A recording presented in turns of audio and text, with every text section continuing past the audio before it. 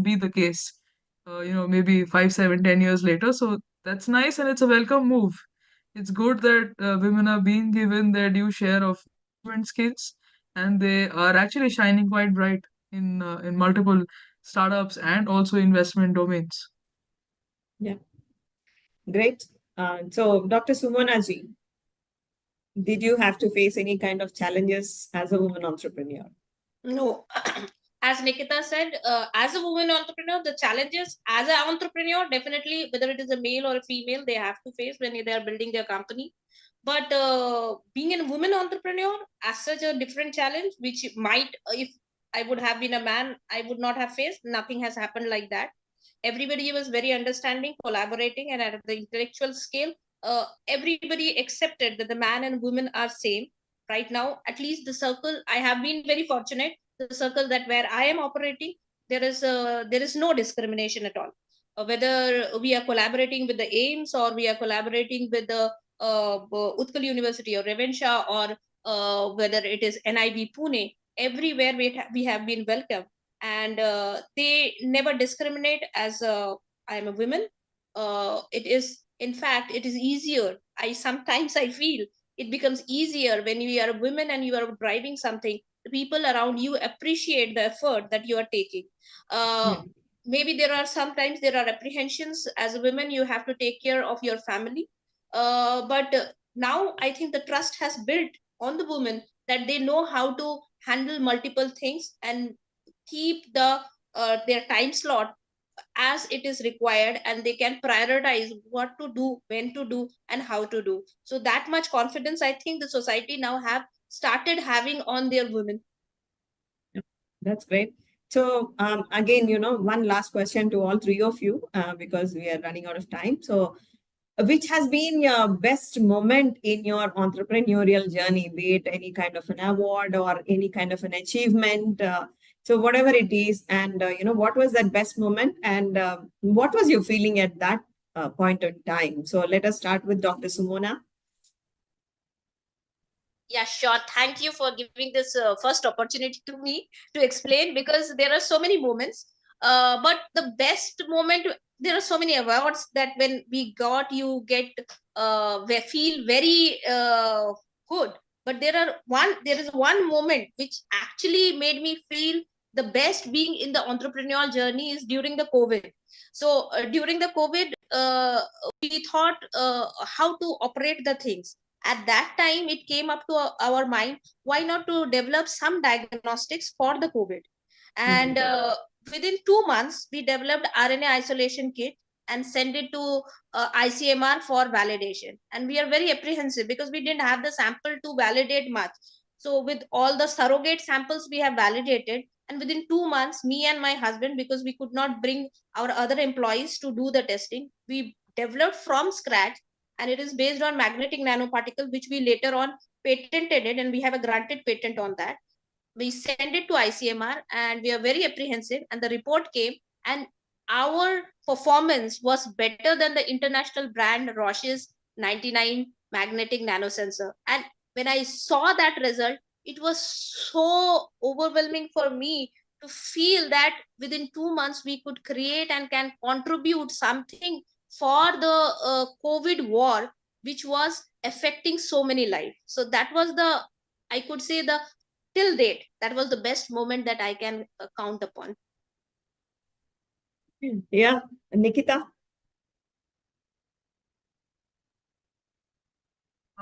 When you are in an R&D intensive company and you have like a research team who's day in and day out stepping in with multiple ideas, I don't think I can really pick one moment which made me feel that, this is it.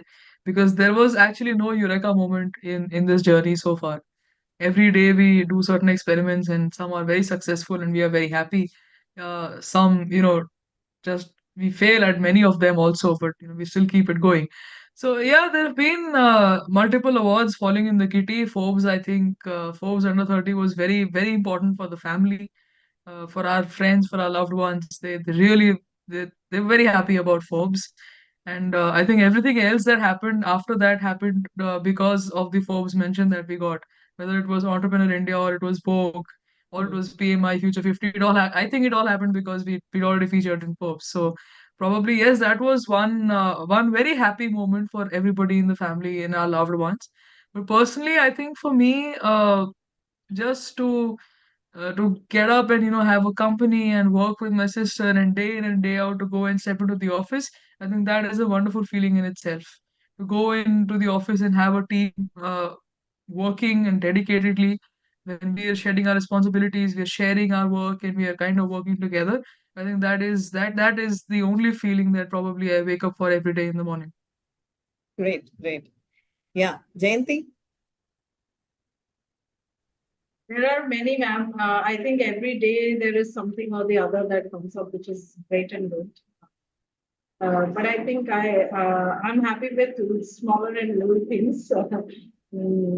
So one of my experiences was when I was really happy. There was this girl who joined us while we started the firm. She was the first one, our first employee actually. And she did not have parents. And she was staying with her mother, brother, and other family members. And they had pushed her to start earning. She was hence no choice, so she came to us. We put her on board. And 5 years later, she was getting married, and she was one of those richest in their area. Okay, and who was actually taking a survey, and they were shocked to know that she had saved around 6 lakhs in 5 years. And very interestingly, that was the time she started getting her proposals for marriage. And the best part was, she says that anyone who would like to marry me has to stay in Manifesto and has to work here because I will not go to their place. So anyone who is ready to marry and stay here will continue, and I will get married. So I think that was one of the experiences which was happy, and it makes a lot of difference for people, from those areas where you make a difference. Similarly, we have multiple stories actually. There is this old couple who was selling greens out here in the roads of Bhubaneswar, your IRC village roads. They were from Raikia. So their children had pushed them off and had no place to go. So somehow they managed coming to Bhubaneswar. The old man was around 60 and was forced to do, posed as a security guard. So, and then 10 days later, probably he was thrown out and had no place to go. So, someday I used to buy some stuff from there on the way, either for some work or somewhere. So then I would see them regularly, new face, and I asked them, where did you come? And then they started sobbing. And then we pulled them from here, took them there. They worked with us, and recently they were able to build the house. So they were there with us for around 6 years again, and so they have taken a sabbatical and have gone back to build their house and come back again. So those are the kind of happy experiences that we have. The rest is, I think, recognitions will always make us happier. And one of the recognitions is, again, all our support incubators, you, Startup Odisha, and everybody, I guess. And I think, really, I feel very privileged to have, this panel and you people on the panel who not only, brought in a change in your own lives, but, impacting many more lives and, working on the sustainability areas and really, kudos to all of you. I'm really glad to be working with Startup Odisha, to be in touch with all of you.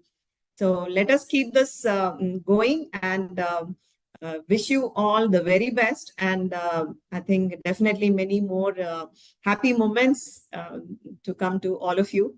So it's been a very great time, and thank you for taking out time on a holiday And I know Nikki is traveling and she has just pulled out time to be here. So thank you, all of you, very, very much. And wish you a very happy Women's Day. Have a great day. Thank you. Thank you, ma'am. Thank you, everyone. Thank Thank you you, so much. community and my Startup TV team for having us and encouraging the startups from Startup Odisha, women entrepreneurs in particularly. Thank you. To stay informed about the startup ecosystem, subscribe to my Startup TV.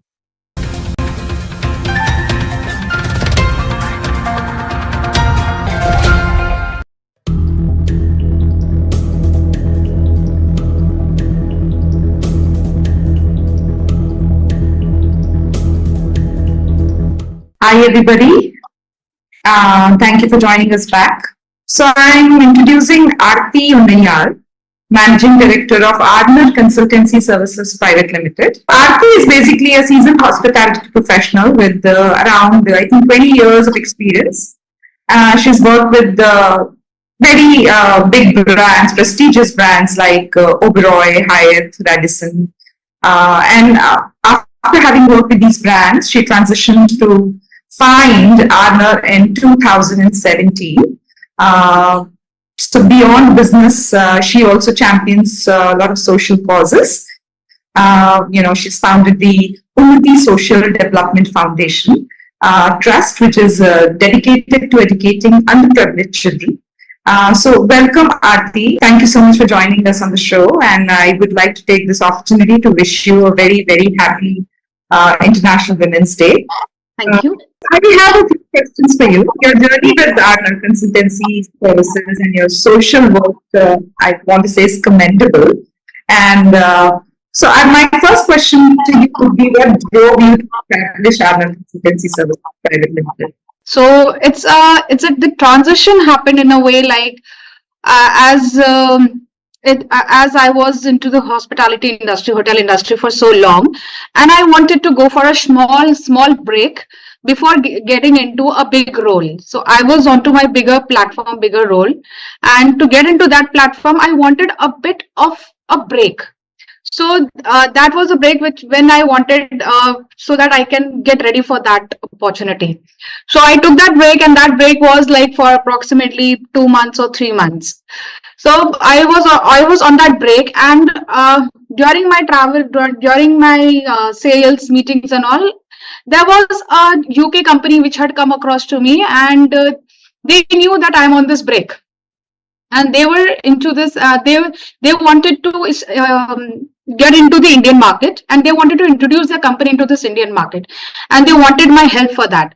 So initially, when they approached me, I was working with the hotels, and I refused that I am working with a hotel. I cannot get into this assignment. So when they came to know that I am on a break, they approached me again, and they said that you don't have to do anything. You just have to give it 3 hours and help us establish into this market. So that was the time when I helped them into this project. This was a small project, and this project went up to 6 months.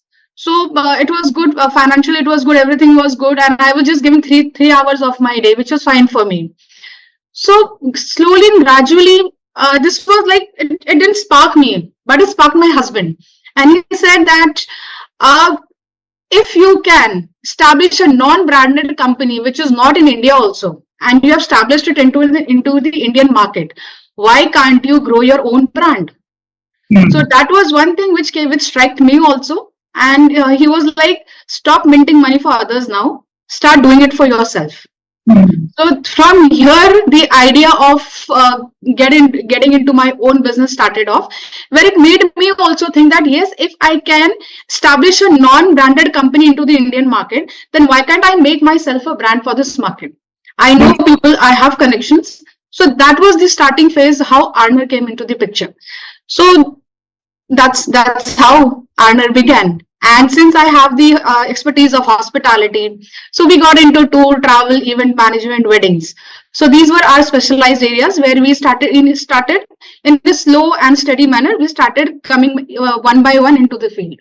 Very nice, very nice. Why don't you also tell us what all services does Ardner Consultancy provide?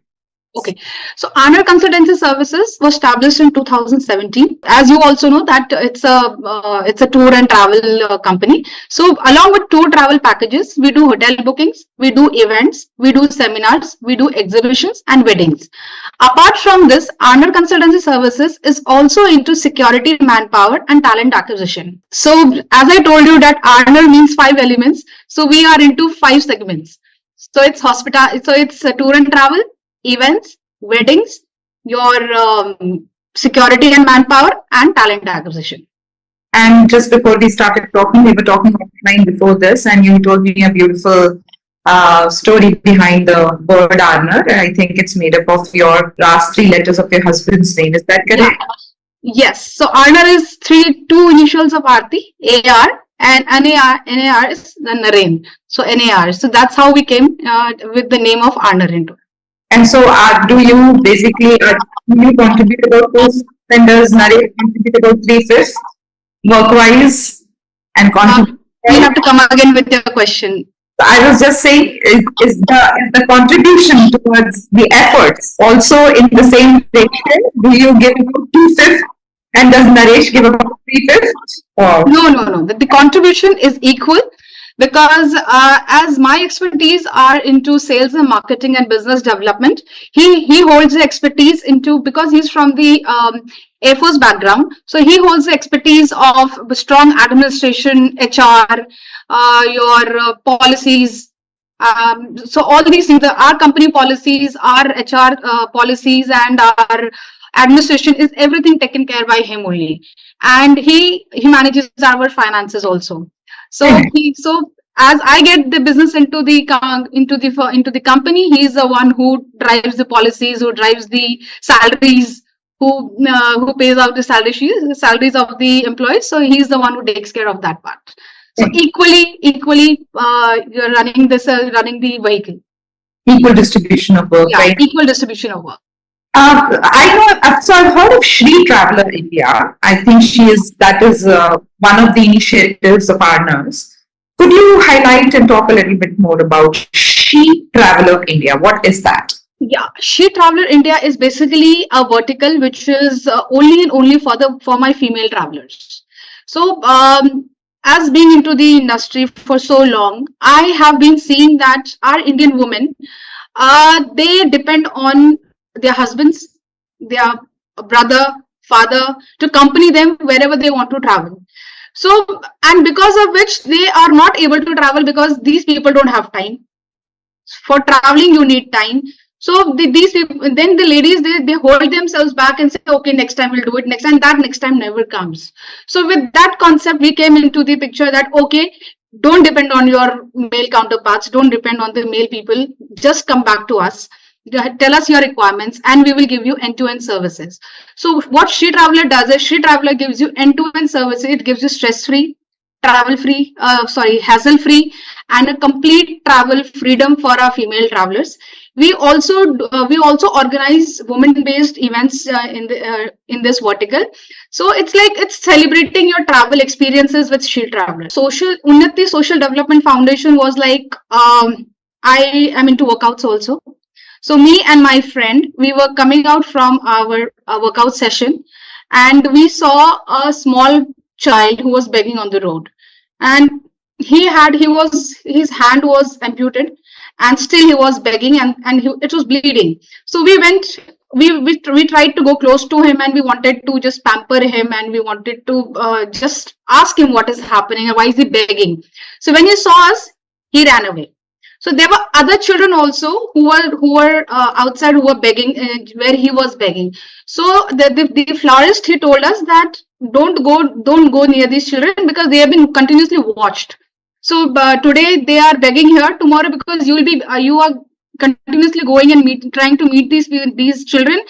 Today they will be begging here, tomorrow they'll be sent somewhere else. So don't go near them. They are into the trap of begging because of somebody is watching them. So this thing came into our mind that and if these children are begging, only then there are people who are getting benefits out of it. We need to stop this. So then me and my friend started off with this drive that we should be stopping begging, and we should be going to the slum areas. We should be speaking to their parents. We should be making them understand that the children should not be begging. Their right is to study and give them the right education. So we had a doctor on our panel. We came up with this idea that let's move out and let's open up an NGO. Let's come up with an NGO who will be working towards this cause, because nobody as an individual will listen to me. So we gathered approximately 9 ladies, and then we moved out in a group in these slum areas, and we had a psychologist also along with us, who used to convince the parents of these children who used to beg around, that you should not be begging, but you should be studying. So for them it was like, if the children are studying, for them it's like you are cutting off one of their hands from getting money home, because at the end of the day these children are also contributing a certain amount towards their livelihood. But then we assured them that you are doing this for food, right? So we will be providing you this food, but send these children to school. So we are responsible for their school education. We are responsible for their stationaries. We are responsible for their midday meals, and we are responsible for all for their basic education, what they are getting into our school. So we run a small open school for these children, and now we started with 2 children, and now we have 70 children in our school. So these are all beggar children who are converted from beggars to regular school going children. We are getting something from the society, right? We are earning. We are whatever events we are getting, whatever we are getting, my clients are from the society only. So we need to give it back to the society, to that level of people who are underprivileged. So this is how then Unnati came into this thing, that okay, society is giving us something, we need to give it back. So this is how then the idea of Unnati came into the picture. Very nice. I must say you guys are doing a commendable job. I applaud you for all the efforts, and keep up the good work. You happen to be the project guys. So any challenges? Please talk about the challenges that you face or are facing. Balancing your various roles. Your 4G wife is not an easy task. It has its own roles to play. So talk to me and talk to our viewers about that. Yeah, being a 4G wife, yes, definitely we do have some challenges. But after all, those challenges can be overcome, because if you have a supporting husband, so the challenges can obviously be overcome. So yes, my challenges were like I being into the hotel industry, and he being into the defense background. So army people, the defense people are posted every 3 years, if you know. So they get their postings in every 3 years. So when I got married, my husband was posted in Goa, and I was working in Delhi. So for any lady whose husband is posted in Goa, so it's a beautiful posting. So anybody would leave the job and go and join her husband and settle over there for some time, till the time the place is Goa like place. But I chose my career on top of everything. So for me, my career was everything, and I did not join my husband when he was when he was posted in Goa. After that, when he came, because see, for us it's like co-location postings are very difficult, because if he's there in Goa for a certain time, so no hotel will give me will place me in the hotel when they know that okay, her job is based on her husband's postings. So for me, my job was secured in Delhi. I wanted to be in Delhi, because for me my job was my priority. So I did not move out with him to Goa. After that, after Goa, then he came back. He came to Agra. Then I had to shift from Delhi to Agra. So these are the loophole. These are the challenges which we face, that we have to change our jobs as per their postings. Now, this second challenge is like where they are posted. It's not necessary that what kind of hotel I am working with is over there also, or a branch is also over there.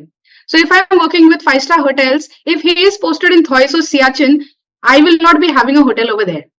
So for that, either I will have to stay back, or I will have to go along with him and leave my job and go along with him. So these are the challenges that are faced over there during that time. Also, there are a few more challenges. Protocols. You have protocols also to follow.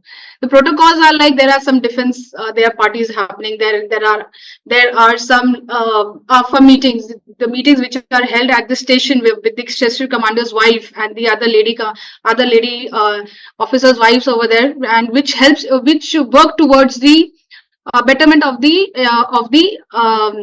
place where you're staying over there, of that station. If you are working in a civil setup, kind of a setup, you are very less into all these things.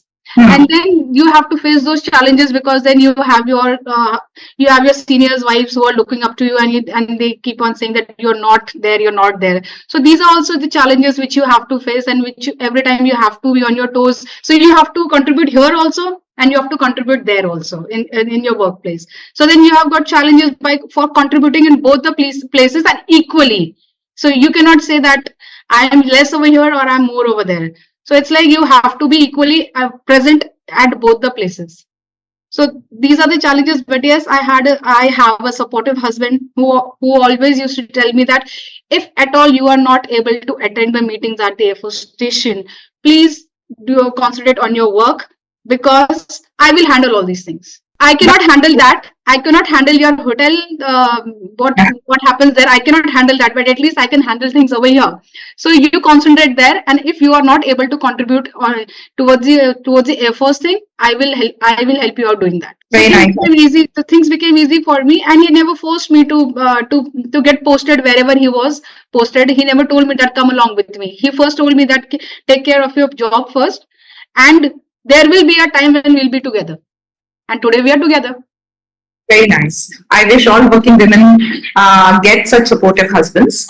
A lot of them are, just like wives are supportive of their husband's career. I think it's equally important that men also are supportive of their wives' careers. And thank you for sharing these examples. Any future plans do you have for Arnold? I'm sure you do, but anything for Arnold as well as for the trust, the Development Foundation Trust, both of them? Yeah, when it comes to the trust, yes, we do have expansion plans, because we are working towards the as of now we are working for the underprivileged children. Now our future plan is to work for the skill to skill the ladies for the women empowerment. So there are ladies. We have recently opened up a setup for stitching and embroidery center for the ladies through our trust, where we have approximately 25 ladies who come and who are learning stitching and embroidery from us. So future plan is like, if we teach them how to stitching and embroidery work, so in future we will be using their skills towards the necessity of the market, where now those portals are being made, where you have got wedding requirements. These portals are used for many of the things. So we are coming up with such concept that these ladies, they make such things, and we will be supplying it to the vendors who require these portals or those decorative bags for the hampers. Plus we will be getting them contracts from the surrounding factories for shirts or gloves.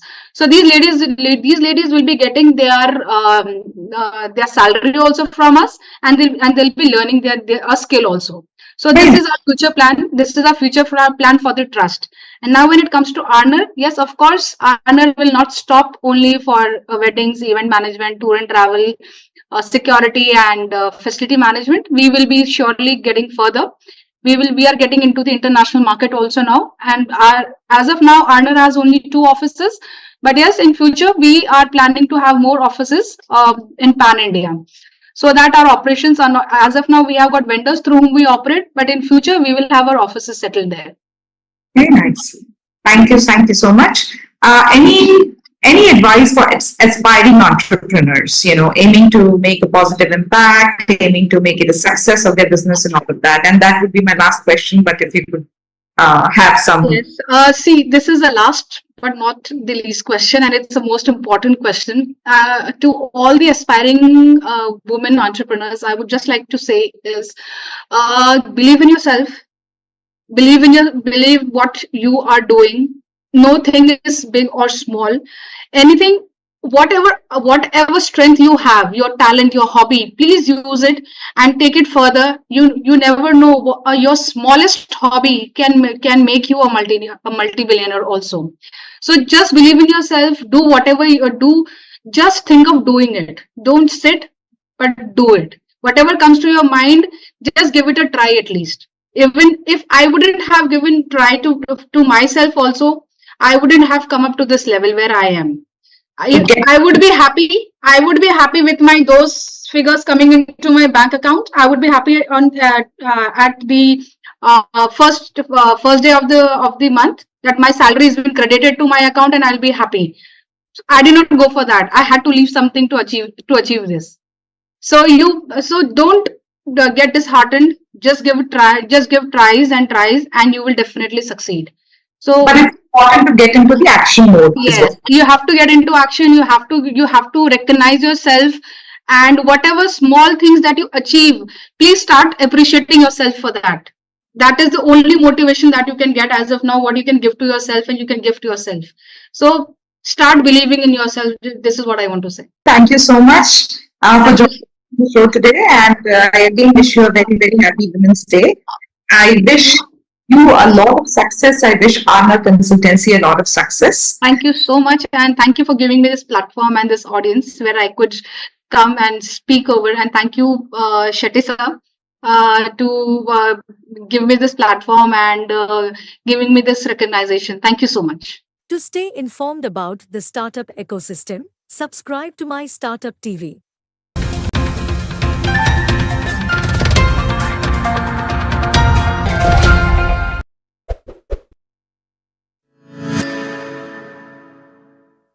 Thanks to each one of you, Sudhindra, Sirisha, and Chaitanya, for accepting my invite, and thanks for coming on to this podcast. Happy Women's Day to each one of you. As the old adage goes, ladies first. Will not go by that. We'll start with Sudhindra. But before we start the actual podcast, or before we start this Women's Day panel discussion, I would like each one of you to introduce yourself shortly. I'm Srilata Shankar. Like Sunil introduced me, I come with 24 years of experience in HR and L&D, learning and development. I've conducted soft skill workshops. I'm in HR. I've also been teaching HR in management colleges. I conduct soft skill workshops for management, engineering, and corporate companies. I'm a content writer. I write poetry, and I can go on. So I will stop here. Sudhindra, Sirisha, and Chaitanya, request you to introduce yourselves, please. Let's start with Sudhindra. Sudhindra, please answer my question. What, as on the occasion of Women's Day, as we empower women to be leaders, what are we doing to educate and inform the men in our lives to avoid gender-based violence? Namaste, first of all, to all my panelists and all the viewers. Greetings on the occasion of International Women's Day. Greetings also on the occasion of Mahashivratri. It's an extremely auspicious day for us to be doing this session. The education of the men, if it has to happen, it has to start from the house. It has to start from the home. The parents, the siblings, I'm assuming the grandparents, the entire ecosystem that was there in a traditional Indian home. I think that is where the character is groomed. That is where the character is crafted for every individual, more so for the boys. The kind of upbringing that an individual gets at home, the kind of interaction that he has with his friends at school, the impact that the teachers have on him in a school, I think these are the various aspects which are critical, which are important in enabling a boy, an individual, to understand his relationship with people of the opposite gender. The interaction with the siblings at home, the kind of examples, the kind of milieu that unfolds at home, I think these are very critical in terms of shaping the kind of character that the individual is going to become in future. History is, of course, replete with plenty of examples. We have Shivaji, Chhatrapati Shivaji, whose mother, Jijabai, was the most significant impact on his life. All through his life, we will see that his achievements were always grounded in humility. His spectacular achievements were always dotted with acts of magnanimity, with acts of simplicity and humility.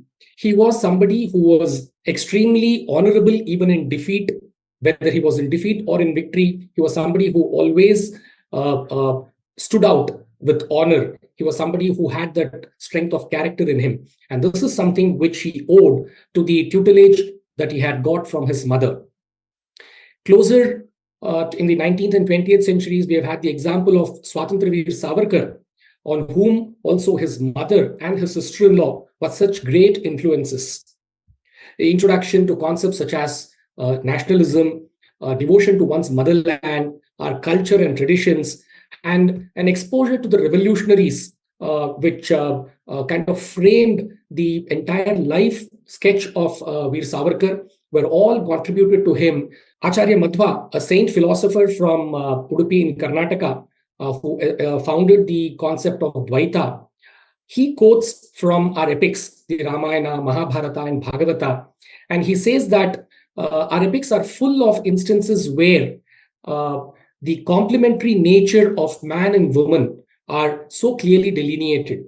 He lists out, he narrates small nuggets from the Mahabharata, the conversations between Kunti and Bhima, or the conversation between Satyabhama, Rukmini, and Draupadi during the period of exile, where the sketch, where the entire role of a woman in the household is so beautifully sketched. And there is a lesson to be learned for every single male from reading from those books, reading from those epics. The second thing that I think the family plays a major role is inculcating a sense of respect in the individuals. I think no relationship can ever be successful unless there is that innate sense of respect and regard for the opposite individual, irrespective of the gender. So respect for oneself, respect for the opposite person, for their views, for their thinking, for their personality, for their traits. This is imperative, and this is also something which will have to be groomed at the house. So I think these are two critical aspects that the family, the milieu in which an individual, a boy, grows up, these have to be crafted at that level. And as I said, one word of caution, or I would defer to the wisdom of the women, is that there needs to be a subtle distinction drawn between flirting and chivalry. Very often that kind of gets missed out and even misunderstood. So I think so long as both the genders try to understand and assimilate the differences and learn to comprehend and live with them in a complementary manner, I think much of the issues tend to get sorted out. Well said, Sudhindra. I couldn't agree more with you on this. Moving on, to you, Chaitanya, as you are in HR as much as I am, and you being a leader and managing teams, how women's leadership and collective action can make a difference? I'd like to speak first, Srilata, about collective action. Sure. It's the feeling of a shared goal and a real cause which can call for a strong action. And if it's priority of one person, it's no big deal, right? It has to become a shared priority to be able to gain that most needed attention. And when a woman stands at the forefront, either individually or along with men and other women, it definitely turns heads and people notice it. And thus the difference making could be possible. And there is so much that we can speak about, how women can really make a difference. And maybe as we go on and progress in the discussion, we could speak more about it, Srilata. Sirisha, moving on to you.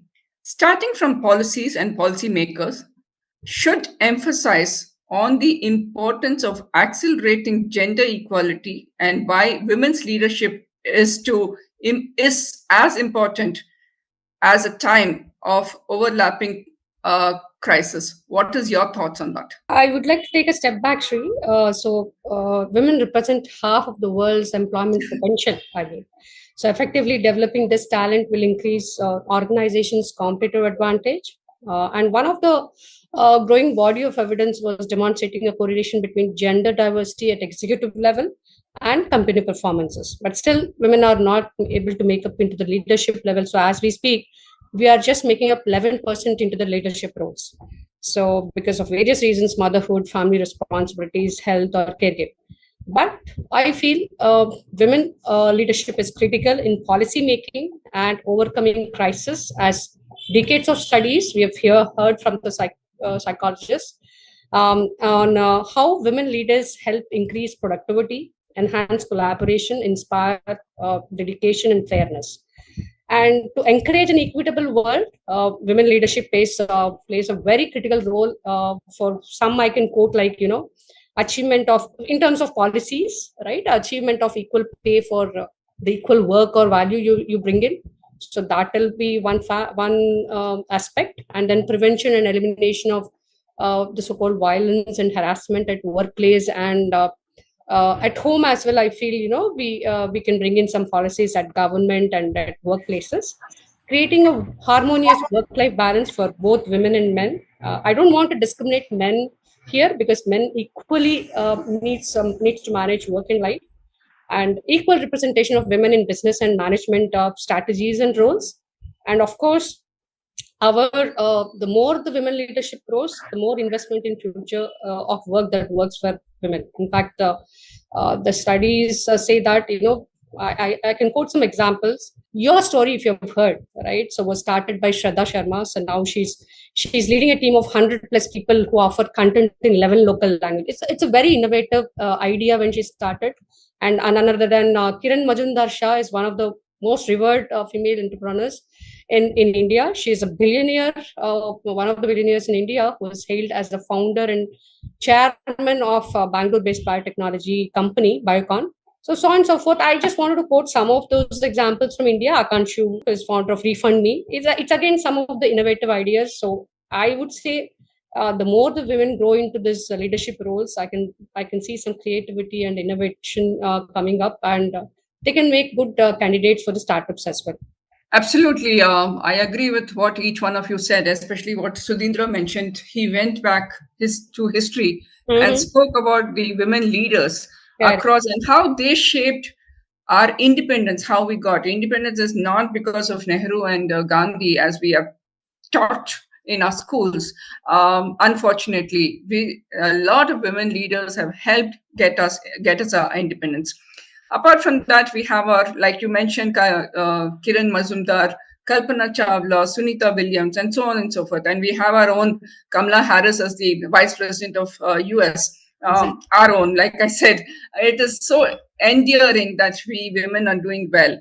And yesterday, when I was getting an award, one of the chief guests also mentioned that about 5 years back, or even 3 years back, it was 921 girls to 1,000 men. Today, it is 1,021 girls to 1,000 boys. So it is very, very heartening, very, very welcoming. But yes, there are still some pockets of women deprivation, and we need to cross that. One point, when you were asking Sudhindra about how do we improvise on education on the diversity and inclusivity perspective, why don't we even, I was just thinking, why don't we include a topic or a one day in a month kind of classes of diversity and inclusivity in the schools itself, right? So that school curriculum, nurture not only from home. As parents, we should inculcate these thoughts in our kids, but even the school, which plays a prominent role from the kids journey, right? Yeah, apart from the school curriculum, I think it is like Sudhindra rightly pointed out, it starts from family. Yes. You and I and Chaitanya must have continuously heard. I thankfully don't have brothers, and my parents have given us equally importance. But I've heard a lot of my friends who had brothers in their families saying the brother can come home till 7:38 or 8:39, but the girls cannot step out beyond 6:30. So I think, like Sudhindra rightly mentioned, it starts from the family, and both girls and boys should be treated on a same footing. Coming back to you, Chaitanya, can you share examples of being a leader, the role of a successful collective actions or collaborations led by women that have had a significant impact on you and your career? Particularly women-led interventions is what you're saying. I actually can think of some wonderful movements. Please go ahead. Globally, yeah, right? So we all know about this Chipko movement. So Yes. what happened when some of the men in the village were out and the contractors' men were here to cut so many trees? It's the women who've led the entire movement, which turned heads again, to the extent that the government set up a formal committee with government officials, uh, pramukhs and Communist Party and whatnot. So that's become a movement that the world speaks about today when it comes to the environment related things. Then you also have Greta Thunberg, the Swedish environmental No, activist. let's not get to Greta Thunberg because I have a lot of opinions about her. So let's not go there. Yeah. I mean, we could speak about Malala Yousafzai. We could speak about the Iran incident, right? The movement where thousands of women took the audacious step to shed their hijabs altogether. These are big deal where women had to come together and could really make big impacts. But then again, I'm going back to the social aspects, right? So we say the United States of America, the most developed, so-called the most developed nation. When did they give the voting rights to women? After the 20th constitutional amendment, right? That was just about a century ago. Too late.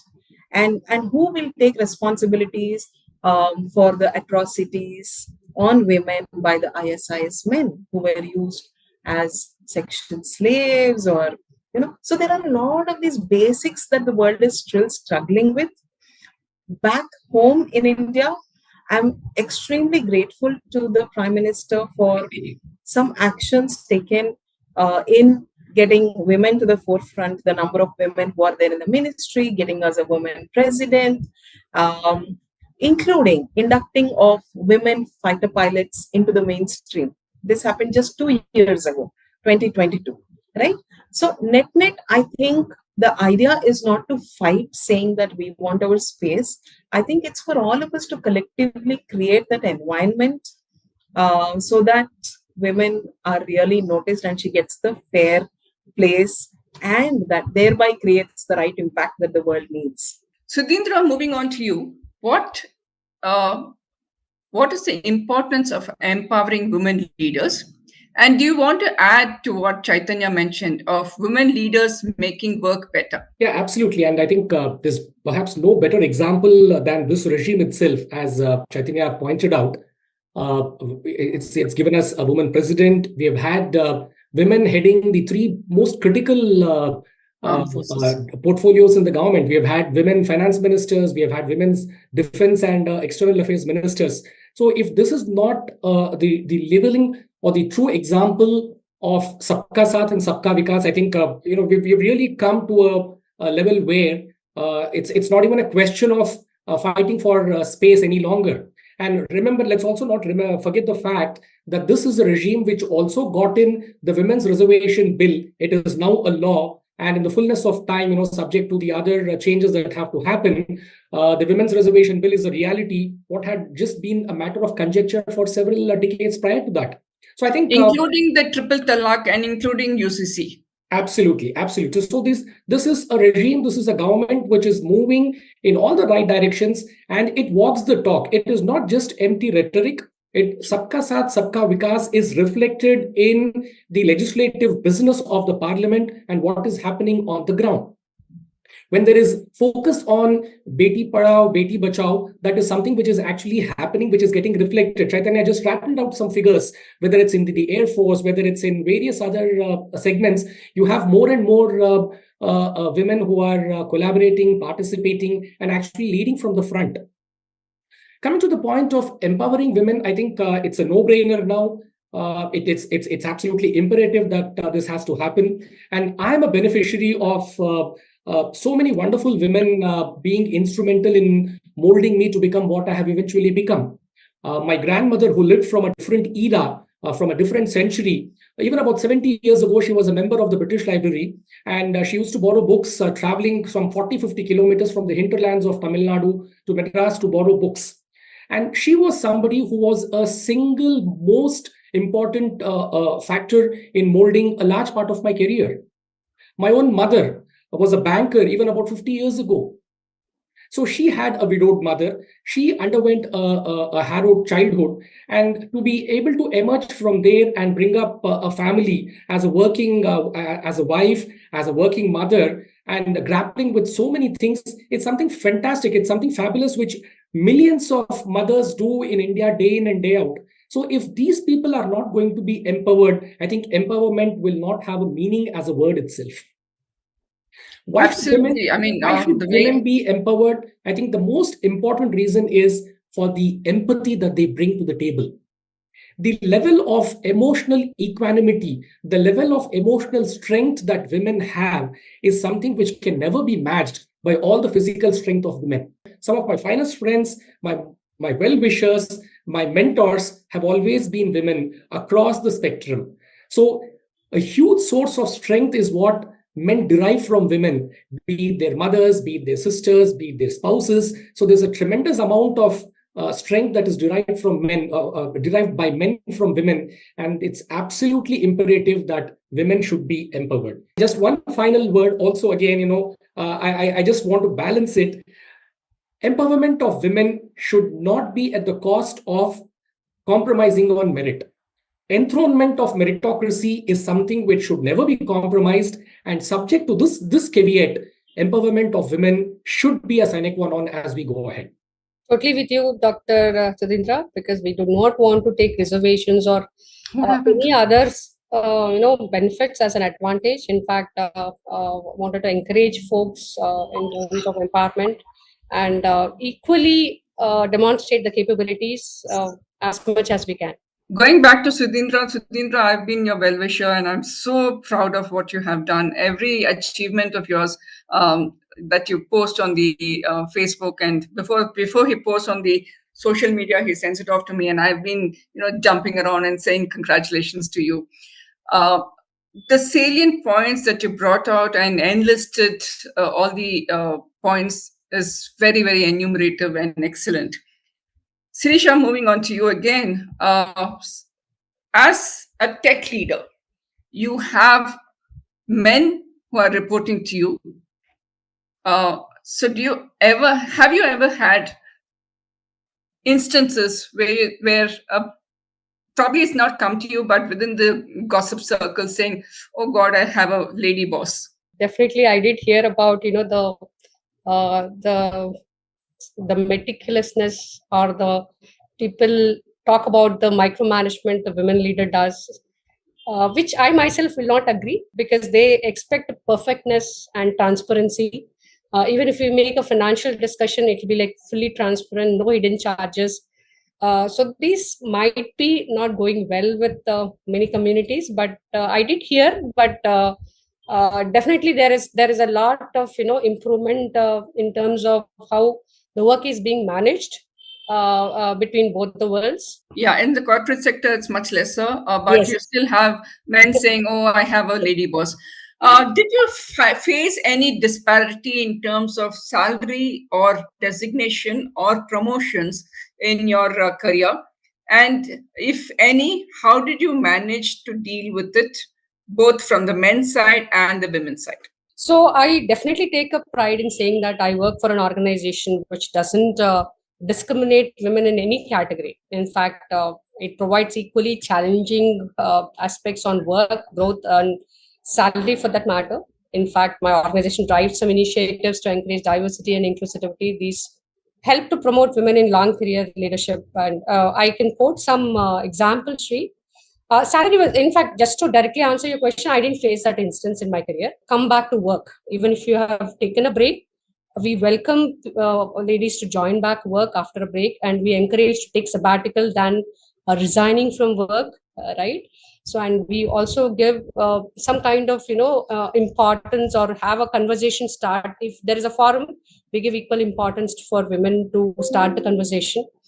And many more initiatives to lead the inclusivity. So I didn't face that disparity because I've been working in one organization for longer duration. Maybe I was fortunate enough. Yeah. Chaitanya, women leaders make work better.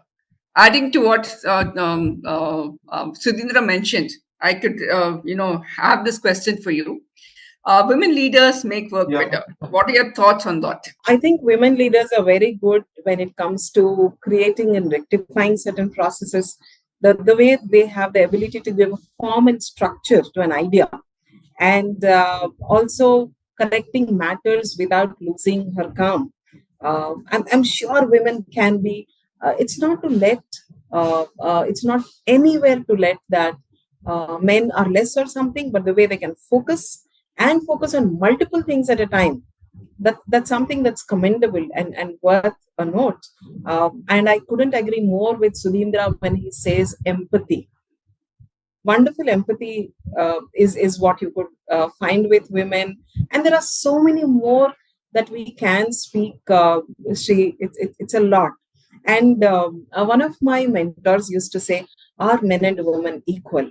And if this question was posed in a group, majority of them would say yes. Especially the women would say yes, of course. And my mentor would say, you know what? While they are more or less equal, it's always 51-49. Women can never be equated to men. They are 51, and men can only be 49. Right. Sudhindra, you very brilliantly spoke about the points of empathy and how women are can connect with men more, or rather teams more. I would add, apart from empathy, they have this innate talent or inherently born with that I can not just empathize, but I can also understand what you're going through, what you're facing, and how to give you a solution to that. May not be the ultimate solution, may not be, let's say my mother's unwell. I'm not just going to say, okay, take off, but I will also be helpful to say, I'll come and meet you in person. I may not be able to even spend 1 rupee, but that's not all. The fact that my boss is coming and meeting me or saying, take off, don't worry, I will take care of work. That itself says everything. Having said that, I've had horrible women bosses where my mother has been in ICU. And when I spoke to my reporting manager, I said, my mother's in ICU, I will have to take off for 2 days. And the first thing that she said is, is there any work pending, which is obnoxious. So I think all the women managers out there, all the men managers out there, please understand what Sudhindra and Chaitanya mentioned is not just empathy. Please be sensitive to your team members. Understand what they're going through. Yes, you will have a lot of young professionals who are just coming out of college who will say, my grandfather died, grandmother died 10 times. So I've turned around and asked them, how many sets of grandparents do you have? You only will have one set of grandmother and grandfather from your maternal side and paternal side. But these things you will have to understand or assess which is fake and which is genuine. And if it's a genuine case, do not say, what is the work pending, but please be more sensitive. Coming back to you, Sudhindra, for gender equality, promoting data, action, and accountability are paramount. What are your thoughts? It's quite important that we aggregate the data and ensure that there is accountability to percolate gender equality at the workplace. This helps fundamentally in understanding the fact that women collaborate much better. There are studies, there are researchers, across the board. The consulting firms across the globe have published reams and reams on this. That women, to take up from some of the earlier points, women understand complex situations much better.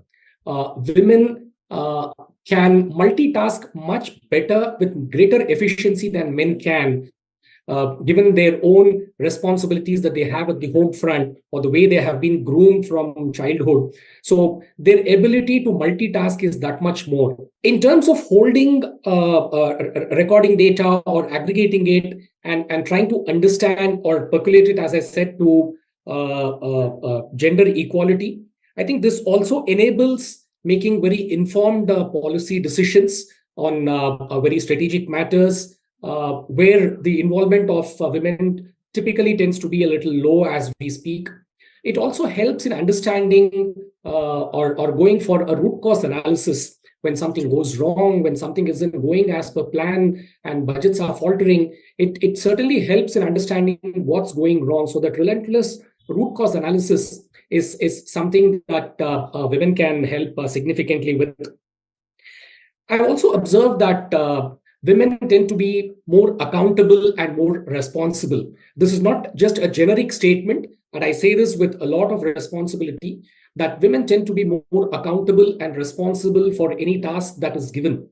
So I think a sum total of all these findings and personal experiences that I've had would go a long way in determining the gender equality is a reality, and it can be buttressed even further once everybody around starts to understand them. I will also add that when you spoke about women are good policy makers, I think what they do is not just make a policy of 1, 2, 3 steps. They take a collective understanding of the process, of the situation, and then make a policy which is more universal. So I think that is inherent talent again of women. Do you want to add, Sirisha and Chaitanya, do you want to add to what Sudhindra mentioned? I think, Srilata, the farther that a woman could see a situation, I think, I'm not saying men are myopic, but women can consider multiple directions and far-fetched impact that some action or a policy may have. I think that's something really special about women. Sirisha, moving on, do you want to add one more point, Sirisha, or I can ask you next question? Yeah, we can go to next question. I think both of them have covered. So empathy and collaboration was my point. Yes. Sure. How do organizations help advance more women into leadership? This is for you, Sirisha. Sure, Sri. Actually, I would correlate with the software industry to start with, but it will be applicable across.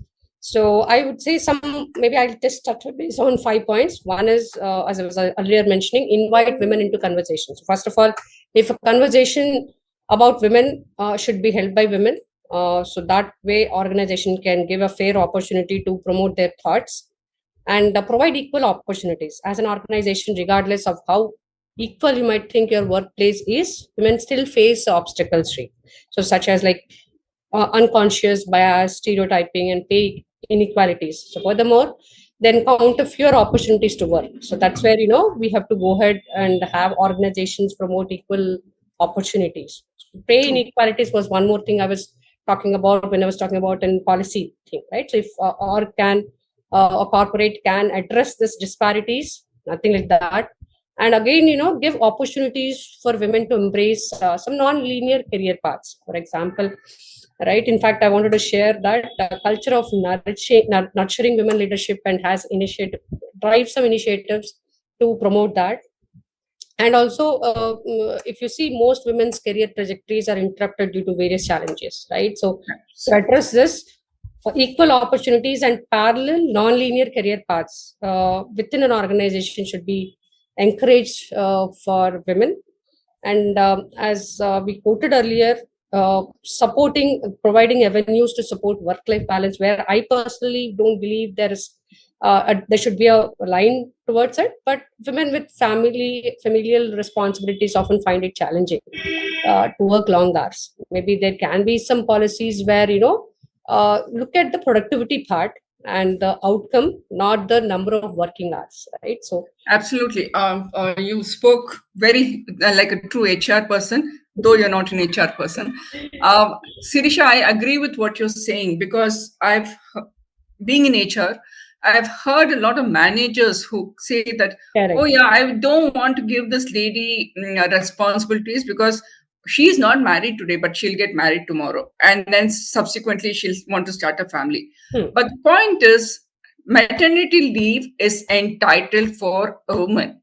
And she's going to go on leave and come back and work. So why don't men understand that? Yeah, or why don't men understand the fact, while she may want to get married, or she will get married, and she probably will start a family, but she's also going to be an extremely productive and responsible team member of yours. So these, I think, men should open up their mindsets and accept the fact, as much as their mothers and their wives will want to do many things. And if they haven't done, they should understand that team members will want to do that. Right.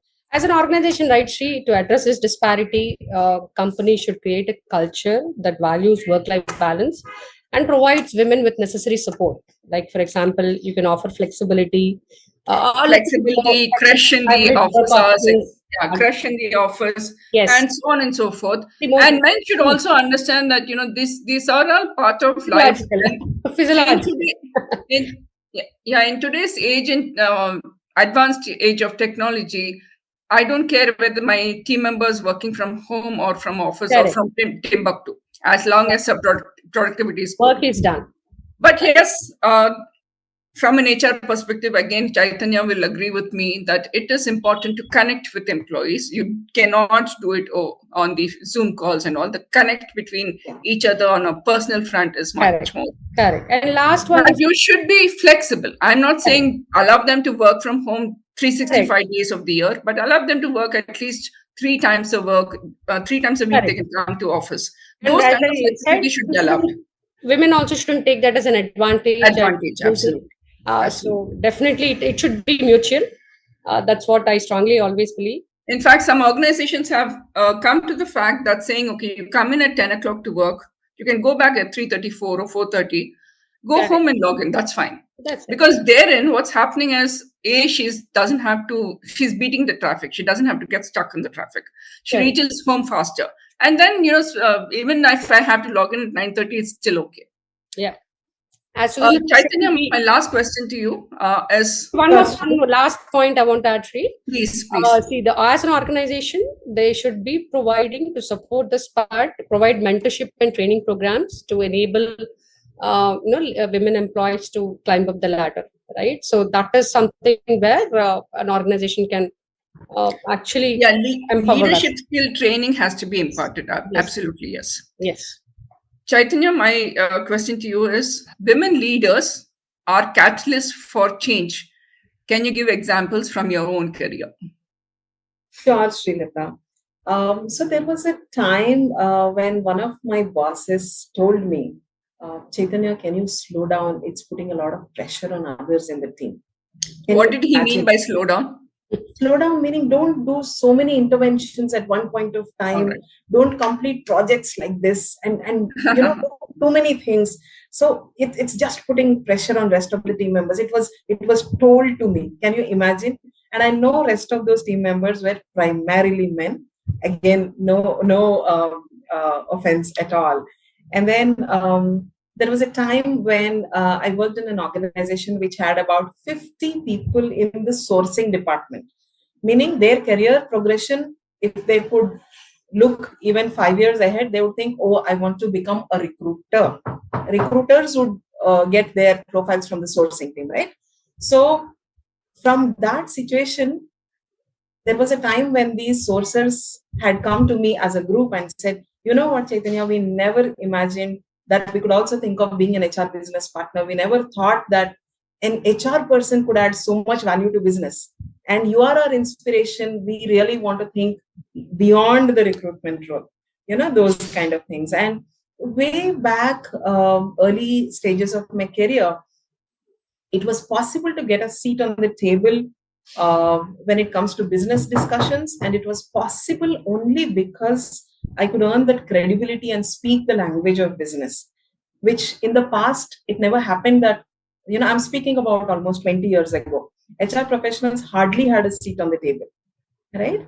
And there are many more examples, Srilata, I can go on, like HR shared services project at Novartis across the country. So we had 8 legal entities. If you can imagine animal health, where the employees go to remote villages and imagine their kind of, HR systems and procedures, to the most advanced Alcon, where our employees would stand in a operation theater where an ophthalmologist is conducting a very complicated surgery. So imagine the HR processes and tools that have to be different for various categories. So my change management intervention across the country was a global benchmark, and I have mentored after that many countries to set up their shared services towards all these things. So good experience, I could say. good examples from my career. But yes, I have personally been successful in managing change and have seen really good women leaders managing change to the Wonderful, Chaitanya. I mean, you've done so much change management and brought in changes um, uh, across country, which is applauding, very very applauding. Um, Moving on to you, Sudhindra, my last question to you will be: I'm saying the last question because of the paucity of time. Role of women leaders in shaping tomorrow's world. Your thoughts, please. This is all obviously going to be paramount. They are the ones who will shape the way of life, the way things are to come. If diversity, equity, and inclusion have to get a real meaning, have to get their, if they have to be just not be just words in the lexicon, but flow on to the real world, I think women have to be in the forefront. They will have a very compelling role to play in the days and years ahead. And we have already been seeing there are examples and examples galore that we have seen as to how women are leading from the forefront and how this is going to become that much more important. It is not merely from a viewpoint of ticking the boxes of being a diverse and equitable or an inclusive organization. It's also the fact that this will lead to greater social justice across the spectrum. This will lead to greater representation. This will also bring forth diverse perspectives. I think one thing that we tend to miss in the overall picture is that the diversity is not confined only to gender or ethnicity or nationality and so on. Thought diversity also is something which is so significant and so important. And women, by virtue of all the discussions that we have had over the last hour or so, I think it's fairly well established that the empathy, the sensitivity, and the ability to think out of the box or the ability to think in very different ways that women can bring to the table. I think that diversity of thought that they bring to an organization, that is going to be a real game changer. It is that which is going to drive India, particularly from where we are and where we will eventually be. So if India has to metamorphose and transform itself into that Vishwaguru, I think the role of women and the empowerment that is happening right now, that is going to be the determining the design, the critical paradigm as we go ahead. Again, since we spoke about the regime and the government, just a simple example, Chaitanya spoke about women being catalysts. And very truly, in the scientific meaning of the word itself, let's look at the Bharatiya Janata Party itself. It's a party of governance now for the last 10 years. It's moved so much forward, and it has catapulted India into the community of nations. And we have a position of pride in the global arena today. Yet about 35 years ago, when the party was still a fledgling and was in its nascent stages, all that you and I knew of was Atal Bihari Vajpayee, who went on to become Prime Minister, or Lal Krishna Advani, who was very recently also conferred the Bharat Ratna.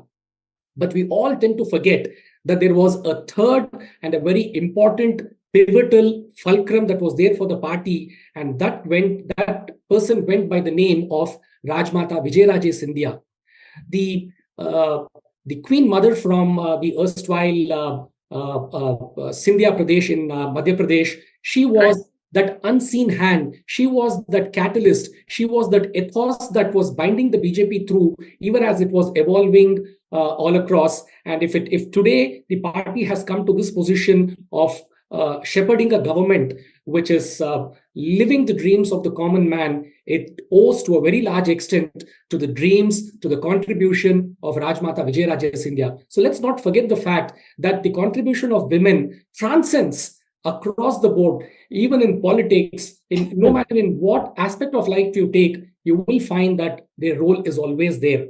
They have a hand that rocks the cradle. They have a hand which wields the ladle. And all this is possible only because they have a heart which is so very noble. I doff my hat to all the women on this momentous occasion. No, I will also add that apart from the cradle and the ladle, they also have a stick in the hand. If you have a son or a husband or a daughter misbehaving, they will also give you a whack. Well, the ladle itself becomes a stick. Yes, the ladle becomes a stick. Yes. Adding to your point of points, Sudhindra, I will also mention that all the women, all the young students, girl students, all the young professionals who are getting into the corporate jobs, the ladies and the women, please do not limit yourself. I repeat, please do not limit yourself. Do not say, I can't do it because I'm a girl. I can't do it because I'm a woman. Or these are my capabilities. Men are more stronger. Like Sudhindra mentioned, men are physically stronger, but women are more mentally and emotionally stronger. So I think apart from what each of these wonderful people, the both ladies and the gentlemen spoke about, is I would like to emphasize all the young girls and young women and grown-up women, please do not restrict yourself. Please don't limit yourself. Sky is the limit. Understand what your strengths are and chase your goals. Have time frame, chase your goals. You will be a Kalpana Chawla, you will be a Ananda Shankar, you will be a Tejdeep Kaur Menon if you wish to do it. Do not compare yourself with somebody and say, oh, they could do it, but I can't do it. You can do it as much as they can, but you need to push yourself. But you need to set your goals. No, But you need. just Let to me finish. amplify. Let me just finish. But you need to chase your goals. You need to push yourself. You need to motivate yourself. Chaitanya or Sirisha or Srilata or Sudhindra are not going to motivate you. You need to do it yourself. Correct. A small piece of advice added to what I just stuck my mind. Lot of us come with a baggage, right? So we need to just unload it, restart, and there are times to let some thoughts go. It's okay to take help. I feel personally, it's absolutely you should take help. In fact, and it's okay to say no sometimes, or it's okay to say I don't understand. Can you repeat? Absolutely. Nothing to be offensive about it. And there is no, even if people form perceptions that she's not able to understand, it's fine as long as you do your work perfectly. I think we should treat these vulnerabilities as strengths but not weaknesses. That's what I wanted to add. Absolutely, because like for example, I don't understand technology. You're a tech person. I don't understand technology. Of course, yes, today we are living in a so-called very advanced technology world. But if you ask me to sit and code or sit and decipher the phone that we use every day, I don't think I can. I use a smartphone, but I'm using 10% of it. So, but that's not my area. So you don't have to be a master of all. Be good at a couple of things. That's fair enough.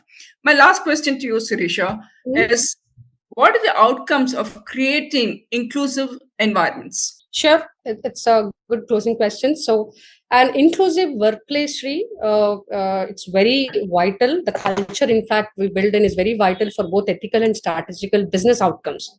That is which matters end of the day for the organization. So, key strategies for inclusivity involve ensuring all employees feel valued and heard, right? Encouraging diversity and inclusion means you're creating a roadmap for innovation and productivity. So people feel more engaged and included. You can really see some creativity and productivity and feeling engaged, feeling part of being increased. Right? The real world examples provide a blueprint for like sustainable and inclusive company culture. What in a nutshell I would say is these environments will form a pillar for attract and retain a diverse workforce. And our summary is benefits of an inclusive workplace include improved employee engagement, loyalty, and business outcomes. I can not more than this watch for it. All right. Directly proportionate to what positive outcomes. Sure. Thank you so much. Your last thoughts. We'll start with Sudhindra again breaking that paradigm of saying ladies first. We'll start with you, Sudhindra. Your last thoughts on this Women's Day and this topic. I think it is, as I said, I just want to reiterate the fact that men and women need to consider each other as being complementary, as allies, and as being wheels in this chariot of life. I think it's not about equality. It's not about superiority, inferiority, or whatever. It is about being in it together. There is no such thing as independence. Life is all about interdependence. So that is all we will have to learn, assimilate, and live our lives with. Thank you so much. So, Sirisha, you? See, I would say just go with this mantra, na? Like think that why only men? Think yourself as a sole maker of the bread and butter at home and feel empowered. And that's how I think you can, every woman, advice to all the women hearing us and in general, think that's how you can progress in your career's job. And as I earlier said, use technology is at your hands, right? It's like you have lot of learning aids to upskill yourself, and then there is a lot of organization help also you can bring in. So definitely utilize it and put yourself up to the ladder. That's what I All right, Chaitanya, how about you? I think as women, we just think we are human beings first and then women next. So I have all the potential, I have all the confidence. So that's, I think, the mindset with which we will go ahead. And let's all work towards a more equitable world today, tomorrow, and forever. Absolutely. I will add to what Sudhindra mentioned is both men are women and women are equal partners, whether it's marriage, whether it's work. The men out there are giving a lot of support system to women. I'll go back with my own family example. My sister is an extremely successful artist. My brother-in-law is a very well-accomplished professional. He does not have one iota of jealousy or one iota of insecurity. I think this jealousy and insecurity factor is what is killing everything else. So I think both men and women should not be insecure or jealous, and they're equal partners in the same. They should walk together and not paddle. They should not walk like a railway track, but they should walk together. With that, I close. Thank you for being my panelist for this panel discussion. Thanks to Sudhindra, Sirisha, and Chaitanya. Chaitanya, I literally reached out to you in the 11th and a half hour. So thank you so much for accepting my invite. Thanks to MyStartuptv, Sunil, Purnima, who was coordinating for this entire event. Thank you so much. And thanks once again. Happy Women's Day and happy Shivratri. And I do believe that this is not confined only to this day, but this permeates all the other 365 days of the year. This becomes a part of our life and not confined only to this day. Absolutely. Thank you all. Nice knowing you. Wishing And all the best. Women's Day. Thank you. Thank you so much. Thank you. Thank you, Sunil. To stay informed about the startup ecosystem, subscribe to My Startup TV.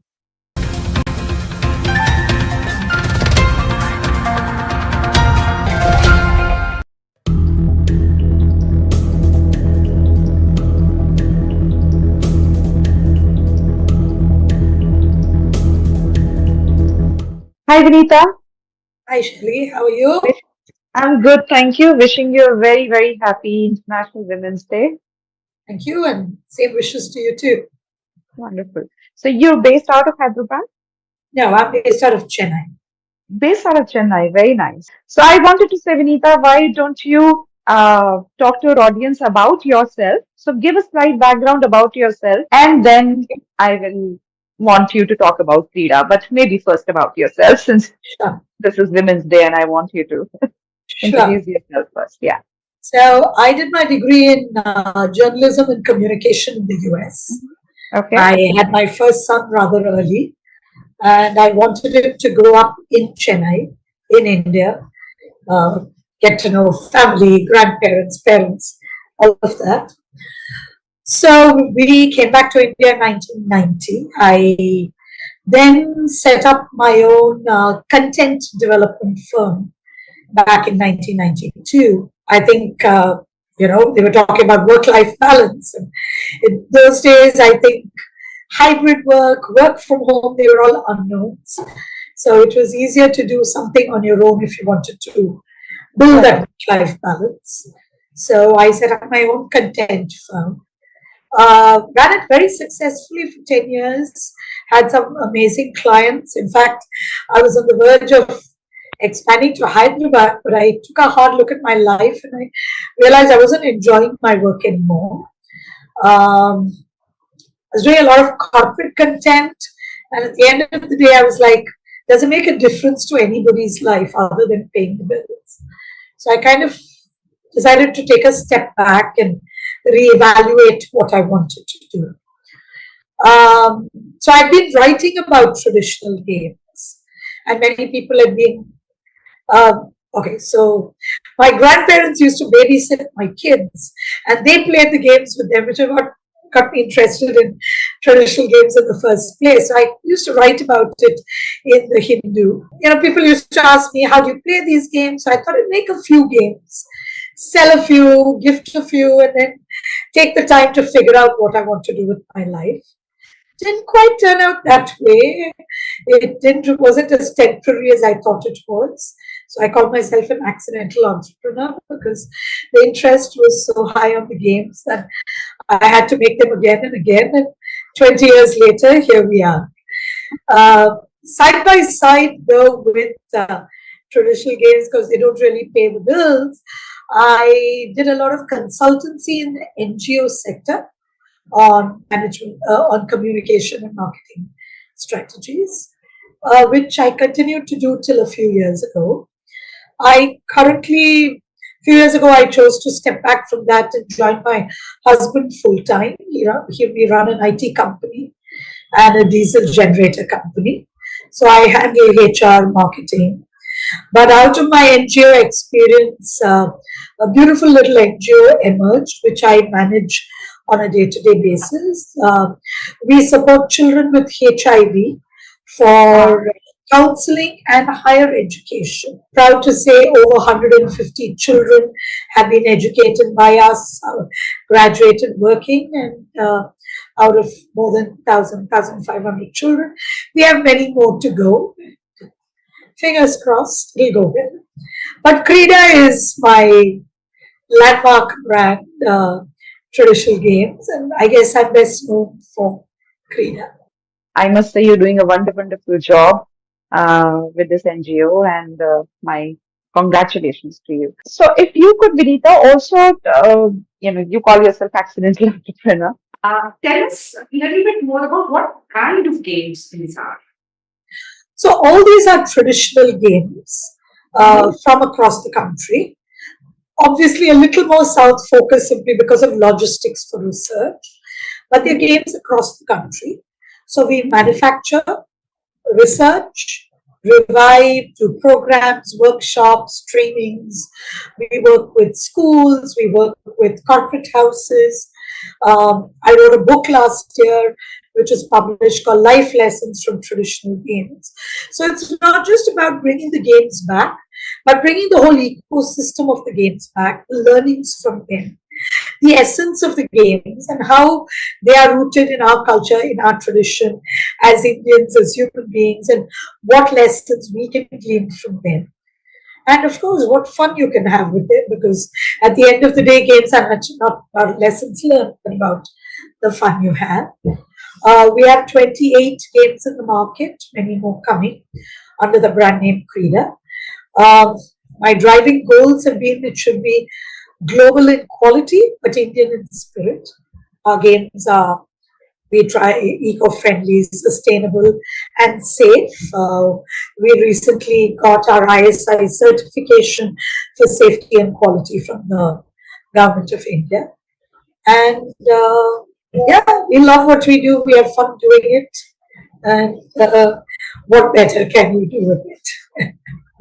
So, Vinita, in today's world where everybody is so glued to their mobile phones, especially the children, and so much of screen time that they're having, how has Krida's response been from the users or children?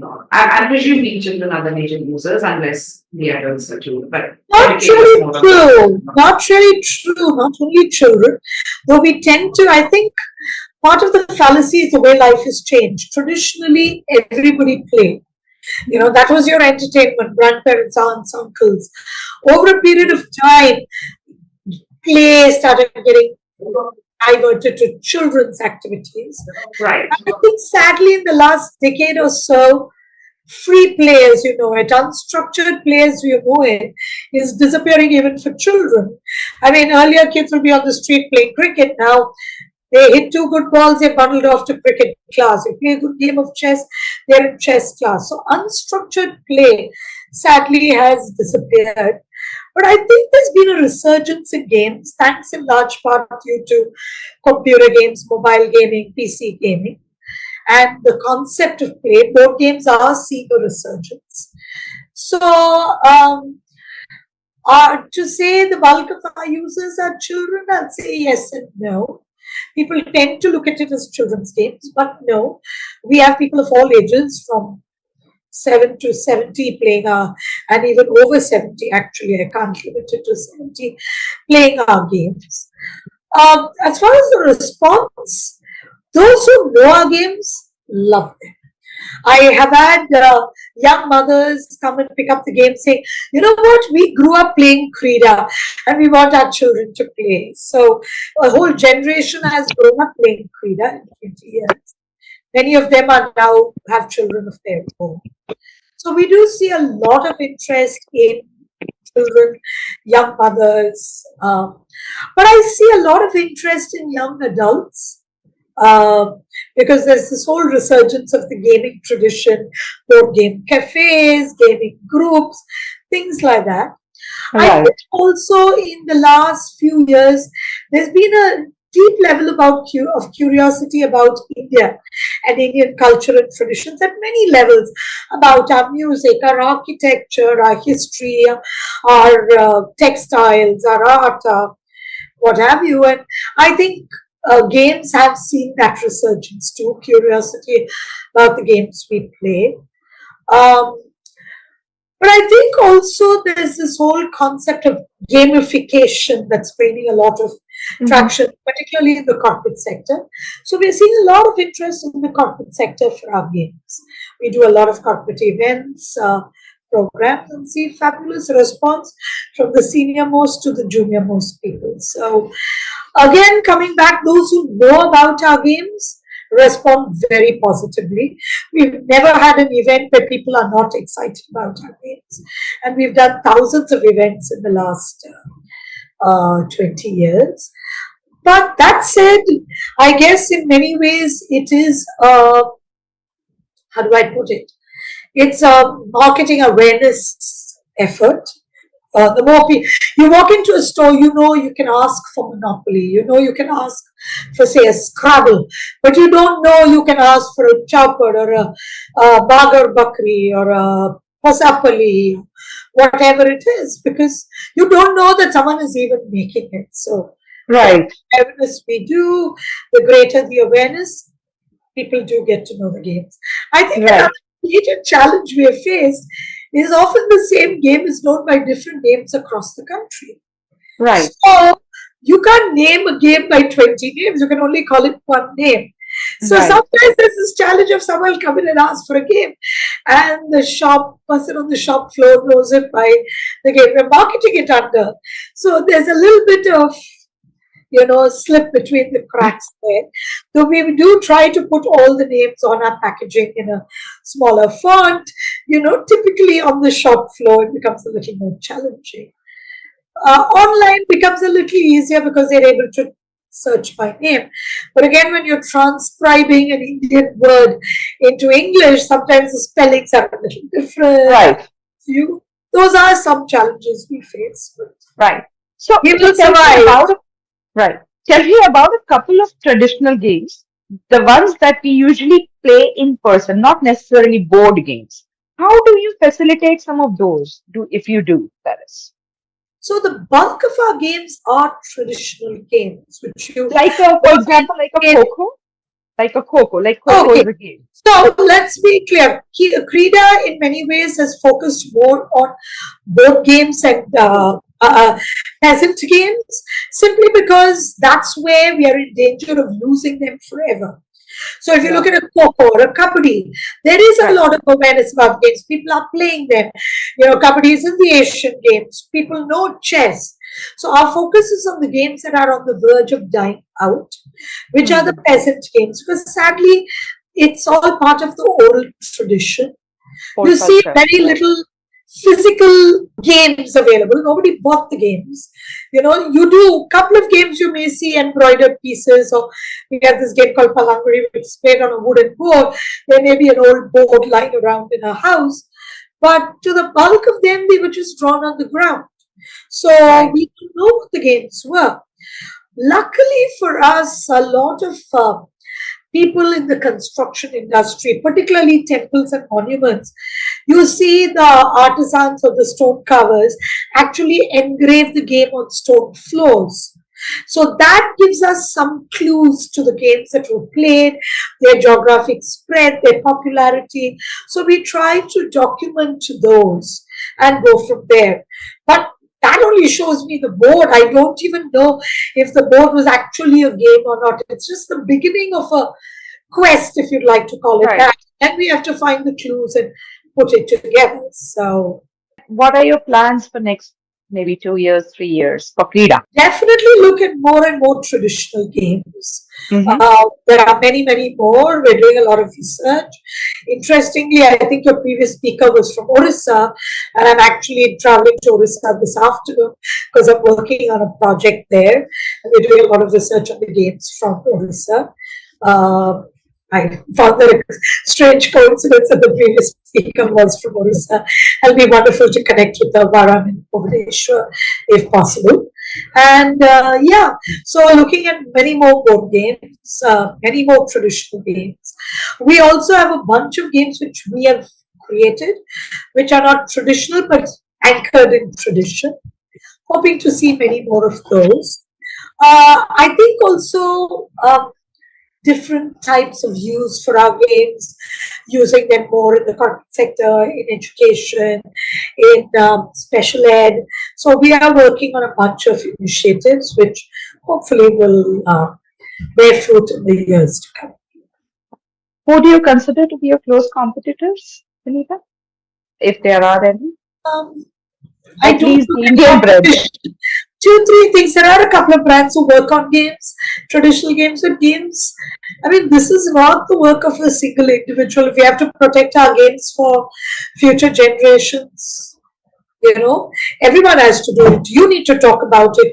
You need to go home and say, you know what, talk to your grandma and find out what games you play, bring it to your family. This has to be. So I don't look at it as competition. I just look at it as I have a job to do. The market is large. Maybe a broadening of the entire ecosystem. The ecosystem, absolutely. The market is broad. The people are there. We need to bring the games to them. One very interesting question that has come to my mind, Vinita, since I've spent about 26 years in the corporate and of which about last 12 years were with Deloitte, and I heard you say corporates, right, getting interested in, your product or your services.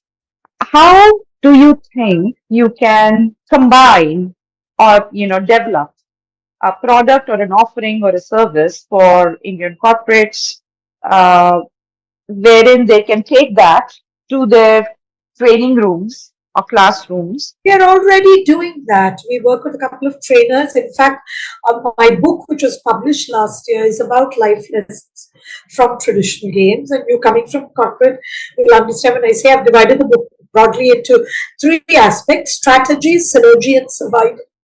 And how these lessons emerge, and within them, subdivisions of goal setting, team building, leadership training, decision making, and what have you, and how many of these emerge through our traditional games.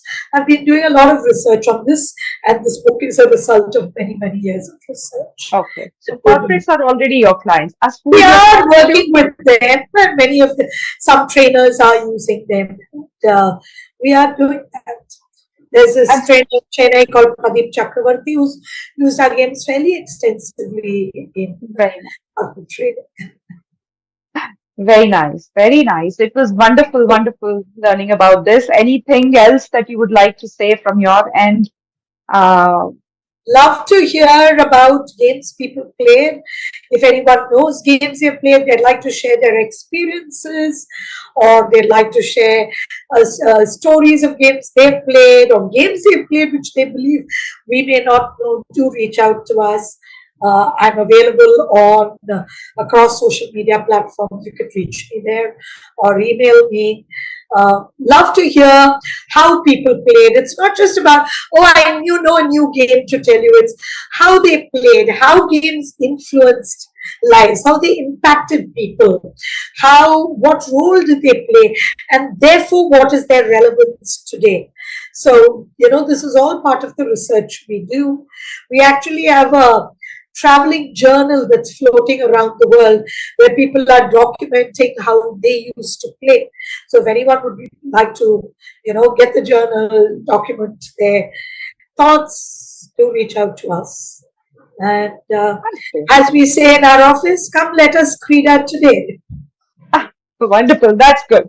So thank you so much. You. That was Vinita, the accidental entrepreneur with her wonderful, wonderful company, Krida. Amazing products, amazing services. Vinita, thank you for all that you're doing for us. And I wish you a very, very happy Women's Day once again. And I wish Krida a very successful, even more successful and brighter future. Thank you very much, and a happy Women's Day to everyone out there. It's taken me 20 years, and I'm sure we'll all get there in our passions sooner or later. All the best to everyone out there. Look forward to hearing from some of you. Thank you for joining. Bye. Bye-bye. To stay informed about the startup ecosystem, subscribe to MyStartuptv.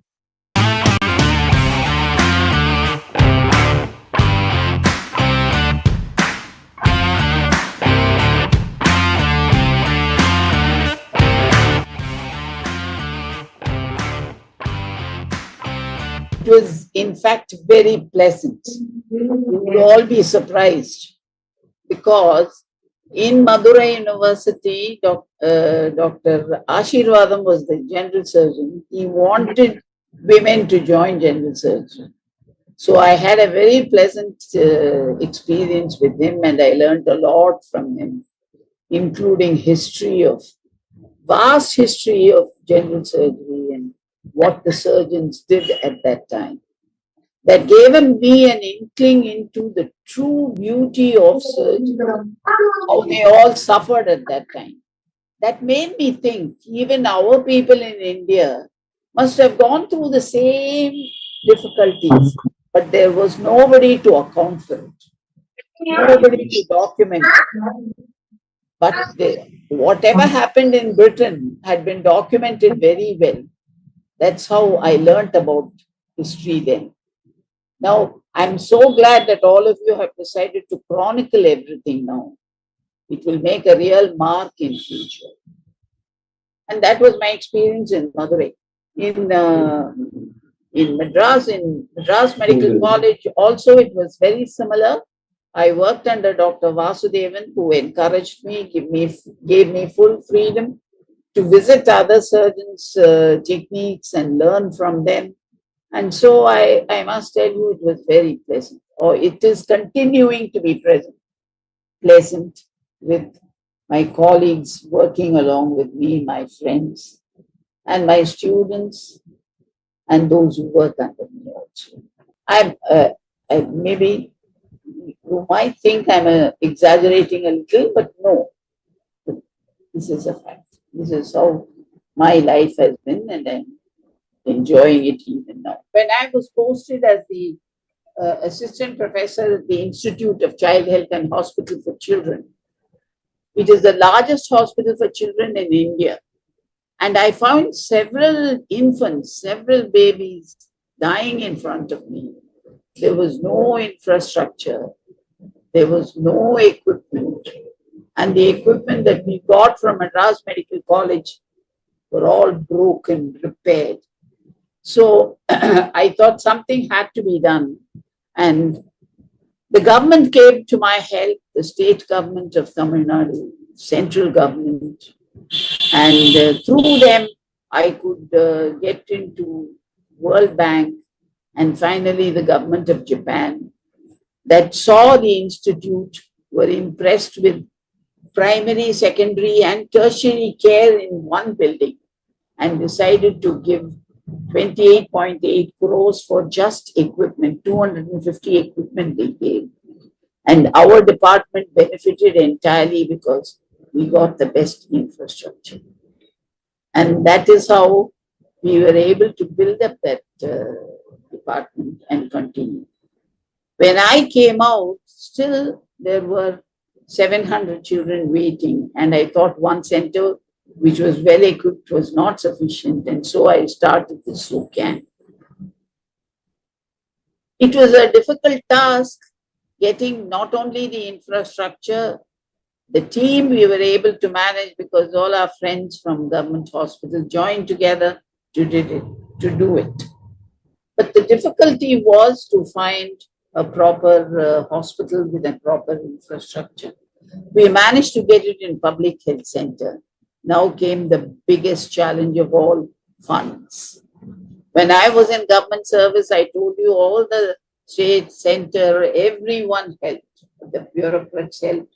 And so I was able to do whatever I wanted, try to find out how anemia, how hemoglobin maintained during perfusion was the real crucial factor which decreased mortality in children in the immediate post-operative period. That I learned with all the investigations, the blood gases done those days. The equipment used to be so huge and it had to be calibrated, solutions spent, cost was exorbitant. But I was able to do it because the government helped. When I came out, I realized that it was not possible to get funds like that. And so I went about contacting the government hospital, the government, state government itself. Had a few friends there who helped me and then started this public-private partnership with the government. And then with other components of society like organizations, philanthropists, campaigns, started collecting funds. Now, I have a fund of a large fund of about 50 lakhs, from which I keep doing patients who are underprivileged free of charge. So I managed, and now I have a large fund, as I told you. And with that fund, I am doing surgeries continuously. And I get the patients from different districts of Tamil Nadu. My target population is India. So with my website and trying to let others know, patients are coming from faraway places, from different states, because they are all poor. I'm not concentrating on others. Just the poor come. I was mainly children I have started doing, but I started doing adults because some of them came and said that they needed, and their history was pathetic, and decided to do it. That's what I'm continuing to do now. We have a partnership with Children's Hospital Boston, who with the IQIC and International Quality Improvement Collaborative, they help us in upgrading our knowledge of post-operative care and maintaining risk factors. Our data also goes to them. They come here, check our data. We learn from that hospital. Our anesthesiologist went there and refreshed his knowledge. I am proud to say I have a good dedicated team, because this is only for poor, and you can't expect that I pay very heavily. In spite of it, this team helps me a lot. And so that the first step, the anesthesiologist is back here, and we have started doing challenging cases in infants also.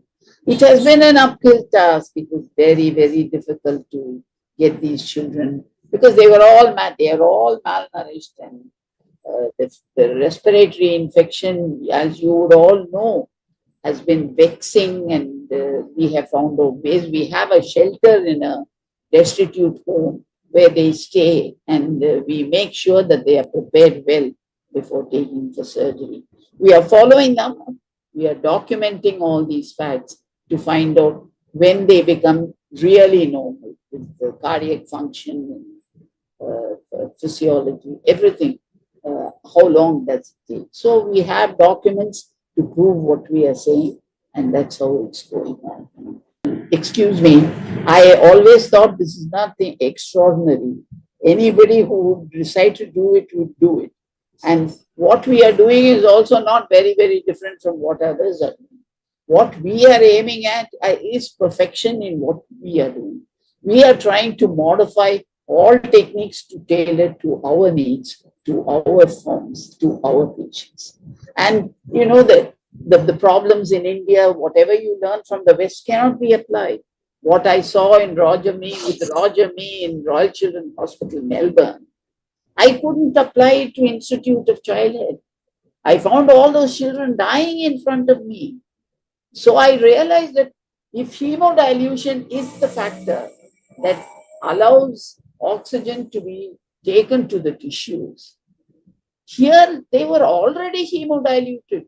And when you hemodilute them further when they go on bypass, the post-operative period was catastrophic. When I realized that, I cut short everything, the lines, the oxygenator, everything I cut short. And then realized that 7.5 grams of hemoglobin was a must. That was a watershed. And once I maintained that, the mortality came down. But now I realize when on bypass, even now I'm following them up, the same, if they go below 7.5, nothing really happens post-operative, because there are other risk factors. If they are maintained properly, you can really, that's not a single individual risk factor when other factors are maintained. When I started, when everything was new, nothing was perfect. At that time, it was catastrophic. Now, the same hemoglobin can come down to 5.5. I need not fear if it's a short bypass. But we are very, very careful. If we go down, we bring it up immediately, and we are trying to be as safe as possible. As I told you earlier, this is nothing new. All of you would be doing the same thing. But what is different with me was I saw such children dying then. All of them dying right in front of me. But now I am seeing them living. So I know the differences between the infrastructure and no infrastructure. In no infrastructure, it was terrible. Now you have ventilators to modify, you have so many things which can be done. And it's a pleasure to do cardiac surgery today. Blessed are all of you who are born now. You would learn more. And I saw that one of you had a fellowship in robotic surgery. It's great. See, the more the advances get developed and the better the management, it's a pleasure for the professional also and for the patient also. While I am determined to see all advances come to the patient population whom I am working on, all these are steps. And the surgeons who work along with me are younger than me.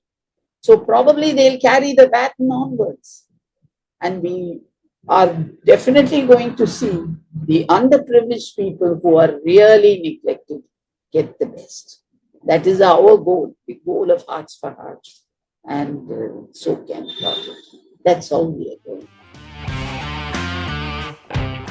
I really didn't work with Dr. Cooley. I was there in Texas Heart. There are operating rooms, which are about 10 operating rooms, and they're assigned to each surgeon there. I worked mostly in OR5. It was Dr. George Rule's operation theatre. So I assisted him in most of the surgery. It just happened that one day Dr. Rules, the residents used to assist Dr. Cooley, and the fellows were assisting other surgeons.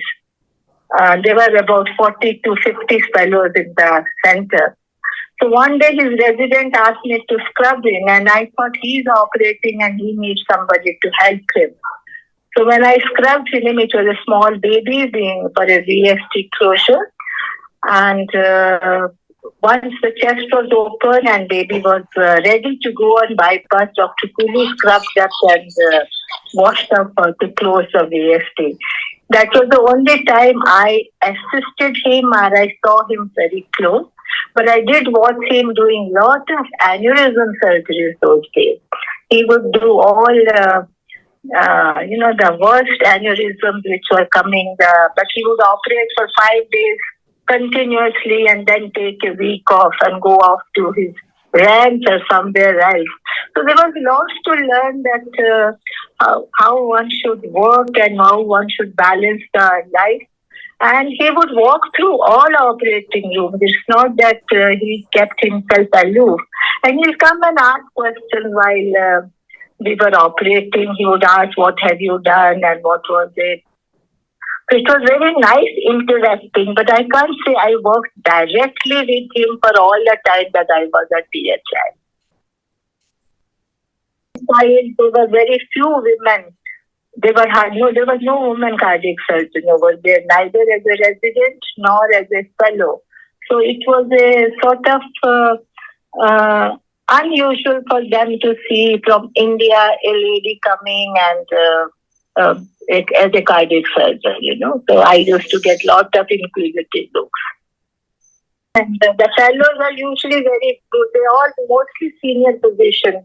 And they come there to see basically Dr. Cooley operate and then go back and do what they have learned. It was a very nice atmosphere. We had a lot of patients in the beginning on, we were doing in fact on total deep hypothermia and total circulatory arrest.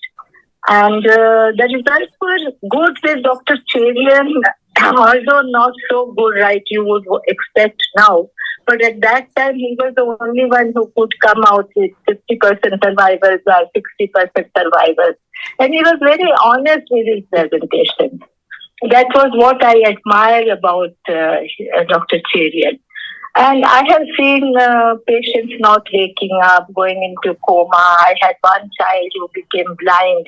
When I was doing residency, it gave me a lot of heartache at that time. A 6-8 months old child losing his eyesight. And fortunately, he recovered it spontaneously after some 8 to 10 weeks. We don't know what was the pathophysiology, probably some optic emboli or something.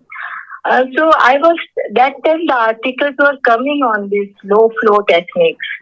And I followed those articles and I found Mr. Devrol, he was at Leeds that time, who was the chief investigator.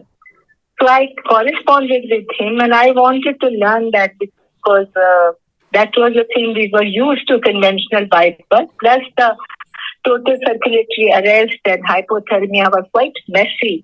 You had to cool the child in ice and everything was really messy in the theater. So when I went there, basically my purpose of going to Guy's Hospital was to learn that technique. And it was quite simple. All it required, and which we didn't have that time, was specific thin-walled pacifico cannulae for cannulation so that you could keep sufficient flows and venous returns. And it seemed to work very well. When I came back, I had brought a lot of those used cannulae with me. We re-sterilized them and used them. And slowly everyone got used to it, and that's how it started. You would want to know something more? And maybe briefly what I feel I had thought to share with you was that you should really are doing great work. All of you, what I was watching, you have been very brave and courageous. And I think we had easy time because there were not too many women. And now as the numbers are multiplied because there are more voices coming in. So that's why you feel there is discrimination or something. Secondly, I don't know how many of you have seen the recent webinar on STS on women representation, global representation in cardiac surgery. Have you people seen that? It's a global problem, but I feel as the numbers increase, even men face these discriminations. There is no end to it. It all depends on the attitude, yours and the centers wherever you are training. So one should remain positive and harness your best energy and find a support, whether it is a male, a female, it does not matter, in your specialty or outside, with whom you can really discuss your issues and find out solutions. And I used to call it action learning. That when you discuss problems, the solutions come out. When you ask the outsiders, they don't know what you are facing, and it's difficult to advise, that way. This is my personal feeling, that I really don't know whether there are something else. As far as you have mentioned a lot of pace differences, I don't think that matters. There at least didn't matter for me, because I was working in a public hospital, municipal scales, UGC scales. It was same for the men and women. I had a lot of support from all my colleagues, either seniors or my contemporaries, and I made good friends with outside Dr. Raj Tandon. He was a pediatric cardiologist in AIMS, Delhi. So, it's more you widen your circle, you broaden your own outlook also.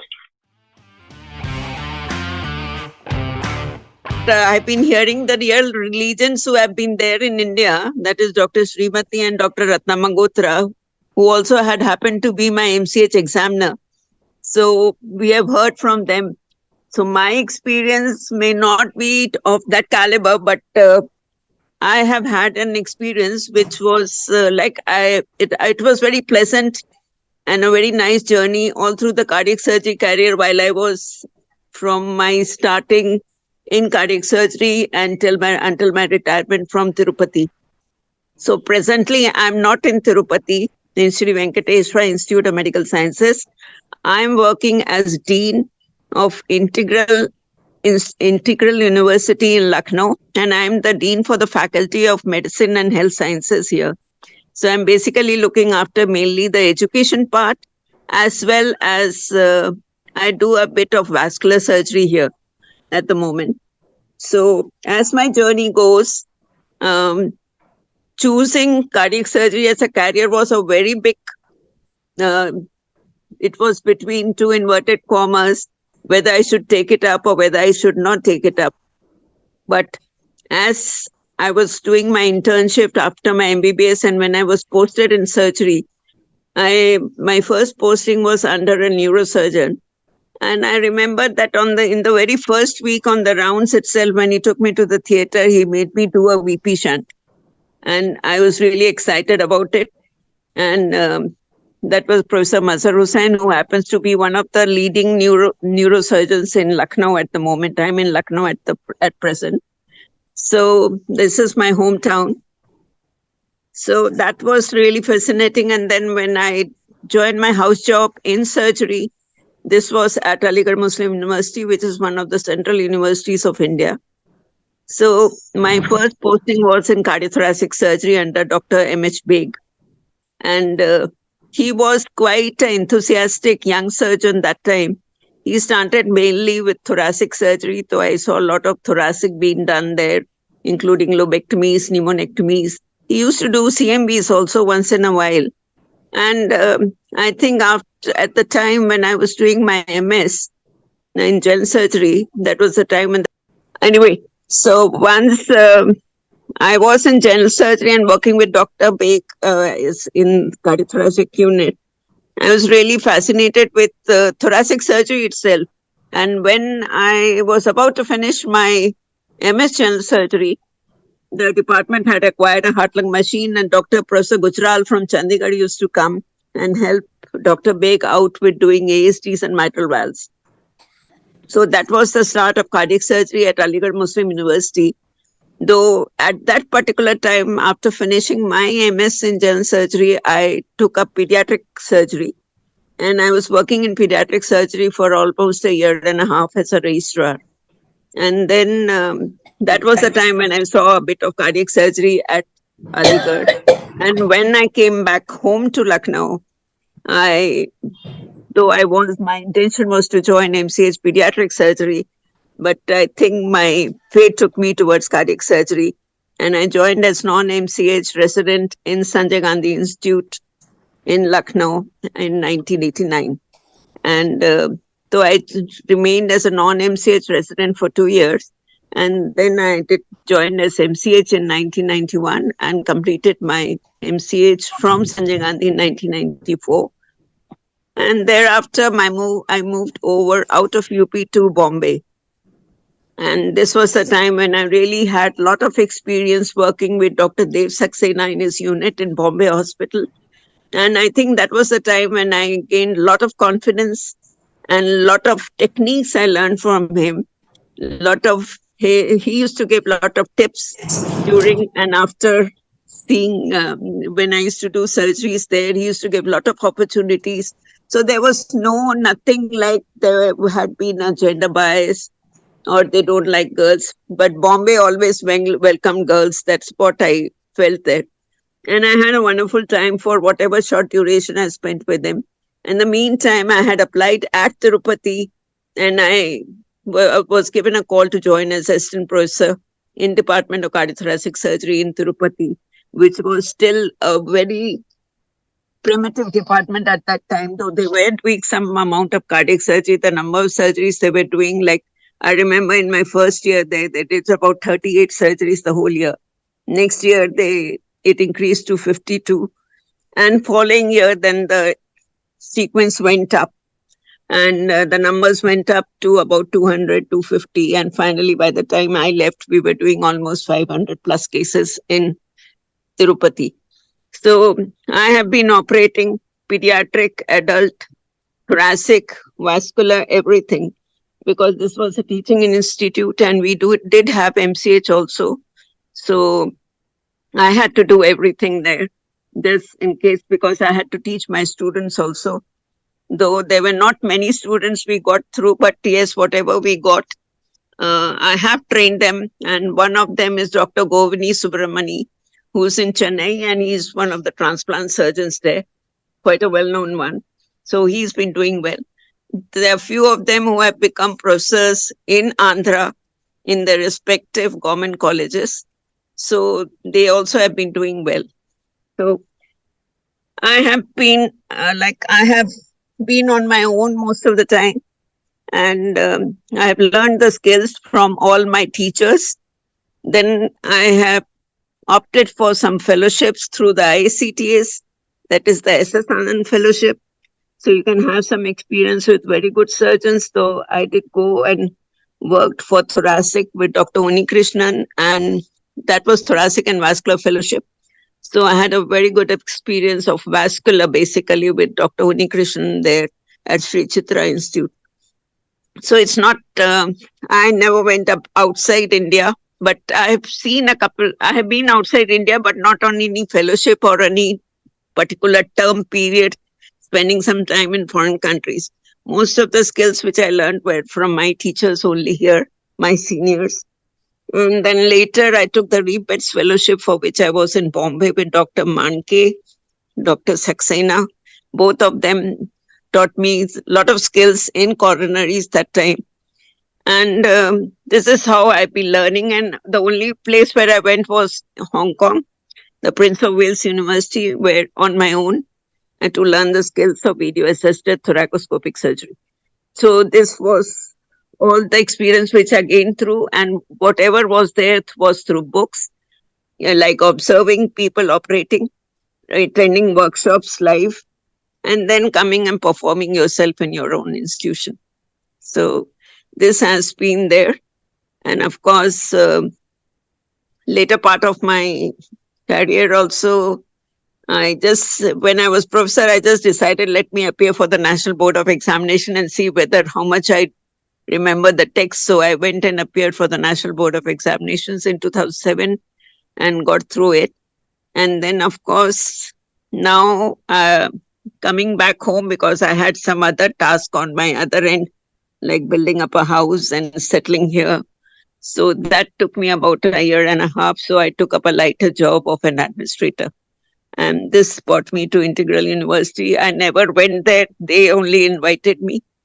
And I just look about take care of the education for the MBBS student, the postgraduate students. It's a new university, so we are getting up some new courses coming in. So it's a totally different experience right now. And we are going to start the cardiac surgery program here, I think in another year's time. And this is all I would say as of now. So the only thing what I felt was, as a resident in Sanjay Gandhi, of course, that was the time when myocardial protection was a big question mark. We used to use the crystallite cardioplegia, and we used, like sitting in the ICU, we used to see that a lot of patients are developing arrhythmias at that time. And slowly it was Professor Prabal Ghosh who got in the blood cardioplegia, then warm heart surgery came. So Sanjay Gandhi, being a new institution, was also in the learning phase that time.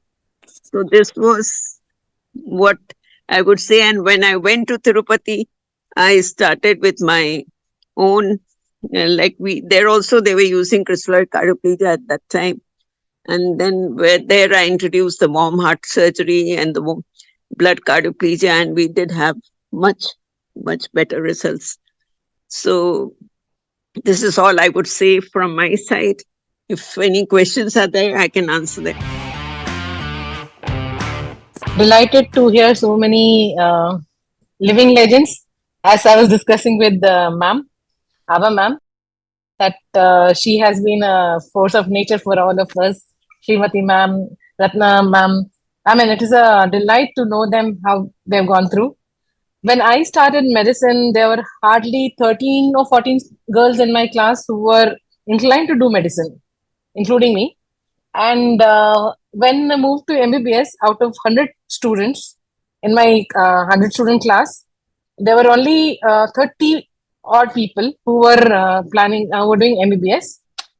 Post graduation, mostly my friends went to OBG. I went to surgery. In surgery, the male colleagues, they mostly preferred orthopedic, by saying that it is the end specialty, ek bar ho gaya to ho gaya, and you're a specialist. People who went into surgery always had a issue, what next, to do MCH or not to do MCH. So women were normally not very happy to take that as a normal path. It was not a near norm kind of stuff, because by the time you are actually into it, you're around 25, you have a pressure of marriage. I have seen my seniors give through their marriages and everything, like it was work is worship kind of it. So the trend is changing now. Women are more into work-life balance. So people wanted to settle by the time they're 26, 27. Marriage was an option. And on top of it, there's an underrepresentation of women in neurosurgery, in cardiac surgery. Why? Because it's a long drawn path, a high stress job. Your parents will also tell you, why should you do this? There are better things to do than do this. Take care of children. When you join, your faculty will tell you, are you married? If you're not married, why don't you marry and have a house? I've heard all of it. I've done MCH twice, and I've done MCH, got only one degree, MCH cardiothoracic surgery, but I've done it twice for different reasons, which I will not like to discuss for the time. Not that because I was not good, because of what we call as gender discrimination. Gender discrimination can pose its head anytime in our life. The only way we can, go on top of that is, and also it was there because of lack of, because we were not talking to each other, and there was that time a lack of female role models, mentors, and a perceived lack of opportunities. So what happened was, all this with just gender discrimination also turned its head inside.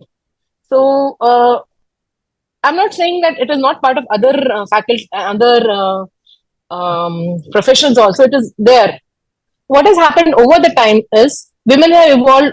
First, either they had to only choose their profession, or a married life, or children. It's been, if you go through these responses which we got, it's like, all over the place. People didn't prefer having children. People didn't prefer getting married. If they got married, they didn't have children. So it is changing over the time. Why? Because we have people who have done wonderful effort in this field. And also now, because of we can get out of this by promoting, having more initiative, promoting diversity, including everyone, and mentorship. And I want you to encourage women to pursue careers in medicine and become resourceful and have a good professional development. We as the role models now, because we are the ones we are standing right now facing the brunt or the influx of information. We can make it or break it for the next coming generation. We had it tough. We can make it easier for them by being their mentors. We can give them a better scope, give them a better feel as the next coming generation. So I want all of us to, join together and do this project together with us. In India, we have a very, a strange, very ajib kind of looking at way. Uh, if an Indian female is a doctor, they'll call her a nurse. But if their daughter becomes a doctor or clears medical entrance, they go on clapping saying that my daughter has become a doctor. They want to see the heroine as a doctor, but they don't want their daughter-in-law to go ahead with a lot of stuff being a doctor because they wanted to do the homework also. But with the gender discrimination coming down by good amount of education and get people getting sensitive to this thing has now really become very, very on a minor side with our flow. I would also now like to ask the next generation, which is in the second order of this thing, to give their valuable opinion. How are they managing all this? Thank you so much. Hello everyone. I'm sure everyone is like in a hurry now because of the time shortage. So I'll go very quickly. After what I've heard of Dr. Srimati ma'am and Dr. Ratna, I think I am not supposed to say anything. They have beaten the odds and been there when we were not even born. So in cutthroat practice, I mean, I would genuinely still say that it is very difficult to survive in private. I mean, medical colleges, even I now retrospectively wish I was in some medical college, but I am not. So in private practice, to get patients, starting from patients to see beyond the breast, a woman surgeon can be a thoracic surgeon beyond the breast, that itself is a task. So starting from being a nurse, being called a nurse by the doctors, by the patients, and someone pointed out today in the group that women are not, I mean, motivating. So women themselves, they are the first, sometimes the worst critics. So I think that with this kind of group, we should be able to join together and make things easier for our and the next generation to come. Because in thoracic surgery, at least, I am not a cardiac surgeon, but in thoracic surgery in private practice, to make a name, to form a niche that you start getting referred thoracic patients, it takes a long time. It takes a lot of struggle, and the amount of efforts to put in are at least 3 to 4 times of any male counterpart. It just doesn't happen. So I have gone through it, and I am quite happy with where I am. I've learned to be very satisfied with just doing good work. Maybe I do 3-4 surgeries less than the contemporary, but it's okay as long as I'm doing a good job out of it. But I think this society, this group should join together and make things. Think that with something which I did good was, and which should be done, is choose a good mentor. So I was lucky in all 3 mentors when I had. My first was general surgery, Dr. Roy, who was head of department of Baba Atomic Research Center. He was totally in equalist, in fact, a pro girl surgeon, because he used to say surgeons, women surgeons have got better hands. So I got a strong mentor there who used to not hesitate to punish us either. I got a very good mentor in my thoracic surgery. I got Dr. Bhabatosh Vishwas who was one of the best mentors, very calm-headed fellow, but no difference between, no gender discrimination. And I got a very good mentor in the form of post my DRND in Dr. Ramakant Deshpande, who's a Padma Shri awardee for thoracic surgery. And he used to say, you be a he, a she, or a it, I don't care, my work has to get done. So you have to be, for people who are starting out in private practice, take a pause. After your CTVS or thoracic training, join into a place under a good mentor for 3 to 4 years.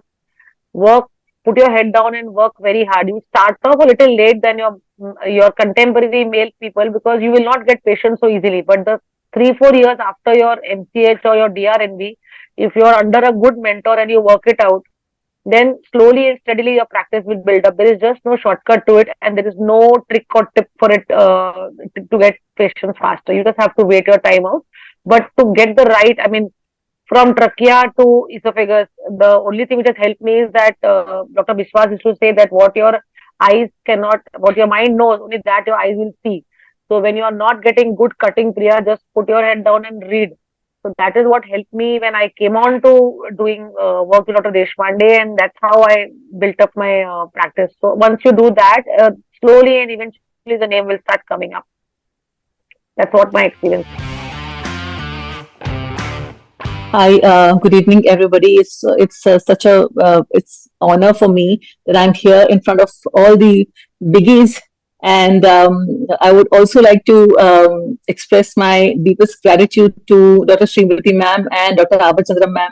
Dr. Abachandra has been my examiner during my DNB days. So, see, I haven't prepared any slides, but with your permission, all of you, if you all permit me, I would like to introduce myself first with a few lines, and then I'll talk about my journey in short, just the highlights, if you're all okay with it. Is it okay? Yes, ma'am. Please do.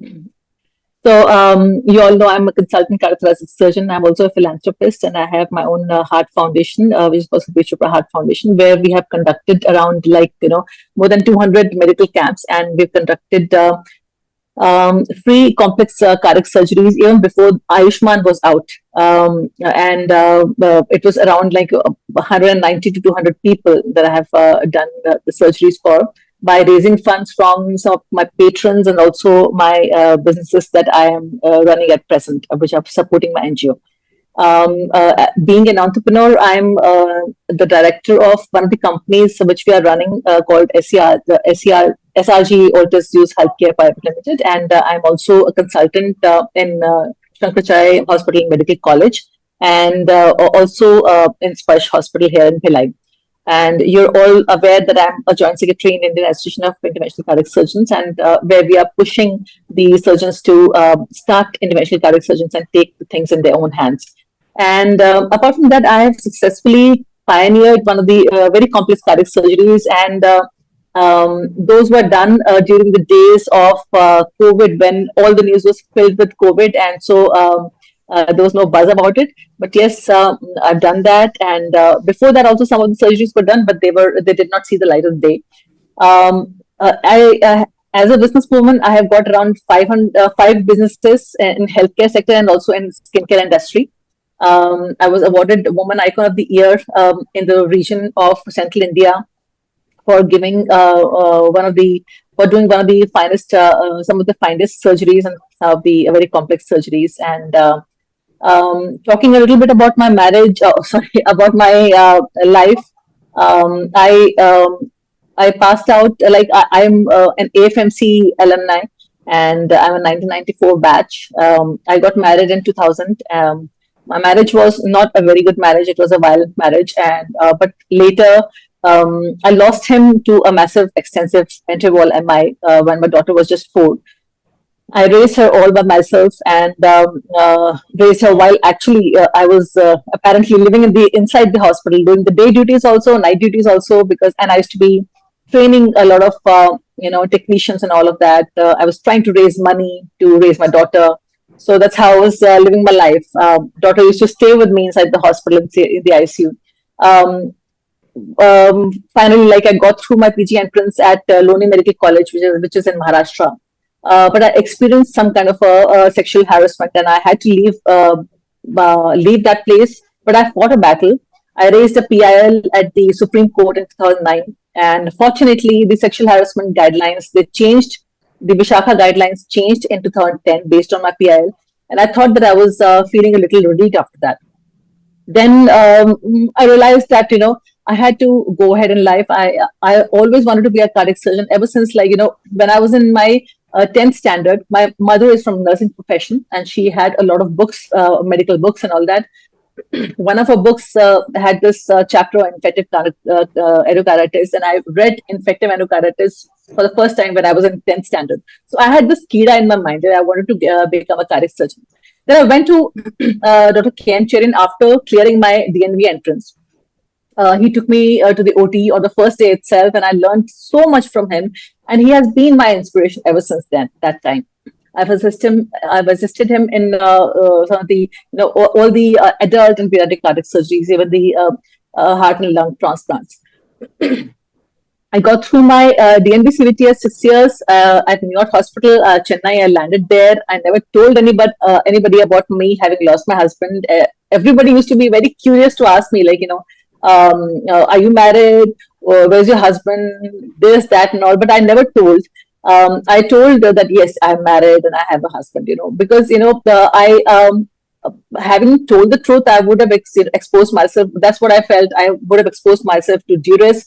Already, a PG life is not all rosy and all of that. So I felt that nobody can touch me if I said that. So I was already, and before even I joined MIOT, I was already skilled because when I was in Bhopal Memorial Hospital while doing my residency, I was doing my residency in cardiology and cardiac surgery also. So I was already skilled in that. Plus, I was already skilled in surgeries when I was at FLL with Dr. Cam Cherian. So I was skilled even before I started my DNB. But I had to experience a lot of biases against my colleague who was just a fresh joinee and he had never seen the OT, who didn't even know how to hold the scalpel. But it's okay. I had some very bitter, sweet experiences, some very subtle biases. So I was, one day I was told by somebody, oh, you know what, you shouldn't have taken CTVS. Dermatology would have been best for you. So that really, troubled me. All of these things troubled me. Sometimes, debarring me from the OT. I used to be asked questions, and when I used to answer, so all of that, if I answered correctly, what do you think of yourself? What do you think? Even before I entered my cardiac surgery, I had already completed my PG diploma in clinical cardiology. So I was already seeing patients. I was doing the stuff. I was managing all the patients in the ICU. I was doing, pacemakers on my own, even when I was in Bhopal Memorial Hospital, even before my DNB. So there was this thing, what does she think? She knows everything or what? But I was like, okay, let me wait for the right time. And I left the place, after finishing my training. I did some hands-on in Southern Railways Hospital, and then again, KMC told me, Supreet, you have finished your DNB, now you have to come back to FLL. I was like, yes, definitely, sir, I have to. So I came back to FLL, but a very senior cardiac surgeon over there, I'm not going to name that person, made a very loose remark on my body. And that too inside the OT in front of everybody. The perfusionists are there, sisters are there, everybody's there. I felt like, I felt very sick.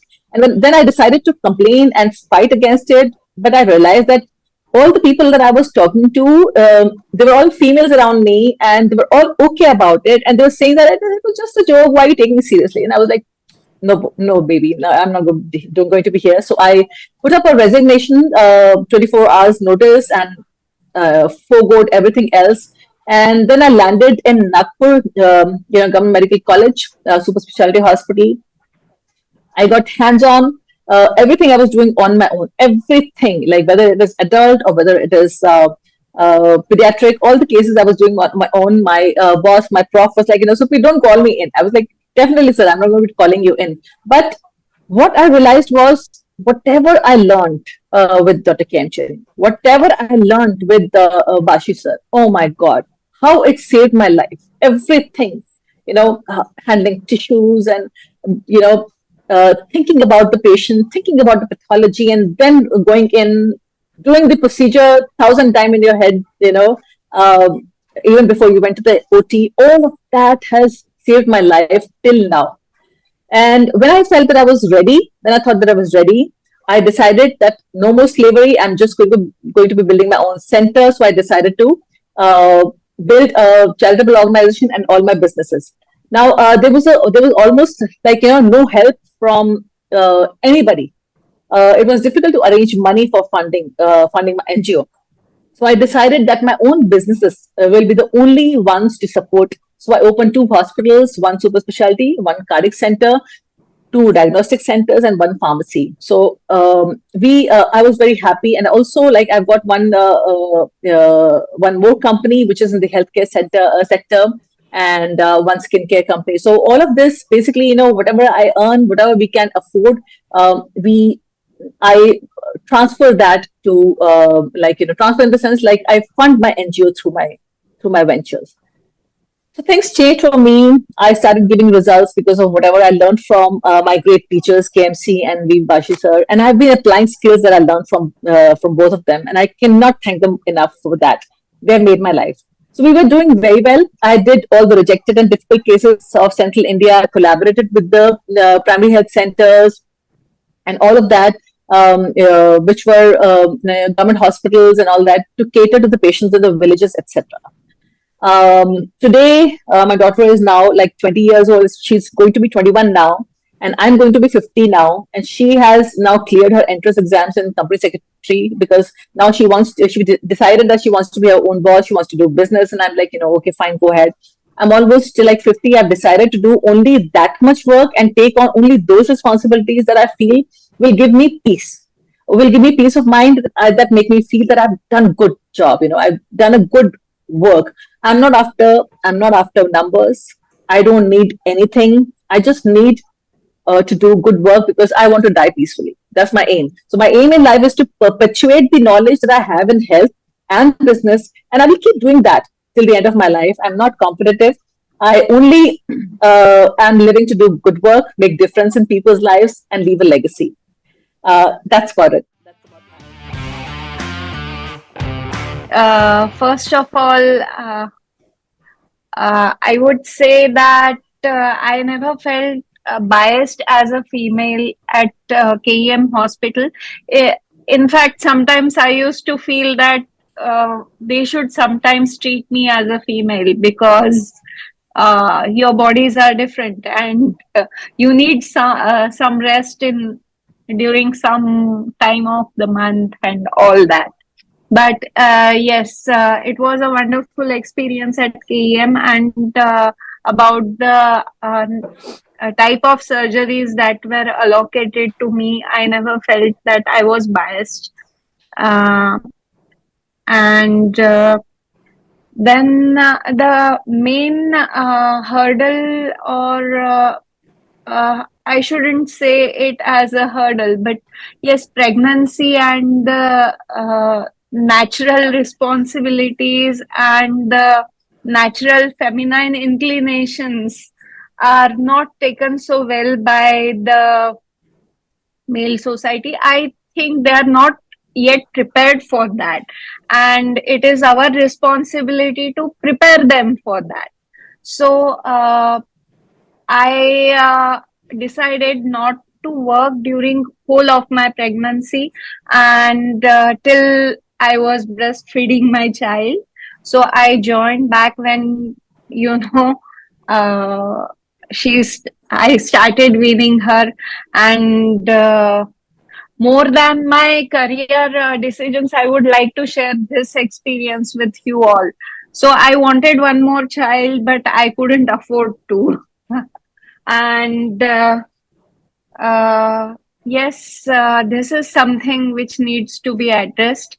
The male counterparts or your male partner, they are very much they do appreciate your work, they do want to contribute, but yes, they prioritize their careers, and still someone, one of my senior had told me that, Gauri, look, that there is a breadwinner of the family and then there is a alternate financial source.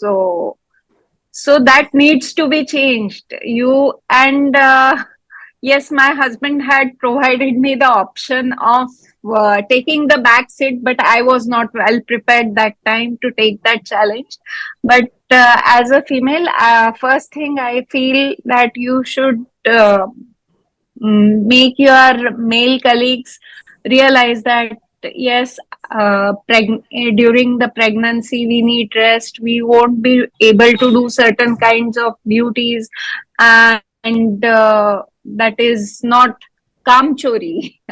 it is required, and you should be allocated some clinical work, clinical research work, or something like that, so that you don't have to discontinue or lose the touch of the work during that period, which I felt, looking back, I feel I wasted that time. I could have done some clinical research, or I could have contributed in some other way during that. But yes, I had been blessed with great teachers like Joshi sir and Rao sir, and I'm trying to take it forward from wherever I am right now. I chose to be a cardiac surgeon after I got married, so that was out of question for me. But Out of syllabus. Yes, it was out of syllabus, a bouncer.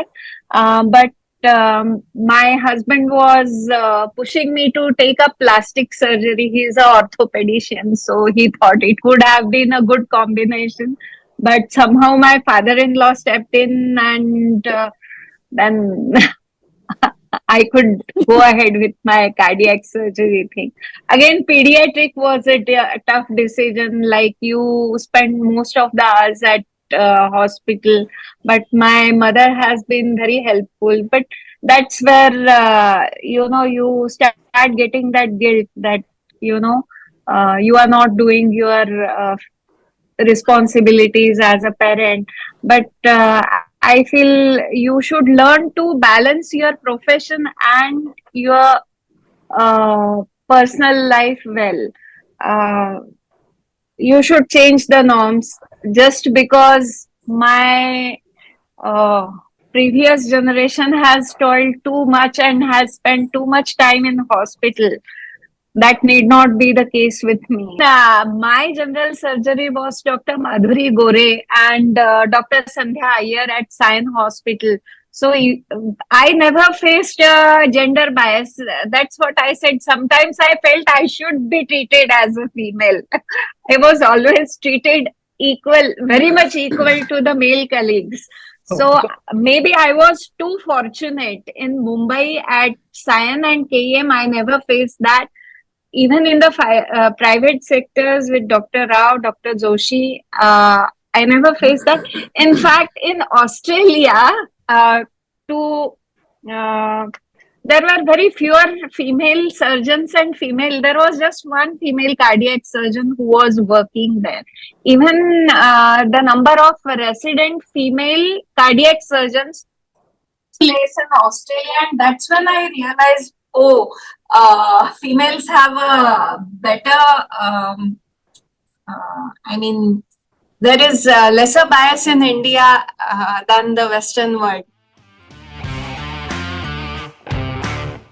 I will just say about my work-life balance, because I had to leave my work while I was pregnant in my first month of my pregnancy, because I was having twin pregnancy, and my gynecologist, she told me that it's a high risk, so you have to either leave the job or you do lighter job or something.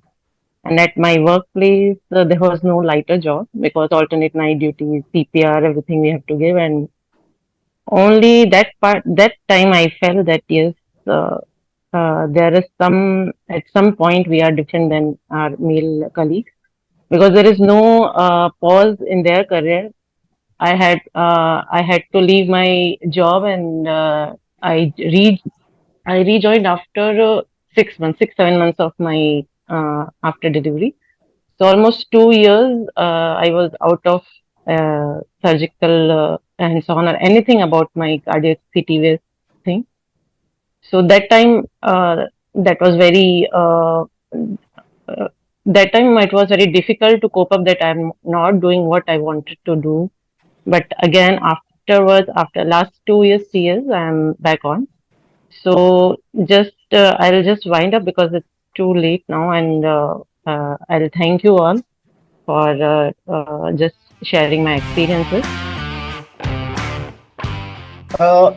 So based on whatever, 2.5 decades of my own experience working with my female colleagues, what I feel, and this is something which I have also realized and understood from my female colleagues, is it is important that each one of us know our boundaries, limits, what amount of time commitment, what amount of professional commitment one is able to give to their profession.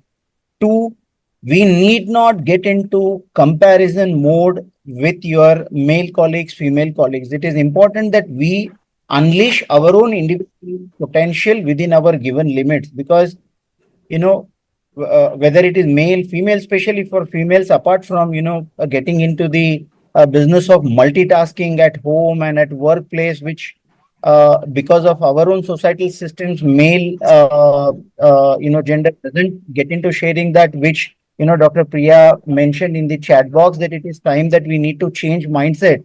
But I'm sure that will happen over the period of years. But till such time, it is important that we do not get into conflicts of getting into comparisons with our other female colleagues who are able to achieve, because quite a few of them would be probably unmarried, so their level of domestic commitment may not be as high as somebody who is married, has kids.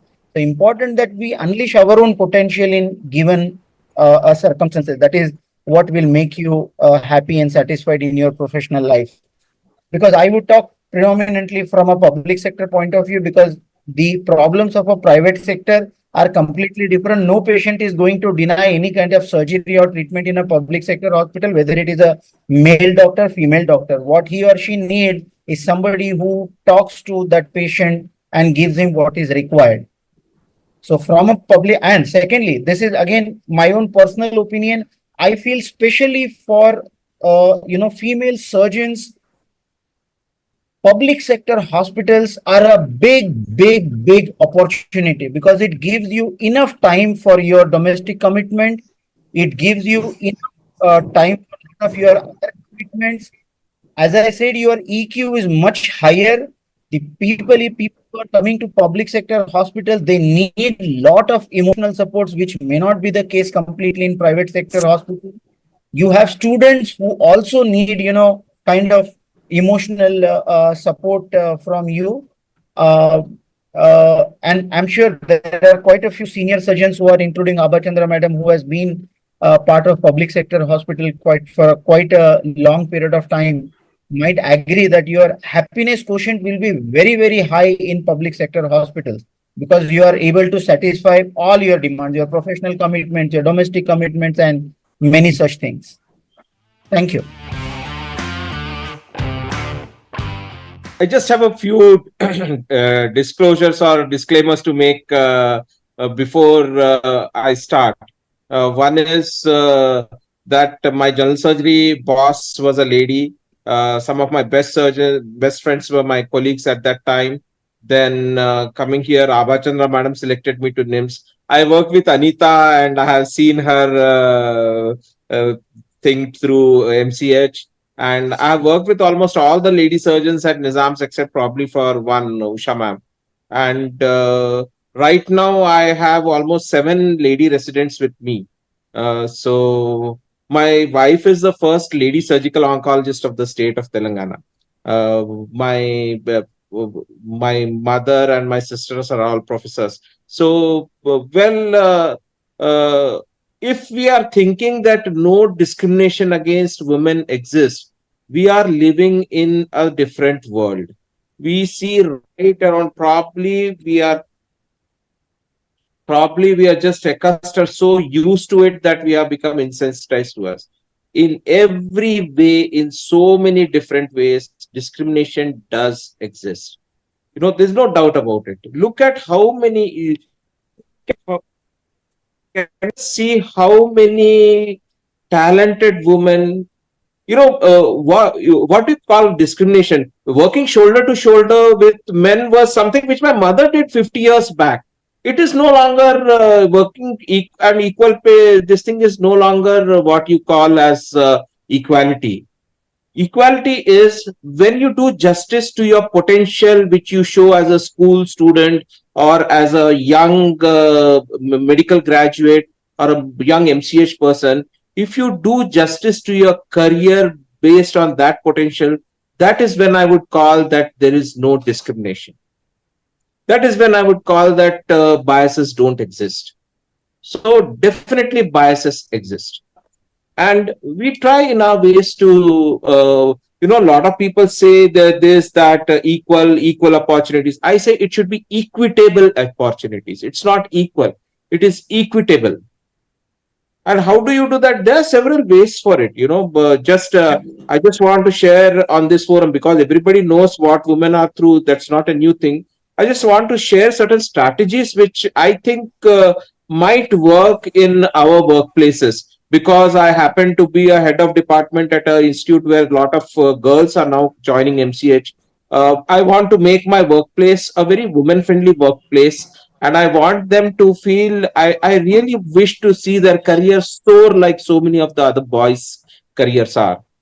What are the few things, Anita wanted me to stress what are the few things I do to encourage that this kind of discrimination doesn't happen. First is, I think it should be communicated very clearly that, we have their back. The leadership of the organization supports women not just in thoughts but also in action, and no bad behavior against them would be tolerated at all. There's a zero tolerance to that. Secondly, we have to have a clear communication with them that yes, if you have any problem, please feel free to share with us. We'll try to help it out. I follow a principle that I never say no to any leave, and I never ask them any reasons. Because I believe that even if you ask reasons, even for boys or girls, because if you ask reasons, probably they may not tell the truth. And I've seen that invariably my girl residents never abuse this. Whenever they want leave, they just inform me that I'm not going to come. I don't ask them any reasons. And I have seen that they don't misuse this, and they work very hard when they are working. And all we see is, and they help each other out. If anybody needs a leave, all I say is hand over your work to your colleague, and they really help each other out. So never has any work suffered. A lot of people complain to me that you grant them leave very generously. That's not something done in cardiac surgery, but I've seen that it never ever lets work suffer. I also make it a point never to ask anybody any personal questions. I'm a part of a lot of running groups, and then there I have realized that it's best not to ask. If people share, they share, fine. We acknowledge it, but let's not every person is comfortable answering personal questions. So I make it a point not to ask anybody any personal questions. And yet, whenever the families come, I make sure that I tell their parents or their family that they have a wonderful career ahead of them, and I want them to encourage all the girls in their careers ahead. It is very reassuring for the patient, for the parents. I have seen, if we ask them to support their girls in their careers ahead. Many of them come and talk to me about marriage and all that. I say they are two different tracks. Just support her in her career. Marriage, you will always see what is best for your this thing. Just like guys, they don't link careers with marriage. Similarly, why should it be with girls? One thing I have also seen is that we have to be very generous in our praise of girl surgeons. You may call it a discrimination, but I have seen that, it's like a car driving. People say the guy is driving such a bad car, but they say women drive so badly if somebody is driving bad. So the converse is also true. It is assumed that if some guy does a good thing, he is appreciated. But whenever some lady resident or a lady doctor operates or something, the same kind of appreciation is not seen amongst the other members of the staff. So therefore, whenever I go, whenever we hop around in the OTs and we see some good job done, I make it a particular point to say that, oh, this is such good surgery you have done. I really appreciate it. And second, whenever there is some criticism due, I always say that you are such a smart resident or you are such a brilliant resident, but this is something which is not expected of you. I think that kind of reinforcement builds a lot of confidence in my girls as well. That is quite important. And last but not the least, I think it is very important for them to interact with peers who have succeeded, and one of the reasons why I have encouraged our residents to chronicle the odysseys of all the lady cardiac surgeons is so that they will feel motivated, they will feel encouraged. I always encourage them to reach out to seniors in the field so that they will also get motivated. Biases against them will go, and I wish that they have very wonderful careers. I'm really happy for this meeting. Yeah, good evening, all. I think it's already too late to hold you up anyway. And honestly speaking, both my experience and on the topic, I guess it's very modest, to be honest. But there's hardly much I can add to what already Dr. Abhijit and Amresh sir has spoken. And I really agree with a lot of points on what Amresh sir had spoken, especially the point that I think it has to be more. Equality is not the point. I guess it's more about equitability. And honestly speaking, I rather than beating around the bush, I can just tell one thing. It's more, especially coming from a private sector, all that matters is what you can, as it doesn't matter, it really doesn't matter what your gender is, what your faith is, at least in today's day and age. I guess I don't say, at least from my perspective, I don't see any I don't see a lot of discrimination, because I've had the good fortune of seeing some excellent women surgeons. And I've, I'm lucky enough, I've been very close to Dr. Anita already. So there's a lot that women already contribute in the field of surgery. So it really doesn't matter, I believe, what your gender is or what you believe in. It's about what you can bring across on that table, what you can provide to the patient. Especially in a corporate sector, it only matters how many surgeries you can do, and how much of revenue you can generate, if I can put in a very crude terms. When it comes to probably a government sector, yes, you have a lot of things to deal with, a lot of hierarchy, you have many colleagues, so you have to work together with several of them. And perhaps there are a lot of differences, but I'm not the best person to talk about it. At the another thing what I can add in is at the place where I trained. I trained from Narayan Hrudayalaya, Bangalore, and which of course one of the finest centers for cardiac surgery. And lately, what I had seen for the past couple of years at least, more and more women have been joining cardiothoracic surgery, taking up cardiothoracic surgery. I think the real challenge is not whether you're a man or a woman. In at least, I don't know what I've heard a lot of senior cardiac surgeons speaking, and I do totally appreciate what they're talking. Especially what Dr. Chopra, she had shared a lot of her own. She had given a lot of insight of her experiences. But I think from now on and moving forward, I think what really matters, especially in cardiothoracic surgery, I guess, is how do we prevent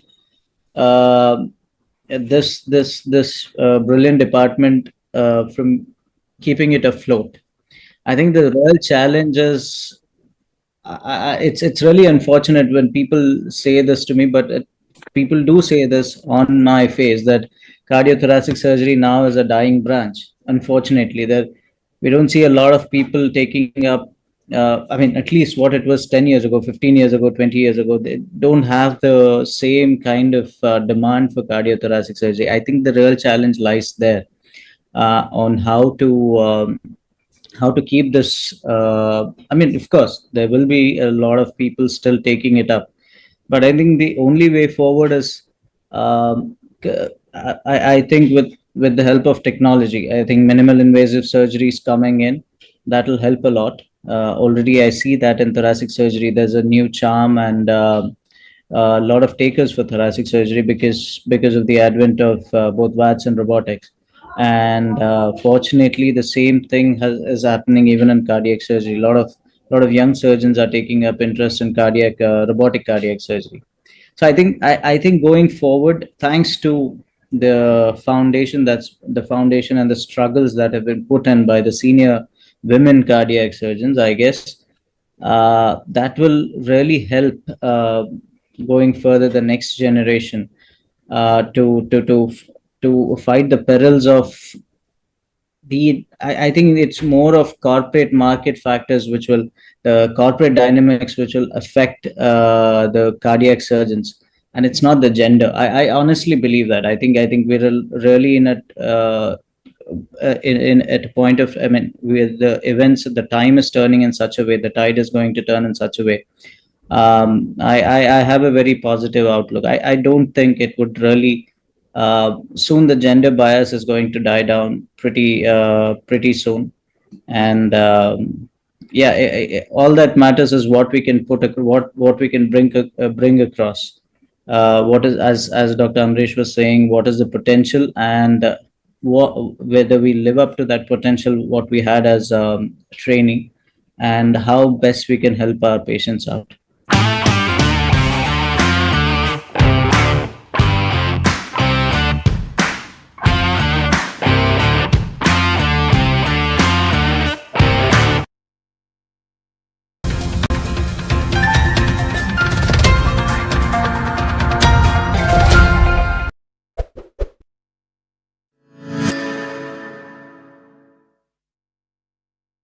Good morning, all. Thank you so much, Major, and thank you so much for this wonderful introduction. I'm so happy to be here. I want to start with wishing all our audience happy Women's Day, happy Mahashivratri. Mahadev ki kripa hum sab pe bani rahe, and this show also should be blessed. And the topic that we are leading with today is sustainability. And I am afraid to say that today is not a great day to talk about sustainability because it's yesterday. We are already late. The way things are moving on the planet Earth, we have no idea what we are leaving behind. And I feel so privileged to be hosting this show today, moderating this talk with the stalwarts like Madhulika, who has been working in the space of reviving lakes in Hyderabad. So she has been passionately working on it for last more than 20 years. And I have personally worked with her on some of the projects. And I know the passion that she brings with her, the deep knowledge that she has. And recently she has submitted her thesis in MTech on in the similar space. Welcome to the show, Madhulika, and thank you so much for taking time out. Thank you, ma'am. And then we have Vinita. She is joining us from Chennai. Welcome, Vinita. I was having a chat with Vinita yesterday, and I was awestruck with the inputs that I got from her. She is currently running an IT company, but that's not her main introduction. Her main introduction is she has been working in the space of reviving traditional games, which is a wow factor for me, Vinita. I have been stalking you on social media, and that is how I referred your name. This is something not many people have thought of. This is not only, reviving our roots, connecting us to our roots, but also showing us the sustainable way of doing it. The way new age toys and games are, we know what kind of pollution they are causing around, and you have taken up this task of reviving, which are not only mentally stimulating, and they have got lots more than what they show. So thank you so much for taking this up. She is running it under the brand name Krida in Chennai, and it's on my list. Whenever I'm in Chennai, I'm visiting you, and I'm doing lots of shopping from there. And once we go deep in the conversation, you will come to know how over the years she has been continuously working towards making sustainability as the way of living. The whole story is weaved around how can we reduce pollution, how can we reduce waste, how can we operate in a zero waste manner. So once we go deep in the conversation, we'll get to know more about it. Welcome to the show, Vinita, and thank you so much for taking time out. Thank you, Urvashi, for having me. And you don't need to come to Chennai. The games are available in Hyderabad. I want to touch and feel and take them. So nice of you. Oh yeah, then we'll share details on that. Yeah, and then we have Mrinalini with us. I happened to meet Mrinalini very recently, and I wonder why it was so late, because I strongly believe in how universe brings the right people together. So we met on a meet for Rang De, which is a platform which is helping farmers generate funds. So they're getting social investors together and diverting those funds for the farmers. But what caught my attention about Mrinalini was she had written in her profile she's passionate about sustainability. And then when somebody says that, you think, okay, they must be in some business of sustainability. And what I found out was, for her, sustainability is the way of living. And I think that is the connecting point for all four women that are on show today here.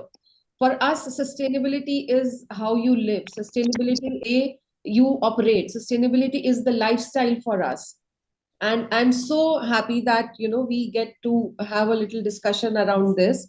So Mrinalini is a co-founder of a brand called 6 Yard Plus. Is that right, Mrinalini? 6 Yard Plus. Yeah. 6 Yard Plus, So yeah. I now imagine the purpose of floating this brand. Mrinalini thinks that one, there are lesser people who are, flaunting saris, especially the younger generation. So she wanted to bring sari back in fashion. But the bigger reason, underlying reason, is sari as a costume, sari as an outfit is a sustainable outfit. She was telling me yesterday that a sari can be worn for 40 to 80 years. And I was like, huh, how is that possible? And then I was thinking, I have a couple of saris which belong to my mom and her mom. And if I calculate, it is 40 to 80 years. I keep wearing one of my grandmother-in-law's sari, which is easily 60 years or maybe more old. So you were so right when you said that, and it's showcasing how sustainability is the way of living. So she also is not only trying to revive our culture, trying to make sure that our culture becomes the mainstream and is top of mind for young generation, but also working towards how she can do it sustainability. And when we go deeper in conversation, you will get to know lots more about how a brand called Dubara from her stable is making sure that less of it goes to the landfill. So, Madhulika, you'll be very interested with Vinita and Mrinalini, because both of them are working towards reducing the landfill. So, we are, making your job easy of cleaning the lakes. Yes, Okay. definitely. Madhulika, it will be great if your camera is on. Yeah, we want to see the beautiful faces. Thank you. Thank you. Right. On that note, I welcome you all on the show, and I want to start with Madhulika. Please share a little more about your experience of that you have come across while you have been cleaning the lakes. I'm sure it has been a very tedious process. How you were able to get more people join you, because I see Dhruvansh, the name of the organization that you run, has got a huge number of volunteers, like who are, and I have been one of them at some part of time. I didn't do much, but yes, I can talk about it. I was there. I gathered a lot of kids from my community, a lot of people. We made huge bioenzyme, dumped it in the lake. Throw a little light on your journey. How did it start? Why did you think of it? How did it come to your mind? Okay, I have to start cleaning the lakes. And वो कैसे हुआ कि हम अकेले चलते गए and karma बढ़ता गया? Yeah, very, very rightly said Dr. Rushi, and I'm really thankful to the Startup TV as well as to you to hosting such a beautiful event, right? And lots of wishes of Women's Day as well as to Shivratri to you also and the whole team.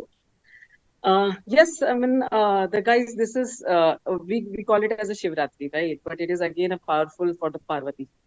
The same way, I really believe that somewhere, and the Parvati, if you count all the gods, right? If you see all the gods, the Parvati, though she is born on the earth, she is the most powerful god, right? So, If you have ever just observed.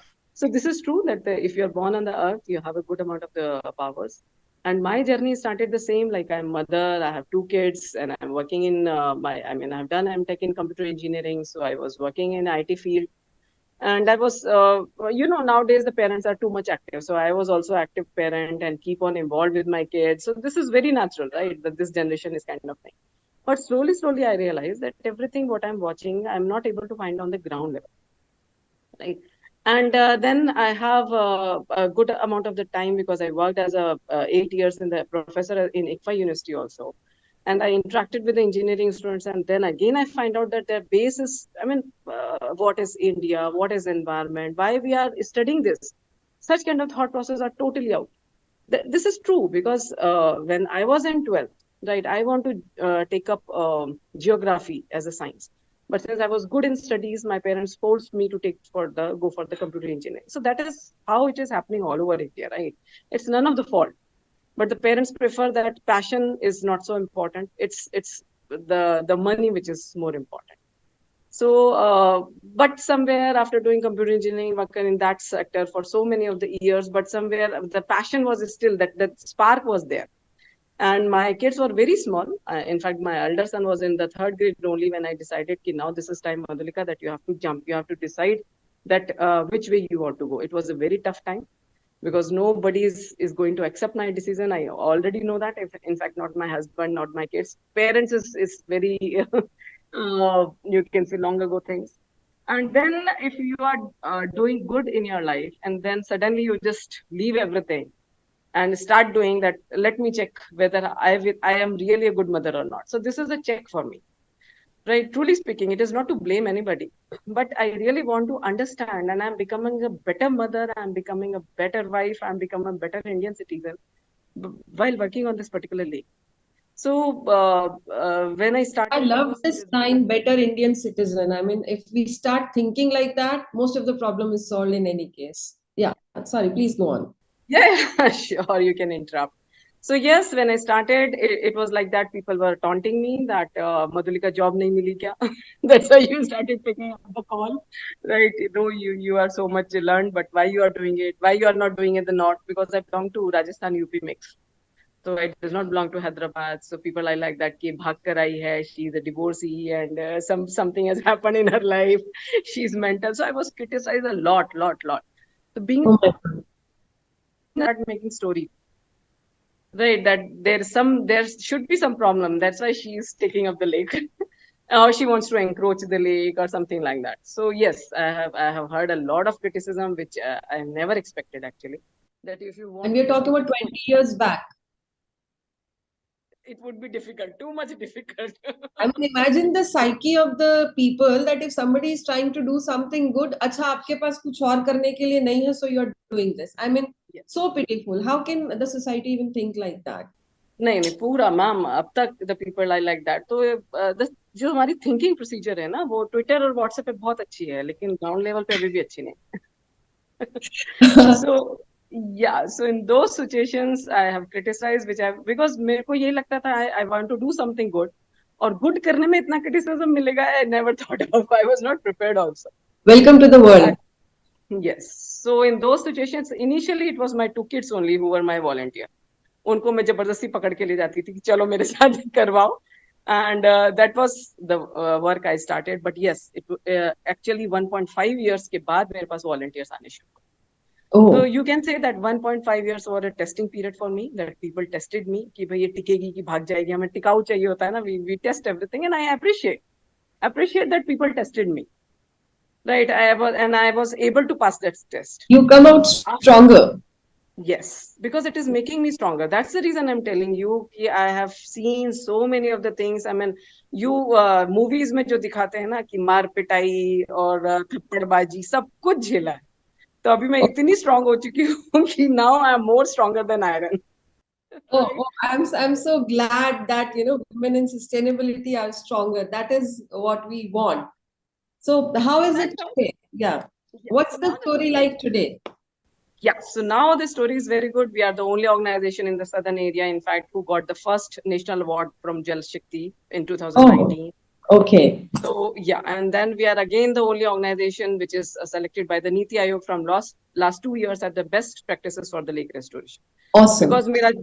Because जो मेरा lake restoration का तरीका है वो बिल्कुल देसी हिंदुस्तानी औरत की तरह है जो हर चीज में कंजूसी करती है, which is saving in everything and recycling. Reusing, recycling.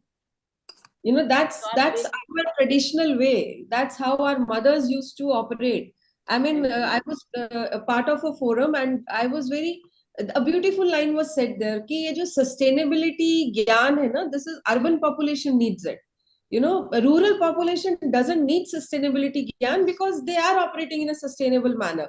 They won't throw away things. वो उसी कपड़े से झोला बना लेंगे, and they will keep on recycling, reusing till it is vanishing.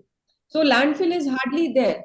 And I don't know even if the concept of landfill ever existed in ancient times. That's really true. I really believe if you see your parents, right? तो जैसे मेरे parents भी थे, so I have seen that everything they are saving, right? It's their habit of saying. No doubt that time I used to mock at them, truly speaking. अरे mummy papa आप कितने कंजूस हो.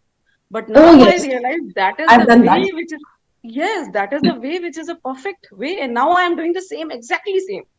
I'm saving everything, whatever I'm getting at the lake, whatever I'm getting at the home, right? मेरे घर में अगर suppose खाना खराब भी हो जाता है, make it sure that it is going to the ants. Compost or ants. मैं ants. waste या मैं garbage में जाने के लिए allow नहीं करती हूँ. तो मतलब मुझसे ज्यादा इस time पे कंजूस इंसान आपको धरती पे नहीं मिलेगा. And I'm happy that we know you like that. So when we are talking about this landfills, तो ये तो lake में भी spillover हो रहा होगा ना Madhulika? It must be. The problem is that the biggest problem is which the other can actually throw a very good light. One thing, definitely, two things I just want to say, Urushi, here.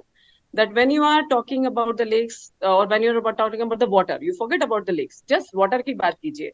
तो बैंगलोर का हालत इस time पे it is in very bad shape, right? In fact the people are now telling कि भाई don't wash your utensils, don't wash your clothes, use and throw वाला, जहाँ पे पानी का यूसेज बिल्कुल zero.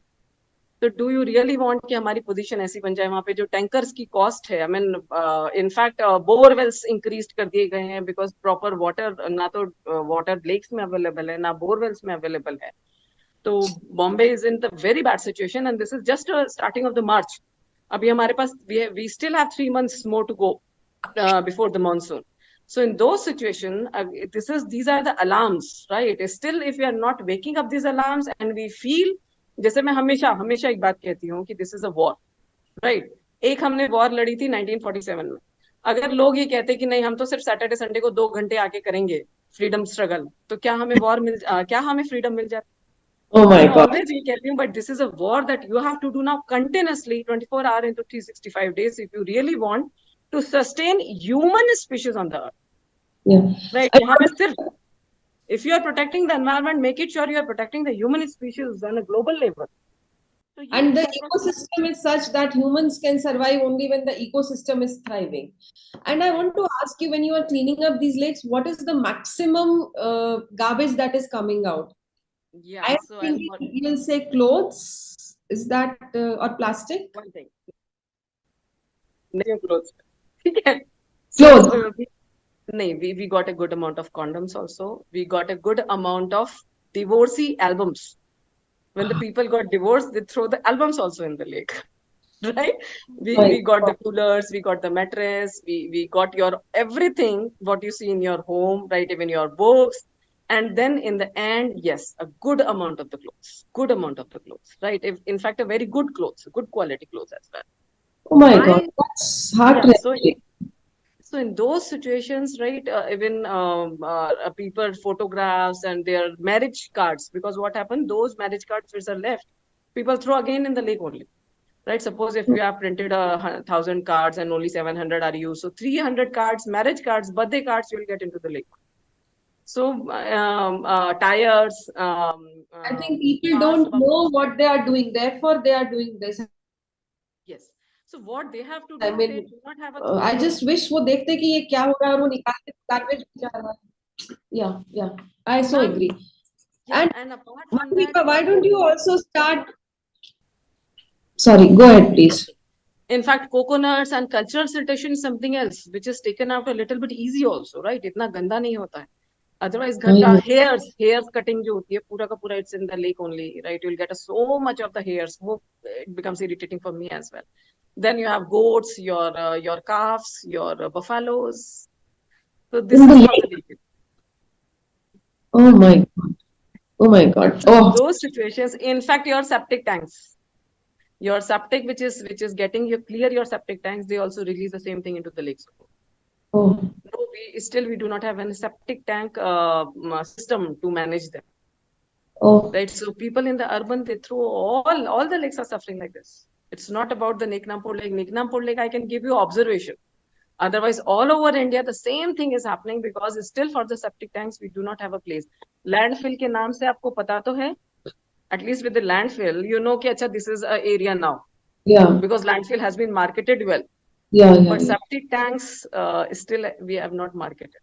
So everything. I think you need to not only, apart from cleaning the lakes, you need to start putting lot of efforts on creating awareness and, changing the thought process of people.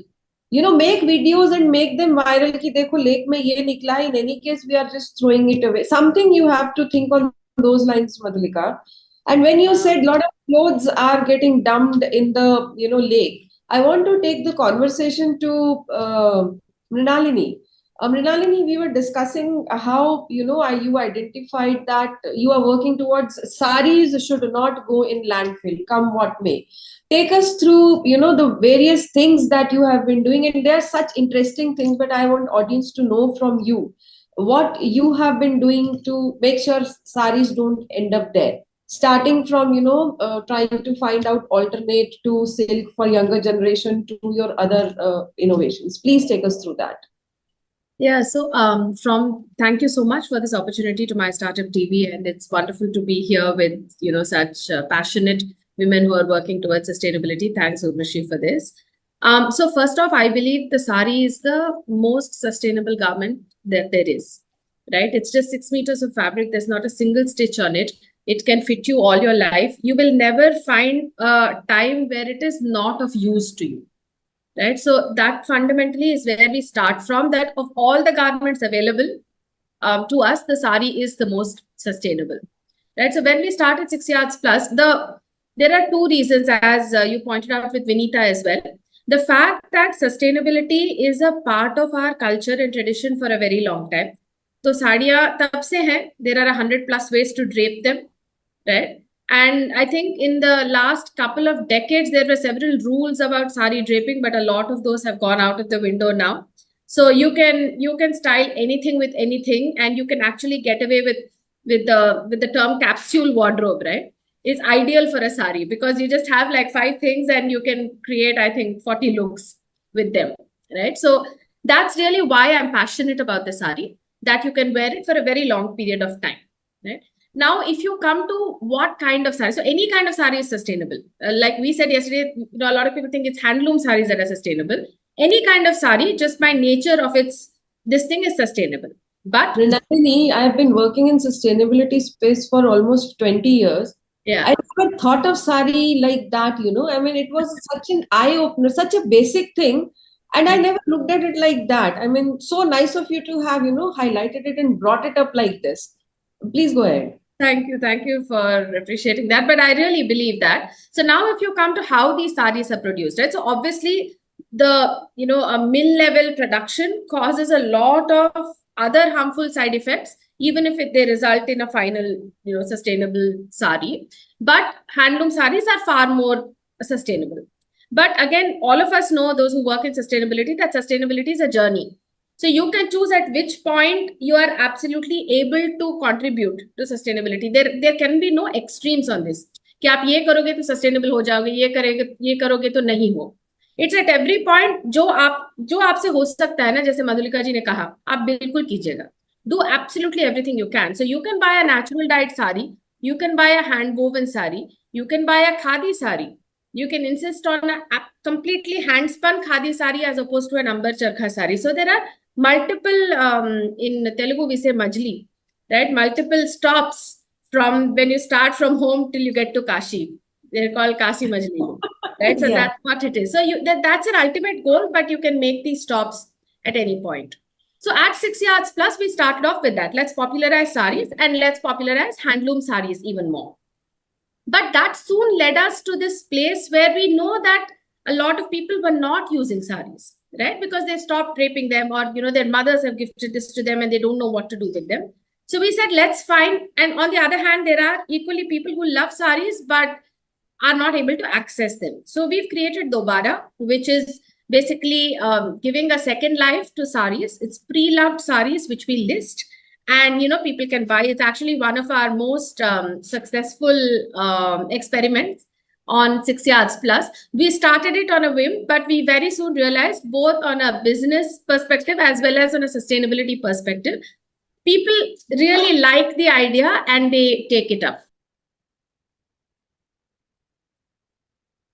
Right. Then the next thing is we have a thing called Sar Revive, where we're trying to, saris that are in your wardrobe, we bring them out, we recreate them with handcrafting, with kalamkari, with madhubani, with gond painting and multiple other crafts. Basically, we'll do anything to help you drape your sari again. Right? So it's just get them out of the wardrobe, drape them again. And honestly, I tell everyone who speaks to me that you don't need to buy this from us. Not even from us, not from anywhere else. Just please drape a sari every day. Please drape a sari every week. Whatever works for you. So Sari Vibe helps do that, to get your saris out and help people get interested in their sari again. The final thing that we do, no, two more things we do. One is that, of course, we also donate. So we facilitate donation of saris. As Madhulika pointed out earlier, there's a lot of them that go into landfill that people don't want to use anymore.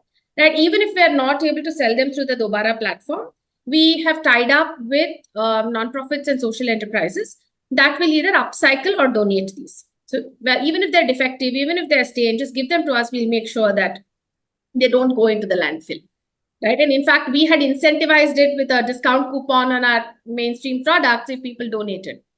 Because I invoke Telugu when I say there's a little punyam and a little purushartham, a little selfishness and a little, doing it for the world. But that I find incentivizes people very nicely to take these steps, right? And the final thing that we do is that we also upcycle saris. So we've got, home decor made out of saris. So our attempt has always been to make sure that the sari's life is as extended as possible. And lastly, we have experimented with some plant-based options to silk, right? Because we realized that veganism is a movement, and we realized that I didn't want to enter into a very large luxury segment, because for me, everyday sari draping is more important.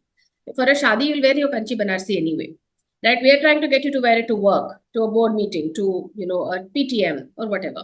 So we wanted a nice price point, but we also wanted sustainability. So we experimented with sustainably produced certified fabrics, which of course then we put our designs on. So they were very attractive, they were very luxurious, but they were a good price point, and they're 100% sustainable.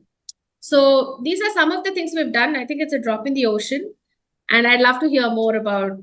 Every drop counts, Mrinalini, every drop counts. And sadly, there are few drops getting in the ocean on this. But thank you for taking us through this lovely journey. And before we wind up towards the end of the session, I would request all three of our guests to give 3 takeaways from their experience. And I'm saying it now so that you can, make up points in your mind. 3 takeaways for our audience who are logged in, tuned in right now, or, this is available on YouTube. They can check it out later also. What are the 3 things that they can do in their daily lives, with which they can, live a more sustainable lifestyle. Right. So before we wind up, we'll give 3 each so that there is a takeaway for our audience. And when we are talking about blending our traditional things with sustainability, I move the mic to Vinita, who has been doing some wonderful and very different kind of work in this. Vinita, do share with us, why and how did you start with this? What was the thought? And we are also interested in how you are trying to make operations sustainable in your IT company also. How you are going that extra mile, putting extra efforts. And I was arguing with her yesterday, कि sustainability में तो extra cost लगता है. It is a lot of cost if you want to be sustainable. And she was, fiercely saying, no, you just need efforts, you just need the intent, you just need the mind. And if you have that, there are options available. But I think they are less available. Vinita, take us through your journey on sustainability. Thanks, Urvashi. Lovely to be here. And Renalini, I just wanted to say your conversation on saris touched a chord because I actually wear saris every day to work, and both my kanjivarams and everything, so they get an outing, let us say.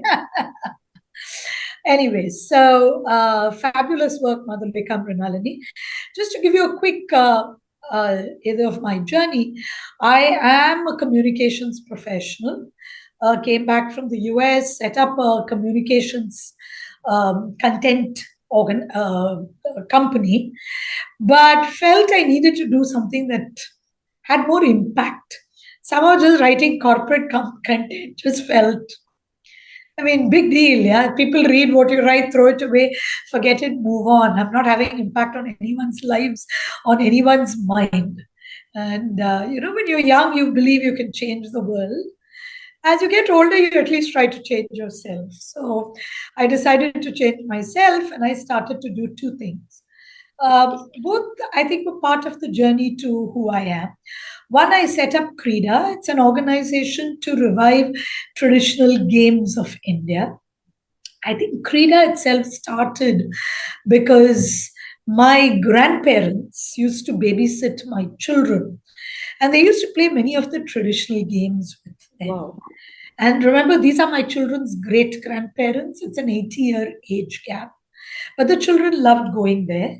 Granted, my grandparents also spoiled them rotten, bought them whatever they wanted, but they enjoyed the games too.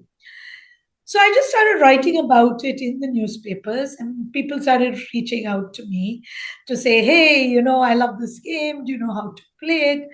And then I said, okay, fine, let's make about 40, 50 games.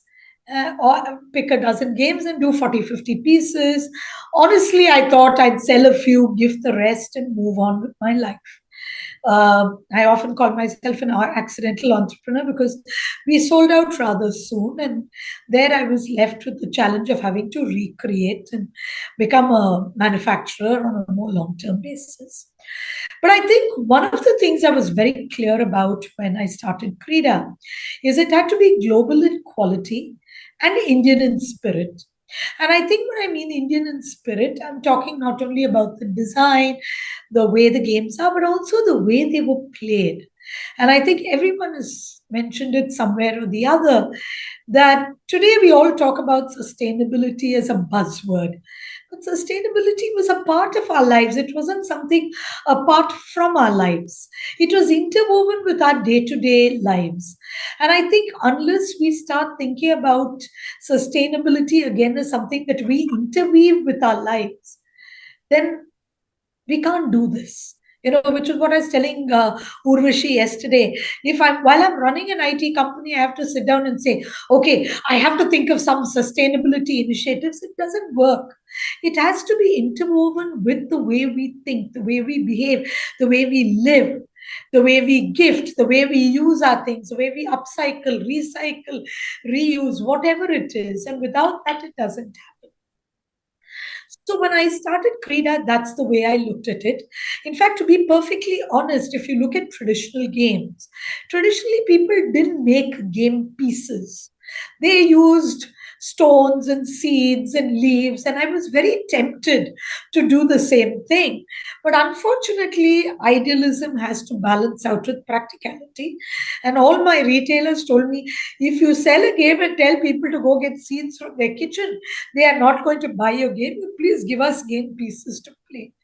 So my next step was, okay, if I have to do the game pieces, how do I make it sustainable? How do I make it Indian in spirit? So I work with a number of artisans who work on traditional items, and they develop these game pieces for me. My games are, so we work with small industries, we work with them, small manufacturers, on how to use, how to reuse, how to reduce wastage, how to be safe, eco-friendly, sustainable, the kind of inks they use, everything. And I'm proud to say Krida was recently received its ISI certification for safety and quality, and very excited about that. So, which is why when you look at our games, they have an Indian spirit, but our quality levels are fantastic. Now, obviously, quality means you're going to have rejects, right? You're going to have things that are damaged. So, what do we do with this? And I'm excited to tell you that we've been doing this off and on in a less organized manner all these years. But this year, we've decided to actually create Krida accessories through upcycle damaged stuff. And keep your eyes out for it. Hopefully, in a few months, we'll have some exciting stuff out, which you can pick up. Just upcycled stuff, which has been damaged cartons, damaged canvases, damaged games. What do we do with those? Of course, a lot of it we reuse, we donate, but some things we can't, and this is where we go from here. But again, as I said, sustainability is not just as simple as that. So I'm going to share a little story and journey we had in Krida. One of the things that I used quite pervasively in games, and I think all of you, if I'm not mistaken, are from Hyderabad, so you may be familiar with the game Ashta Chema, which is played with cowrie shells. And we used to use cowrie shells in our games until I had this NGO reach out to me and say, ma'am, can you think of a substitute? So I said, why? It's biodegradable, it's safe. She said, yes, but when you start large-scale collection of cowrie shells, it damages our coastline, it damages our biodiversity. So I kid you not, the minute she said that, I said, no, we have to stop shells. But what's my substitute? What do I use instead? Excuse me. It took me almost a year to come up with substitutes. We looked at natural options. People use bamboo sticks cut in two or tamarind seeds cut in two. Now, all these are nice, but they don't have a shelf life. They're not attractive. I mean, people want to have to play the games. I can't lose sight of my primary objective, which is getting people back to play.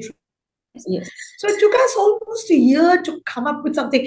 We experimented with the craziest things, including coffee beans, which actually look like miniature cowries, and each one had a problem. And then we had to look at the probability factor because it shouldn't affect the gameplay itself. So we have pages and pages of notes with all our experiments where someone's throwing them and making a note of the numbers that come, making sure the probability works. So it was a crazy time. And I'm thrilled to tell you that we finally came up with a solution which was right under our nose. We worked with an artisan to create something that looks close to cowries. Sadly, though, very often when I sell the game, people will return it saying, oh, we don't want to play with this, we want to play with cowries. Some of them, when I explain, accept it, some don't. But we try our best to educate them. We say, if you don't want cowries, please return it. We won't sell you the game. So this is part of our journey. And just to address the call to take, Vinita, that, okay, we'll sell like this only, otherwise, we will not. It is a tough call, but I think that's where Krida has always believed. I'm going to, as I was telling Urvashi yesterday, the other thing I've been doing side by side is doing a lot of consultancy in the NGO space. And I realized something when I worked in the NGO space, and every NGO is focused on their area of concern. They're not looking at other people's areas of concern. So the NGO focused on child labor is worried about child labor. They're not worried about use of plastics. NGOs working with plastics are worried about plastics. They're not worrying about child labor or other, HIV or whatever it is. So I realized that it's not about sustainability. It's about being socially aware. And your organization needs to be a socially relevant organization, addressing issues of importance in society today, no matter what the issues are. And it's only then that you truly are a balanced organization. I've tried to, in the last few years, to support the family business. I've kind of reduced my consultancy. My husband and I run an IT company together, and I've tried to bring these concepts to the IT company also. And I think Mrinalini said, sustainability is a journey. It's not like you can do everything. No one can do everything, but there are things you can do. It can be as simple as buying more efficient ACs, energy efficient ACs for your thing. I was talking to Mrinalini about how this year when we did Diwali gifting, we said, no plastics, no things that are going to be 100 bags that get tossed in the landfill. So we picked up these really lovely things we picked up from artisans. So Mrinalini's answer to me was, not everyone would be aware of it. I agree, but everyone is aware of more energy efficient air conditioners. It costs a lot, and a little more, I'm not denying it, but we're willing to pay lakhs, crores for our homes. I mean, are we not going to, isn't planet Earth an equally expensive? I mean, isn't our land worth so much, our country, our world? I mean, if we can spend on our homes, surely I can afford to spend something. What's the cost of planet Earth? Yeah. No, actually, when you say that, Vinita, what strikes me is I've thought for a long time that if we knew the true cost of the cheap things we buy, we may not be buying them, right? So if we were to have a sort of cost to environment for some of the products that are just available for, a few hundreds or a few tens, then we'd think twice about making the choice. Nalini, I'm going to add something else. Very often you go to a store, they'll say, oh, you buy this, we'll give you something free. You really don't want the something free. Yeah. You take it because you don't want it. You stuff it somewhere. You forget about it. Then later on it's broken, whatever. You throw it away. Fine. If you're going to take it, at least make sure it reaches someone who's going to use it.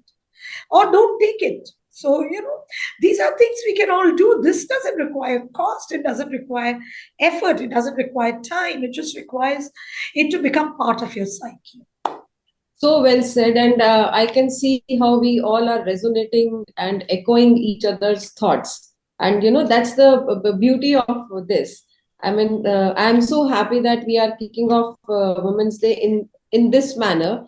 And in the interest of time, I would quickly, before I wrap up and give a conclusion, I would want to take it back to Madhulika, if she can quickly share, 3 to-dos for our audience, which, can help us live on a better planet. I mean, that is how I'll put it.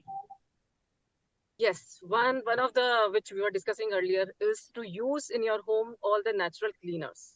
Maybe by enzyme, may not be, but any of the natural cleaners if you are using in your home, right? So whatever the sewage is coming from your home, it will be actually blessed. So that is very much necessary. The second thing I really want that if you are going to the lake or celebrating any kind of the festival or the birthdays please don't use plastic. Right? These are the basic things. Apart from that, just last point, which I little bit elaborate, Urvashi. Sure. That we human beings work when our tails are on fire. So I request that we have to work before when our tails get fire. That's how I started. It's the wrong time to talk about sustainability. It was yesterday. So true. I completely agree. Yeah. And another thing which I really now I have changed the EDM which is more miter, pen or the sword, right? So some people used to say pen, some people used to say sword, but I really believe it's the hand which is the miter. So it's not that it's now the time that you have to pick up that what is more miter and start working accordingly. So sometimes pen, sometimes sword, but please pick up something. That's more important. It's not you're still waiting that the government will do the changes or somebody else will do it, because the biggest problem with the earth is that people think that someone else will save the earth. So There is no these one, are the no three things. superwoman, so no Superman to coming to rescue. We have to So do it. these are the three things And to I do, love and the way you have changed the narrative. Go ahead, please. and visit lakes as more as possible. If you have the water bodies, please go nearby, check it, what are the issues, right? Just think it, sometimes enjoy it also, right? That we are doing so good pollution. Wow, wow, wow. We are such a good generation that we are making so much pollution. Let's enjoy sometime your pollution also. But whatever you do it, please visit your lakes. Please visit the water bodies. These are my three things. Thank you, Madhulika. I really love it. And I love the way you change the narrative. Forget about the pen and the sword. The hand is more, mightier, the one which takes action. It has to pick it up. I mean, we never thought it like that. So thank you so much. And I already see you are on move. We have been holding you up, but it was so necessary. It was incomplete without you. I pass on to Mrinalini to share her three takeaways for the audience. Thanks, Urvashi. So the first thing is, please get your saris out and drape them. Rather than you can instead of buying that skirt and the trousers and the dress, you can drape a sari as all three and as a sari. So please give it a shot. Please inculcate that in your wardrobe as much as you can. The second is, I think that buy mindfully. Think of the end use, like where this product is going to end up even before you buy it. As Vinita was saying, don't get it into your house and then think what to do. Think of where it's finally going to go and then make the purchase if you really need to do it. And taking on from that, learn to distinguish between what you need and what you want. I think that we need far less than we want. And I know that it's not a 0-1 concept. That somewhere in the middle, you'll find a compromise. But to think very, very carefully before making a purchase, before buying anything, I think is really important. Because the amount we can consume is going up, the amount we can spend on this is going up. Now that constraint is removed, 20 years ago, that constraint was there. Now that constraint is removed, it has to be in our mind to rein ourselves back. पहले afford नहीं कर पाते थे, अब करते हैं तो जरूरत है क्या सोचिएगा. Oh my God. I mean, yes, that's so important. So important. Thank you, Mrinalini, for these wonderful takeaways. Over to you, Anita. I just have one takeaway. Make it a part of your life, not something apart from your life. Make it part of your everyday, in every little way. What you can do. And somewhere it will have its impact. Thank you so much for having me today. I really appreciate the time you all have taken out. And I know there was lots more to talk about. Somewhere I had to, interrupt and pass on the conversation. But in the interest of time, that was the best way of doing it. I'm sorry if I, cut down short on something, but we have so much to share and tell that 1 hour is not enough. Maybe Major Shetty, you should consider having a bigger program on sustainability. And my takeaway, would be, if I can put it in one word, mindful consumption is what we are talking about. If we start consuming mindfully, then most of the boxes are ticked on whatever you all have mentioned. And then there has to be a strong intent. That's what is coming out of this conversation. It has to be a way of living. It cannot be something that I do on a Saturday or a Sunday or for 2 hours. You have to live like that. So again, mindful consumption. And I really loved when all of you were echoing, how can you all started on that same note? How can I give back to the society? How can I contribute to the society? That thought itself is so beautiful. I remember, in our NCRT books, the first page used to be Gandhiji's Talisman. I don't know how many of you remember, but it always, and nobody used to read it. And I always used to read it, and I used to, it stayed with me. It always used to say, never think, what is the country doing for you? You should think what you have done for the country. And if we all start thinking like that, and I feel so privileged that I'm talking to women who are in that thought process. And I'm sure when you think like that, the ecosystem around you, the human beings around you automatically, start thinking like that. And then we talked about, do whatever you can, wherever you are, in whatever capacity, which is so important. Some people think, oh yeah, I can see there is a problem around, one day I will work on it. It doesn't work like that. Start from wherever you are, and in whatever capacity you are doing, you should do. And the major takeaway for me, and the message, it's 11 o'clock. Sorry, that's my system. The major takeaway which we want, a message which we want to give to the world is, traditional is the way to go. I mean, if we are connected to our roots, and if we start operating the way we used to do earlier, most of the problems will vanish. And I think Madhulika, Mrinalini, and Vinita, what you are doing, I mean, if people start operating the way our, great grandfathers were operating, there would hardly be any waste. We would be reusing, recycling, and that will be the way of life. That has been the way of life for us, before technology and other things, happened to us. But I'm so glad, and in the interest of time, we have to finish it here. I really appreciate and thank you so much, all of you, to talk your heart on this topic, and we'll be connected. And I hope our audience has got some good takeaways. And please do visit their Insta profiles, their social medias, and connect with them, and promote and help their businesses, is all that I can say. Thank you so much. To stay informed about the startup ecosystem, subscribe to My Startup TV. Jai Hind to all of you. I want to take this opportunity to thank Steve sir, who is my guru and professor from my student journalism days. My preference would have been to be present among you and share my experience in person.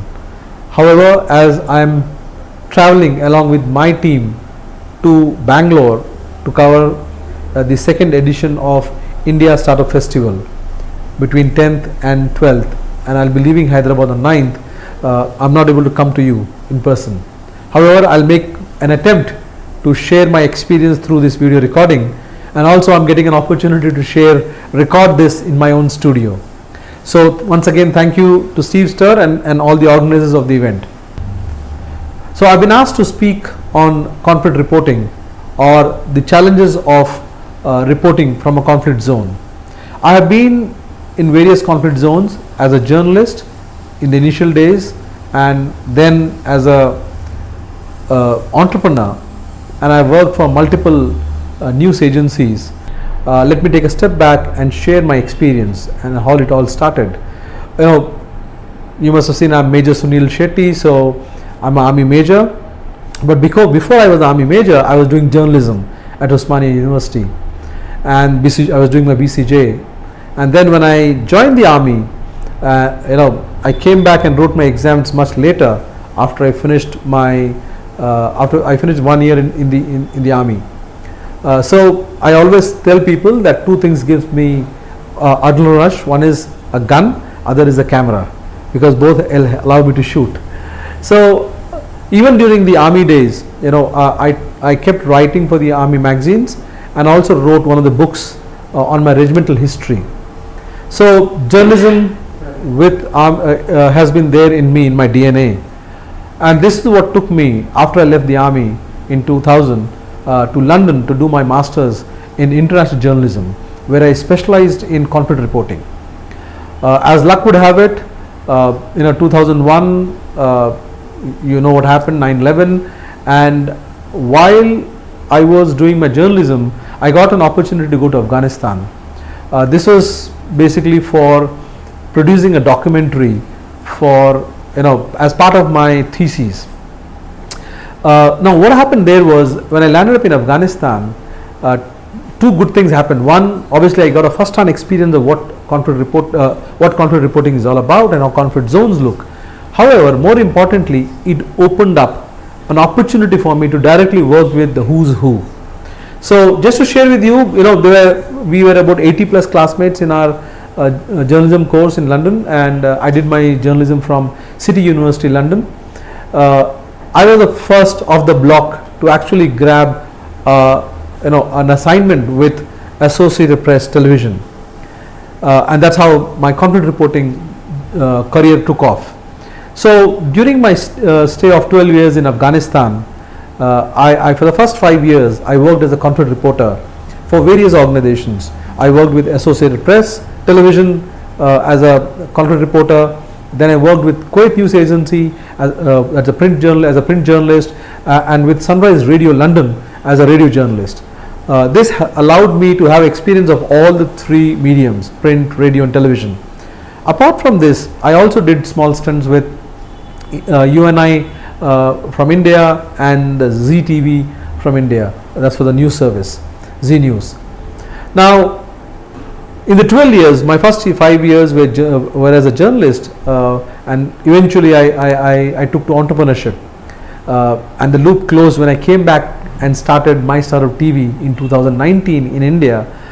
So I came back to journalism, which is basically connecting two dots: journalism and entrepreneurship. So that's a kind of being in a very unique position to be in. So now coming back to conflict reporting, what I realized, so taking a step back, I've been in Afghanistan, I've been in Iraq, I've been in South Sudan. Today South Sudan is also as good as a conflict zone. Now, if we take a look at the international, okay, there are many conflicts happening across the world, but today, in the past 1 decade, we also seen a lot of unrest, within developed countries. We know what happened last year in US. We know what happened few weeks back in France, in Paris. We know just few days back, for the last few weeks, Manipur is in fire. And we also know how fake news, misinformation, has been at the forefront of journalism, if I call it. So it's kind of, we could call it this generation or this era as an era of misinformation. And this is thanks to the technology and the social media.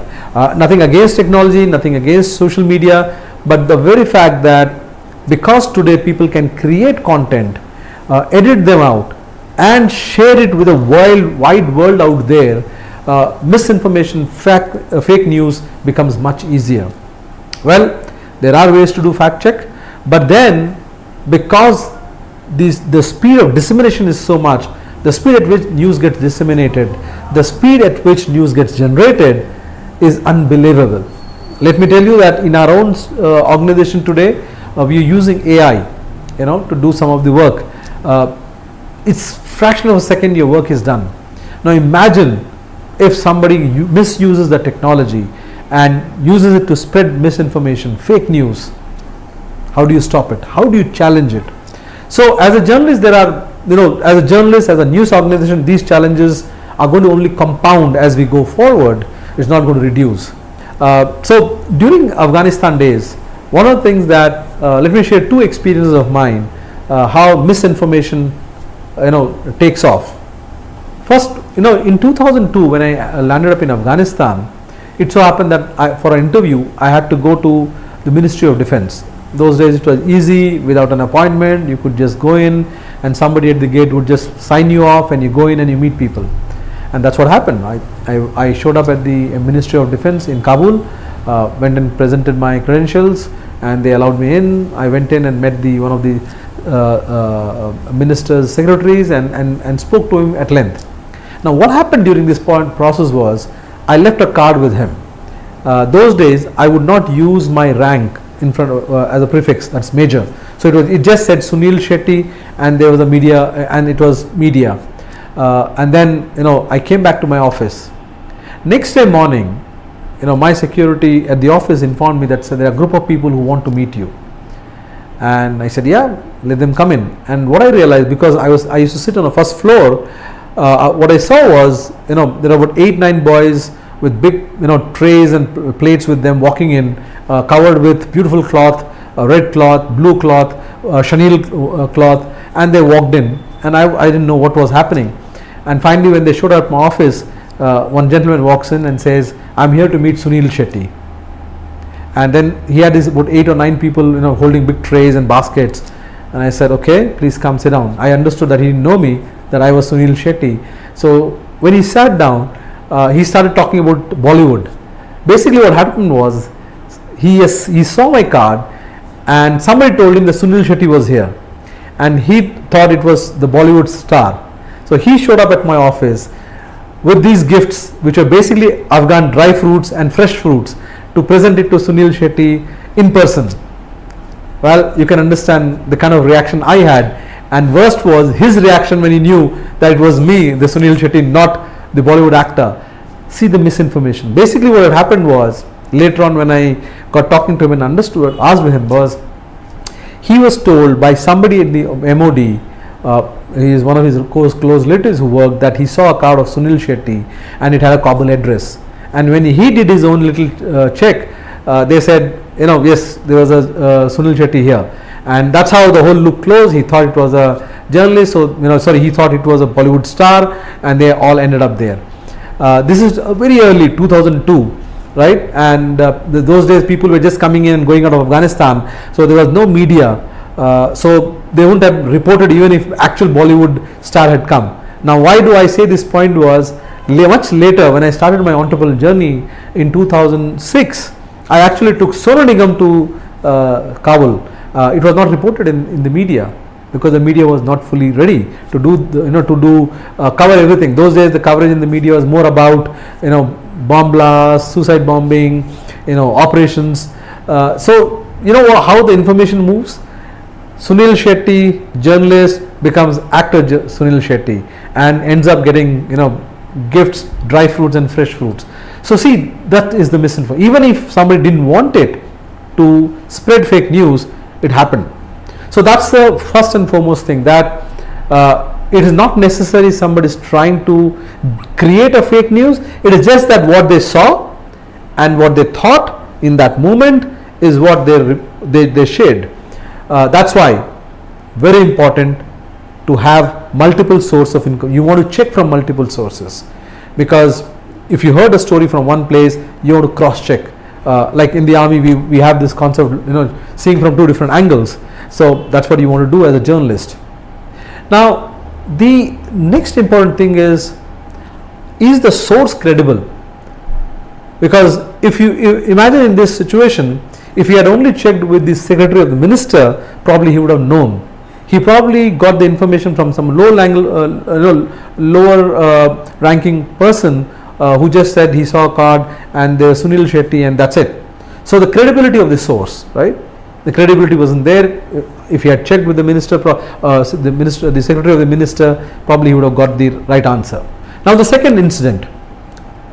This was somewhere in 2007, 2008. I forget the exact timeline dates, but those days I was working for a news agency, and an Indian had been kidnapped in Afghanistan.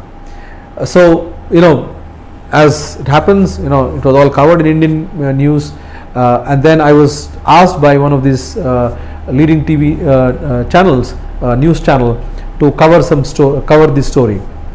Now what I realized was, within few hours after kidnapping, the news broke out, they were looking at a masala content basically, and I kept refusing, and I said, I can't do that. I can only give you what I get. But later what happened is, even the next day they sent a journalist out there. Now this is where I got the first hand experience of how somebody lands up in a country, doesn't want to understand the context, and just takes off. So this particular gentleman, I don't want to name them, but this particular gentleman lands up in Kabul. Within the first hour he wants to file a story. Now what he does is, he doesn't check with me. I was supposed to be his contact point, coordinating with him, giving him the background. He just didn't do any of that. He just started off, and he dragged in all the tribes of Afghanistan, and he made one of the sentences I still remember. He said was, the Afghan Taliban, they are Uzbeks, they are Hazaras, and he completely missed out on the Pashtun part. I had to jump in and say, hey, that's not fair, that's not correct. You can't name the ethnic tribes.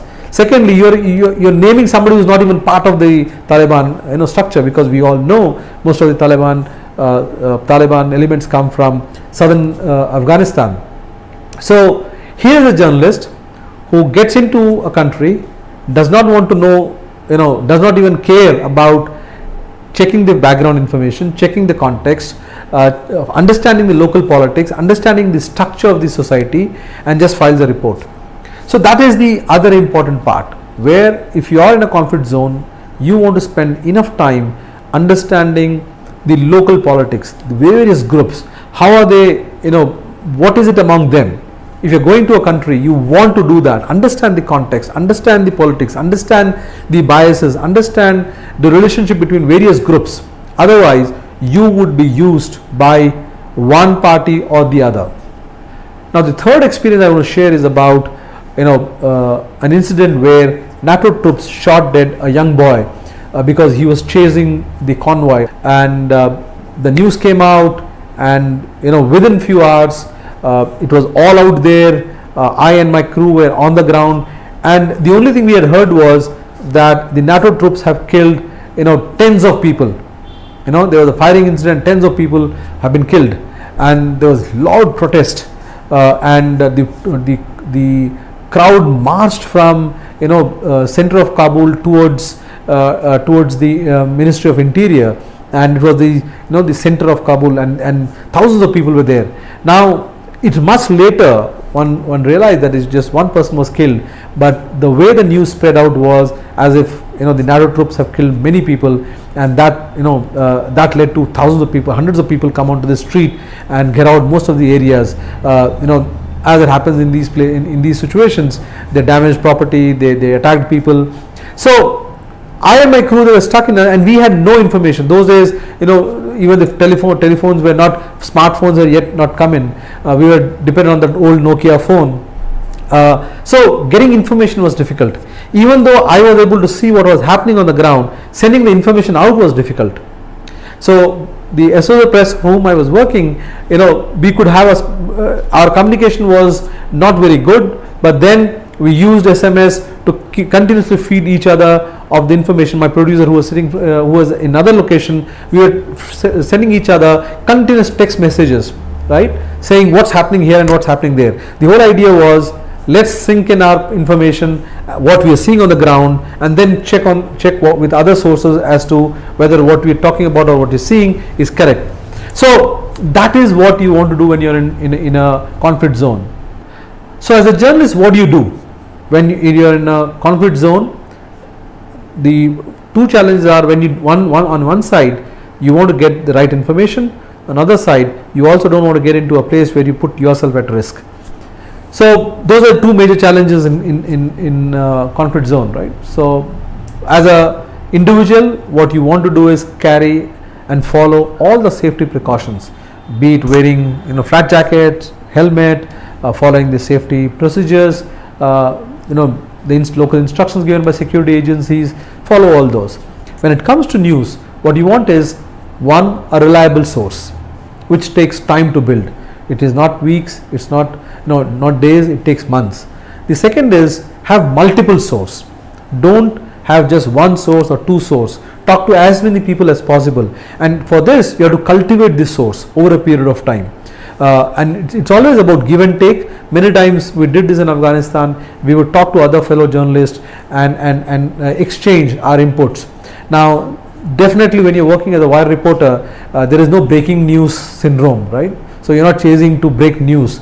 You're all about getting the right news. So you share the news with each other. You give a heads up to each other, saying, "Hey, this has come to my notice. Anything have you heard?" I still remember the first suicide bombing that took place, and I was the first reporter on the ground. My footage was actually bought at a premium cost by Associated Press. So that is the important thing. You build relationships. So it's not just one source, multiple source. The other thing you want to do is definitely talk to your own colleagues. Before you file a story, you want to just quickly run through, maybe your editor, maybe your colleague, and check, hey, is that okay? Is there anything I'm missing? Like I would do that. I remember I was appointed as the special correspondent to go with US ambassador in Afghanistan during the first presidential elections, and I accompanied his convoy, recorded his statements, saw a few things there, and at one particular place in one of the polling booths, the ambassador made a statement, I recorded it, somebody else made a statement, but I was not, those days I was not proficient enough in Dari. So I could understand a bit of it, but I was not as proficient as later years I became. So immediately I did was, I shared it with some of my Afghan friends and asked them, is this correct? what I have understood, and immediately the information came back and said yes, they corrected me where it was wrong. So running it through somebody you can trust, be it your producer, be it your colleague, helps. So in a conflict zone, at the end, what I would say is very important that have a credible source, have multiple sources, run it through somebody, understand the local politics, understand various groups that are involved in the conflict zone, what is the relationship between them, and don't trust information just because somebody has given you. You should be careful about it. You should think about it for a while before you can run it. And today, thanks to technology, you can cross check. Fact checkers are there, we all know that, so we can use fact checkers and see to it that the story has no bias, your personal bias doesn't seep into it for whatever reason it could be.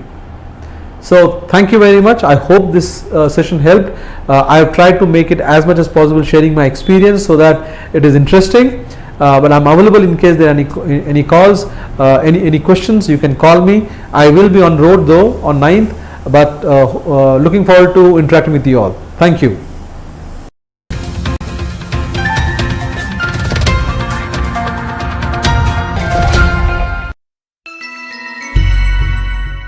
Today we are launching the program on IAC, Industry Academia Connect program. In this program, we enroll the colleges and universities as members, and we have also established collaborations with organizations such as T-Hub, Task, T-Works, etc. Make the students employable in the industry. Also, we prepare them for innovations to engage them in the startup activities. So that's the idea of the IAC program. It has been launched today in FTCCI. To stay informed about the startup ecosystem, subscribe to MyStartuptv.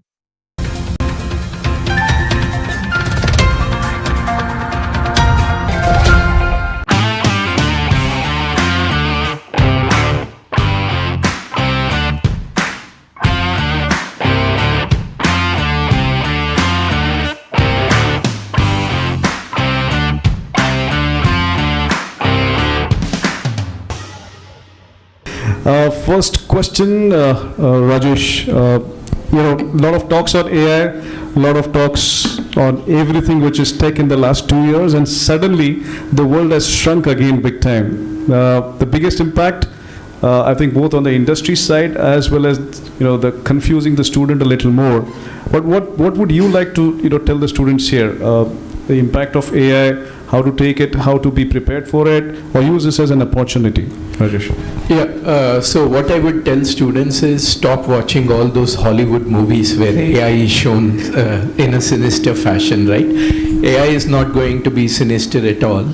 And then a lot of things have changed, and these things come over the cycles, right? For instance, a small story that I experienced as a kid. My dad was a career banker with SBI. And one day he was, usually he goes to office on Sundays as well. So one day he was at home and I asked him what happened, and he said his staff is on strike. And I asked him, why is the staff on strike? He said, primarily the tellers are on strike because they're introducing automation in the bank. And those tellers felt that they will lose their jobs over a period of time. It's it's a different thing that all those tellers took the sponsorship from the bank to learn the computers, and they moved into the EDP department of the particular bank.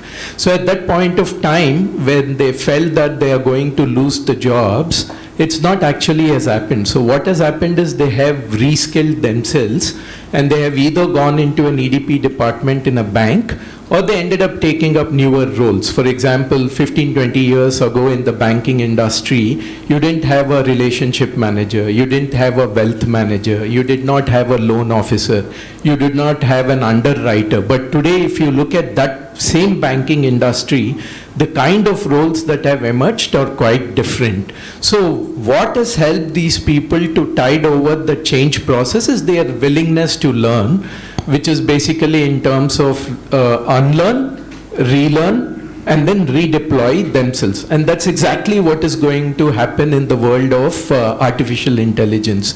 Today, we have a factory model of churning out engineers in India, which that factory model, the other countries also want to replicate it. While we using that factory model to churn out those engineers have to make a little bit of a course correction in terms of the kind of the tools that they become familiar with, right? Like Shrikant has mentioned earlier as well.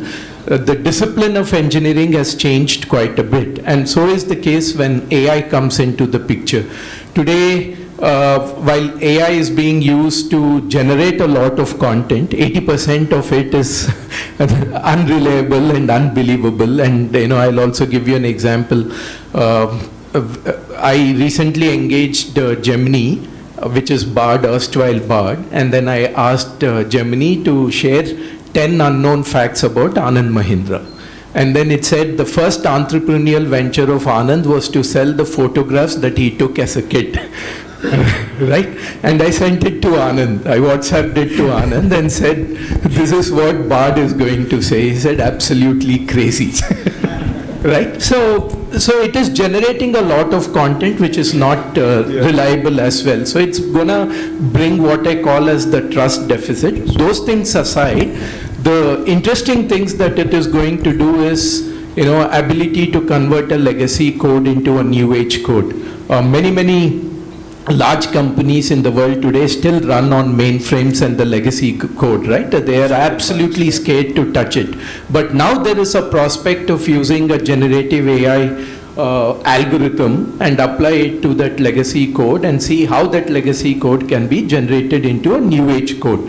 So the course correction that these engineers or the professionals need to do is how to use those particular tools in a right sense, and what is the additional inventory of the skills that they need to acquire. And a good inventory of skill that they need to acquire, which is what we were taught in the school as well, is the spirit of inquiry. That's where the prompt engineering is going to come from.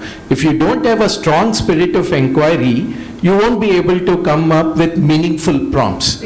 So it kind of ties down to some of the basics that we have learnt in the school, where our professors have kind of asked us to foster that skill of the spirit of inquiry, which is going to work very well in the world of artificial intelligence as well. So this is how it is going to shape up over a period of time. Thank you. Thanks for that, Rajesh. And I still remember, बचपन से हमको बोला है सत्य की खोज करो, right? I mean, absolutely. Everybody, when we were growing up, they want us to do satya ki khoj. So prompt engineering and satya ki khoj, if you ask the right questions, you'll get the right answers. Okay. Next question to Raghu. Raghu, as representation of NASSCOM, you do work with a lot of startups as well, mid-size, small, new age, deep tech, etc. What do you see as your experience of this entire, demand-supply paradox that we have for those startups, and what is it the necessary steps that are being taken to address that in your sphere? See, on the challenges, if we see, first of all, thank you for having me here. If we see the industry challenges, if we take one step aside and see the last 6 years, the kind of disruption every sector has faced is unprecedented, starting with pandemic, followed by geopolitical stability, and followed by technology disruptions. So there are challenges on business along with the challenges on talent, right? Again, there are conventional challenges with talent in terms of skill gap, in terms of retention, and with pandemic, there is a widespread talent across the nation. Now, we see talent everywhere, which is a good problem to have. So the important point is what are the measures taken to overcome it, right? Whether it's as early stage startup, a mid stage enterprise or a large enterprise, the steps taken to, overcome these challenges. So if we see a technology sector point of view, which is what I would like to share a couple of points, technology sector has been very pivotal, in the growth of the entire segment. Despite of several disruptions, tech sector has seen a positive growth, right, in the last couple of years. And as we stand today, it is $254 billion revenue generating segment with 5.4 million workforce and with a strong, diverse, workforce of close to 36% women, right? And these challenges of diversified or spread over workforce have also given opportunity to reach various geographies. We see a lot of tier 2, tier 3 centers picking up in tapping large potential of talent, across these segments. So these and of course not the new block, the most prominent kid across the block, the Gen AI. In the recent survey, we see a lot of enterprises have committed their spend on Gen AI, building Gen AI capabilities. So it's a two-way street. One, of course, the academia coming forefront, building those partnerships with the relevant tech players to build the capacity to the students, and of course again industry also moving that hand to bring the practitioner's point of view to overcome these challenges, to build or reduce the skill gap, to bring solutions close to reality. So these are few aspects which we see is happening, and India leading the AI wave. I think with the inevitable India, as everyone speak, there is a large demand on, with talent and technology are taking a center stage for every enterprise, as Mr. Rajesh said, to reimagine, to rewrite, to, their entire growth pattern. So we see a lot of opportunities for the ecosystem, for the academia. It's more, how these enabling initiatives will help them leverage the most out of it and reduce the scale. Thank you. I like the word inevitable India. I like it. From incredible India to inevitable India. Wonderful. Thank you for that, Raghu. Ramesh, Dr. Ramesh, you have been leading this organization, I think last 2 years you mentioned. It's into product, it's into digital infrastructure for banking. As a product leader, this company and yourself, what's your experience, right? I mean, and you have a mix of a global presence outside India and India. What's your perspective on this entire scenario right now? Would love to hear from you. Sure, thank you. I think it's probably the most pertinent topic of how do we manage the talent paradox, because whether it's a product company or a services or any other industry, without talent, I don't think it's going to move forward or there will be any progress, right? So while many points have already been called out, first is my perspective being on both industry and academia side is that the temptation to have a very short-term view needs to go both from the industry side as well as the academia side. And Professor Desai called out that an industry looks at it from a quarter on quarter versus a few years. I think I was fortunate to experience both sides. And that temptation is very much there today. While we talk of wanting solutions from the industry, we want them to be quick fix, turnkey, very point in time, which is not always the right scenario. Similarly, academicians, I think Shrikant called this out, right? That the first conversation always is about, can you come over for campus placements, right? So the moment the short-term view goes out, there is a possibility for a more meaningful conversation. That's my view.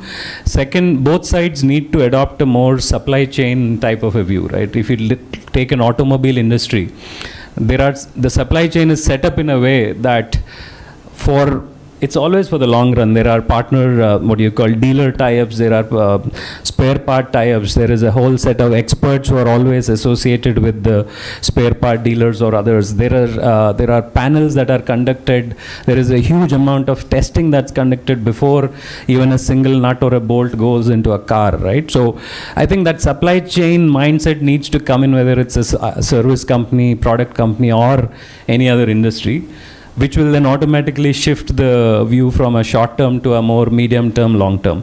Thirdly, very important, well, there's a lot of talk of AI. I always call this out.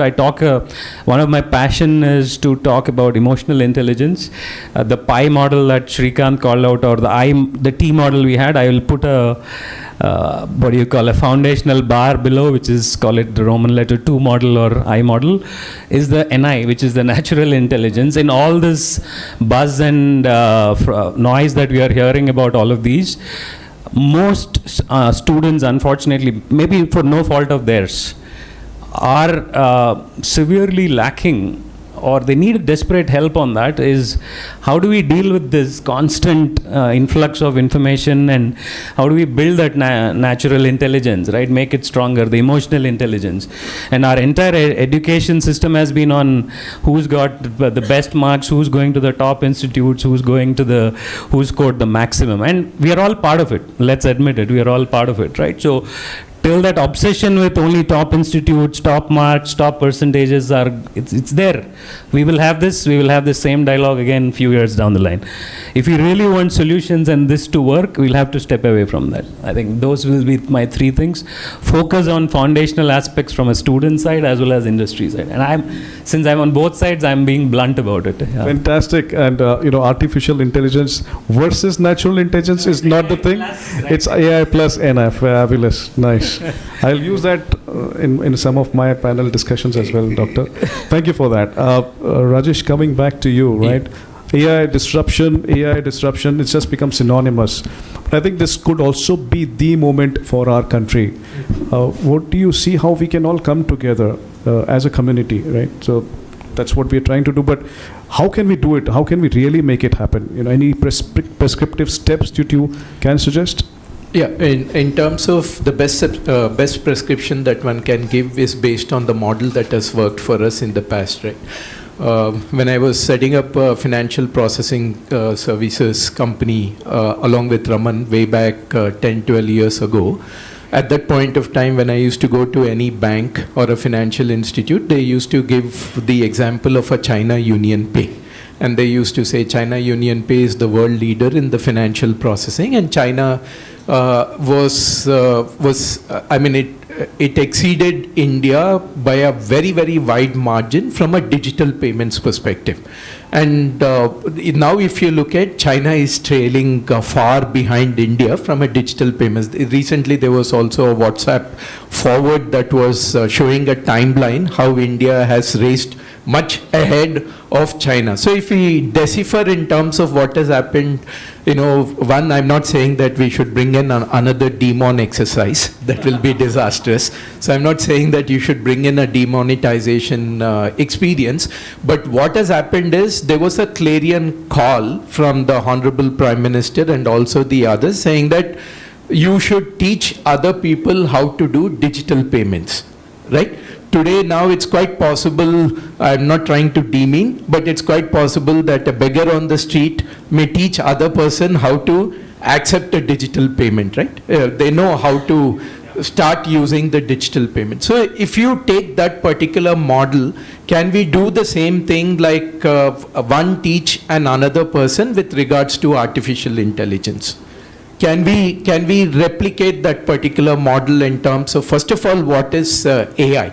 And here the focus is not on technology, the focus is on outcome. And one good example is Uber. If you tell your granny that Uber has cloud, Uber has robotic process automation, Uber has machine learning, she will throw the phone away, right? You're not going to tell her that. You're going to tell her that if you want to go from point A to point B in a safest and the cheapest manner, here is an app that will work for you. That is outcome and an experience led rather than focusing on the underlying technology. So is the case with AI, where you have to focus on what is the experience it is going to deliver and how it is going to make one's life a lot more simpler and easier. So if you bring that particular narrative forward and use some of the models that have helped us in the country and replicate it, then we will be far, far ahead when compared to others in the world of artificial intelligence. Whether it's artificial intelligence or natural intelligence, the idea is to make things better for an individual. Yeah, exactly. And I do foresee that there is a requirement for AI for grandparents as a session too sometimes. Yeah, absolutely, absolutely. Yeah. I mean, AI for kids as well, right? Yeah, of course. In terms of, it's not only for grandparents. Maybe if you make the experience easier, it may turn the tables and the grandparent may be teaching it to the kid. Wow, that would be interesting. Thank you. Thanks for that. Raghu, next question to you.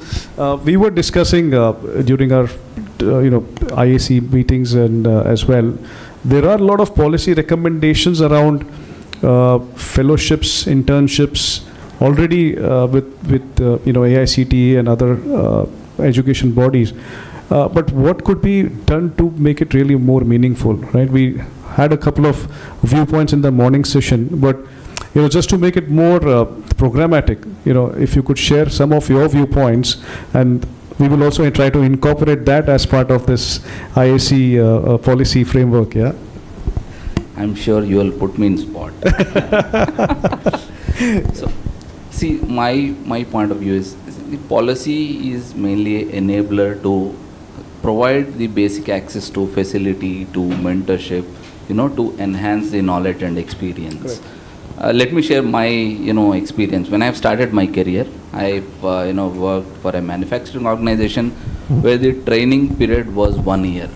So we were told to have a 6 months just the training across various departments to understand how the business functions, and then 6 months on the job for a specific department which we will work in, to understand how the workflow and what needs to be done and how it works, so on and so forth.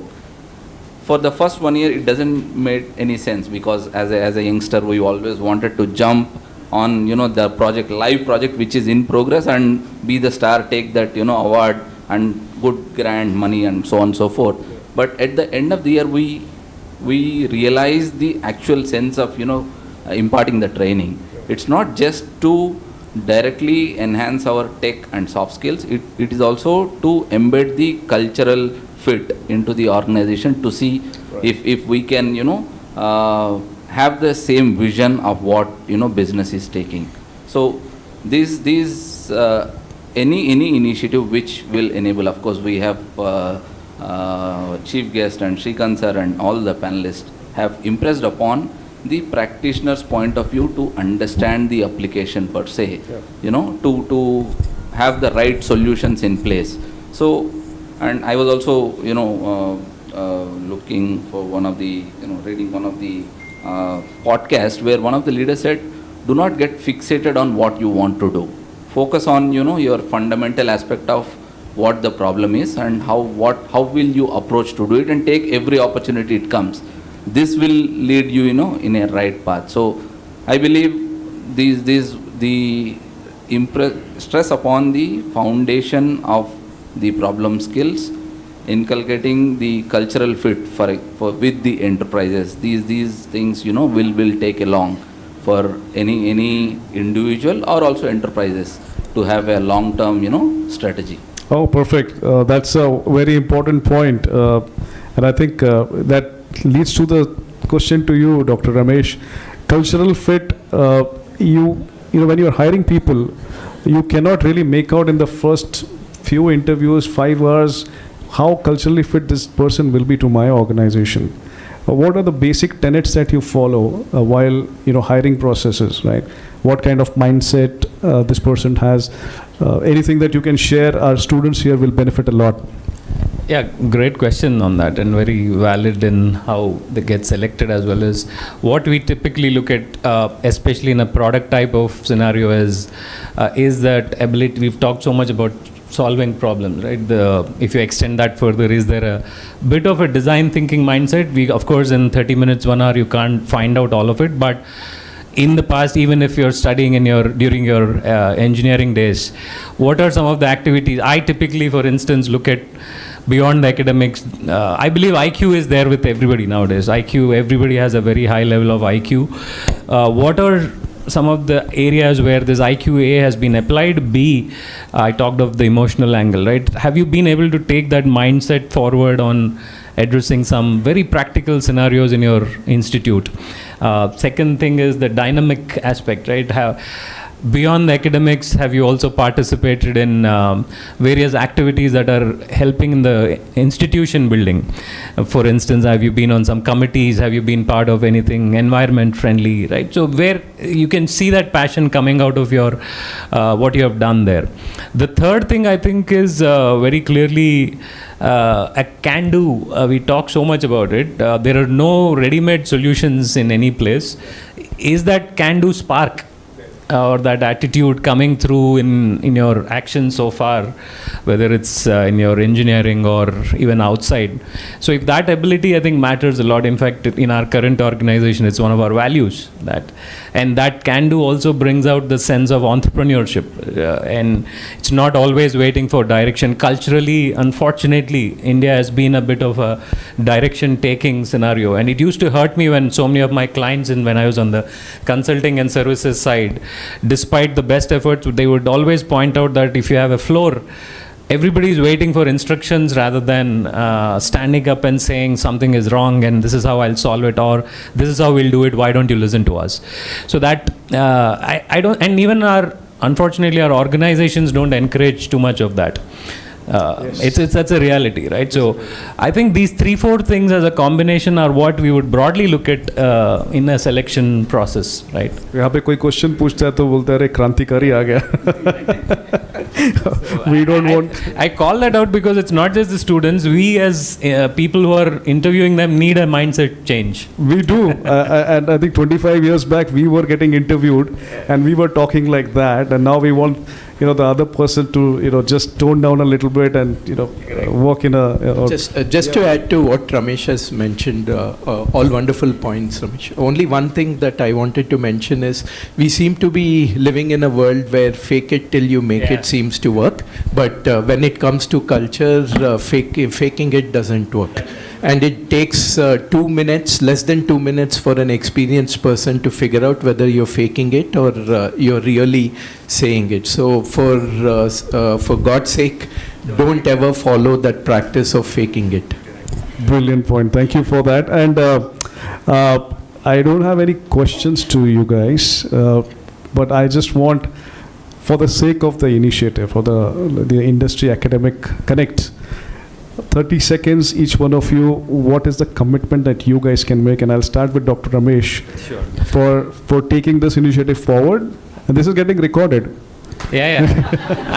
After this, I'm going to get this tattooed on myself as well. So my commitment clearly is, I've shared this with both Manish and Pankaj already, is that I'll be there to share my experiences, and I clearly told him I don't want it to be a one-off sharing, would like to be associated probably with the full batch for a longer time, and quite frankly I'm done with turnkey solutions and quick fixes, right? So that's my commitment. Oh, thank you. We have already counted you in. We sort of volunteered you already for that, so thank you. And Ramesh, I think there's lots to do together. There is, I see, not just through the organization that you're working with, but in your personal capacity. I think even if we can influence the students a wee bit with the learning that you have, that would be immense for them. Sure. And I'll be more than happy. One last statement that applies to both all of us is, personally, I keep reminding myself, is this will need a lot of patience and perseverance. I hope that's something that we are all, FTCCI especially, with as the institute that's bringing everybody together, and talent farm, while we'll commit, it'll need a lot of patience to get the required outcomes, right? So Pankaj, I'm only looking at you here. No, thank you. Thanks again for that. Thank you, Dr. Ramesh. Good point. Raghu? I am already part of this ICT, so please don't ask me any more commitment. I am already committed. See, from NASCOM standpoint, we are always with, we support these initiatives which are the enablers for the industry, academia, and all the stakeholders.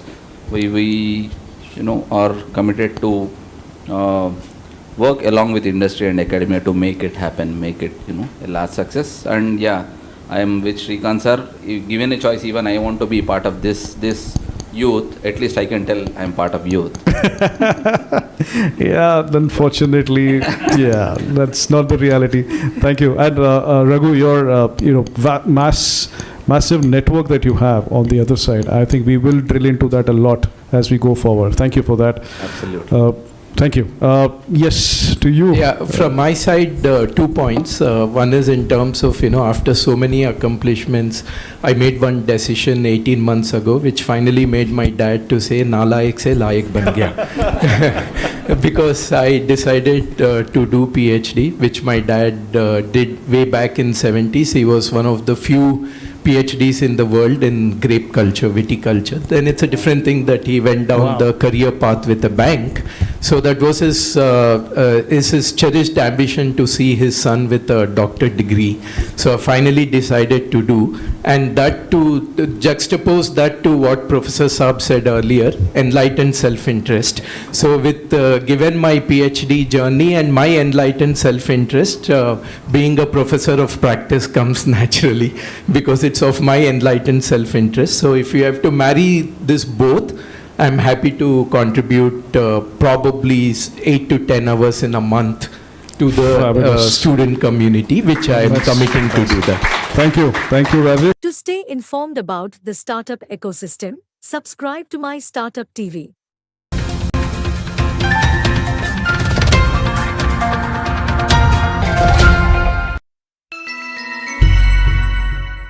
I think we had a great event today in terms of Industry Academia Connect program by FTCCI and powered by Talent Farm.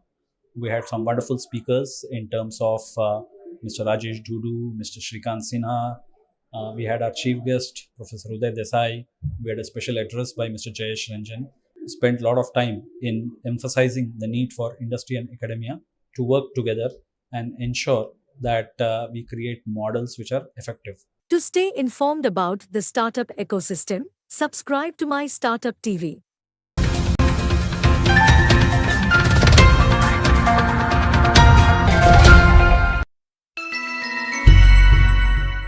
This is one of my personal soft initiatives since almost 20 years, where we want to work with the students and see what the industry folks can come together and share their experiences. We got a lovely platform with FTCCI to run this as a large initiative now, and we will bring this to all the colleges that we are working very closely with. In fact, in the next 3 to 6 months, we should be having at least 100 students doing full-time internship with at least 10 projects or 10 companies. That's our first milestone. And immediately, we would want to take this into 2 different aspects. One where we want to do the nurture program, where we will engage about 100 women students. And the second is the accelerate program, where we will do a lot of large initiatives together. So thanks to FTCCI for allowing us to bring this initiative together. I want to thank all the colleges who have committed so far. We wish the rest of the colleges come soon. I also want to thank all the industry members around us who have come together and giving us all the strength to be part of this initiative. This will go a long way in creating a platform for nation building in a very small way that we people can organize. Thank you, and we will come back to you very soon with more updates on this. Thanks. To stay informed about the startup ecosystem, subscribe to My Startup TV.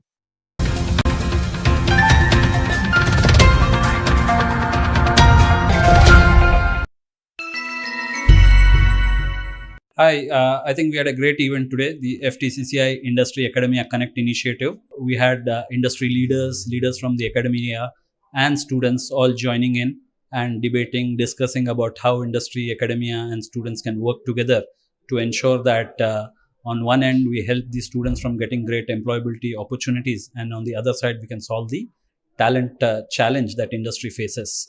I'm very thankful to all the mentors, to the industry guests, who came down, who shared their insights on this. We had leaders like Rajesh Dudu, we had Mr. Shrikant Sinha from Task, we had Avnish Bhatnagar from ServiceNow, we had Rashi Srivastav from Quintelli. I think it was a wonderful event. Thanks to Professor Uday Desai, who was the chief guest, and Mr. Jayesh Ranjan, Special Chief Secretary for IT, Industries and Commerce, who could not join in person but recorded a beautiful message encouraging us and motivating us to do this. I think this is a great initiative of FTCCI with its Industry Academia Connect, along with Talent Farm as an implementation partner. The idea is to bring industry problem statements, mentors, access to learning resources to students. And as students solve these problem statements, the curated profiles of the students is shared with potential employers. This will effectively create a win-win situation for students on one side to get great employability opportunities and for industry to get great curated talent. So all in all, it's a win-win situation. Thank you. To stay informed about the startup ecosystem, subscribe to My Startup TV.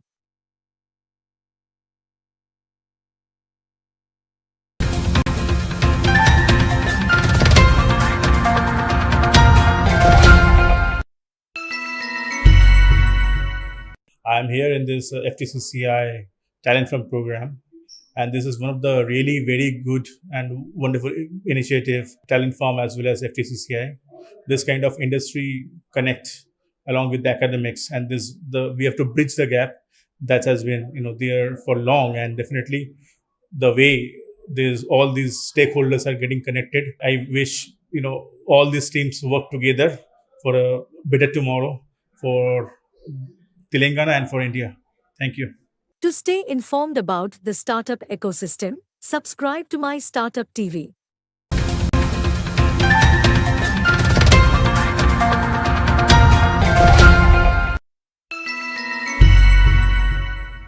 Good afternoon. We are from Srinidhi Institute of Science and Technology. It was a great initiative set up. Through this, our colleges get a lot of exposure, and many of our startups, for our startups, it could be helpful. This event helped us to network with a lot of different colleges, so which would be useful for our student startups to grow in the future. We actually have a lot of prototypes in our college. Maybe with these industries coming into our college, it would help these prototypes set up to a next level. So yeah. Thank you for giving this opportunity. Thank you for giving us this opportunity and looking forward. To stay informed about the startup ecosystem, subscribe to My Startup TV.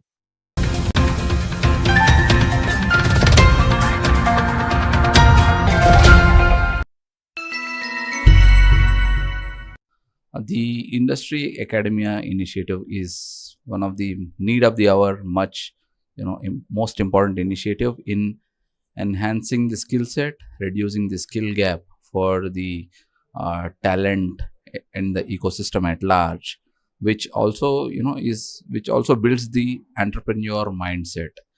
Very, very happy and delighted to be part of this ICT committee and also the part of the event. I wish FTCCI Talent Farm and the ICT a very grand success for this future event ahead. To stay informed about the startup ecosystem, subscribe to My Startup TV.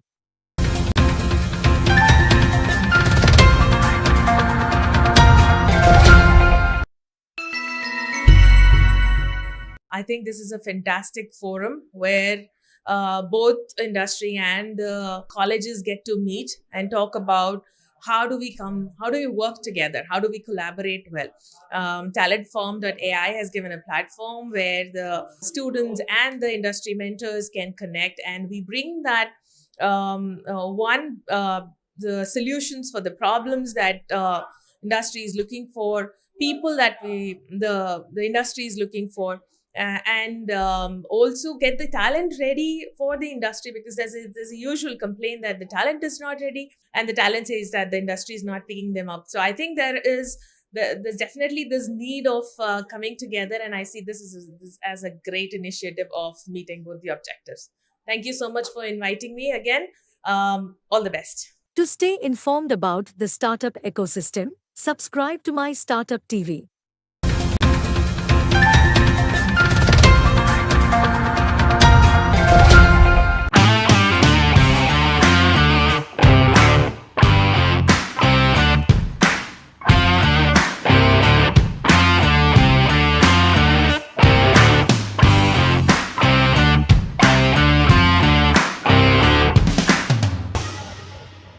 we are marching towards the $10 trillion economy, and we have a large role to play. So I will not do the questions, but I will let them each speak their point of view. And the point is also about where do we get started. There are multiple initiatives. There is a lot of people coming together, wanting to commit their time, all the value add that they are ready to pour in. But then from each one, we would like to understand what is it that you would like to kind of pour in your views, and where should we get started and how do we get started? There are a lot of points, and we've been discussing on this topic. I think this is one of the topics, like you said, 10 years or 20 years back also we were doing Academia Industry Connect, and we were talking about women empowerment and how do we bring them to forefront and things like that. Again, we are talking about it. I think this needs a mindset change as well. Like how we are talking about product mindset, this needs a mindset change big time in terms of how are we bringing up our kids, how are we bringing up our organization, how is faculty treating both girls and boys in the college. It goes everywhere. I think this needs a fundamental change of mindset from the start. How you start treating your girl versus boy, and we were talking about boys need A, B, C, D, you need car and all, and girls would ask for home toys and things like that, right? I think this, the mindset needs to change completely. And when it comes to industry style, and I'm not going to talk about all the points because there are a lot of points in my head running at this point in time, but the key things that probably we should look at is setting up a good ecosystem or the support system for women employees. Not looking at numbers saying, oh, we have crossed 30% in the diversity ratio in our organization, that's an achievement. I don't know why we call that as an achievement, because you should look at the talent pool. You should not look at the number and say, yes, there's a tick over here. So that's the second point. I am a single mother. I have a 2-year-old girl, and I totally understand the need of the support system at home, at work, and people recognizing that, you know, you need that time with your kid as well as you are committed to your work. So when you are at work, you're 100% at work. When you're home, you're 100% home. You need a very supportive staff, your supervisors, your peers, your reportees, and all. So that's why I said it needs a mindset change. I'll stop here and let's listen to other folks now. Just to add, I think apart from, I think the usual tick boxes that are done in corporates, I've experienced this. I had number of leaders walking in, especially during the month of March, you know, when everyone wants to portray that they're the most ID'd company, if I should say, which counts inclusivity, diversity, and equity, and equality to a certain extent in terms of various aspects, but they start off with gender, right?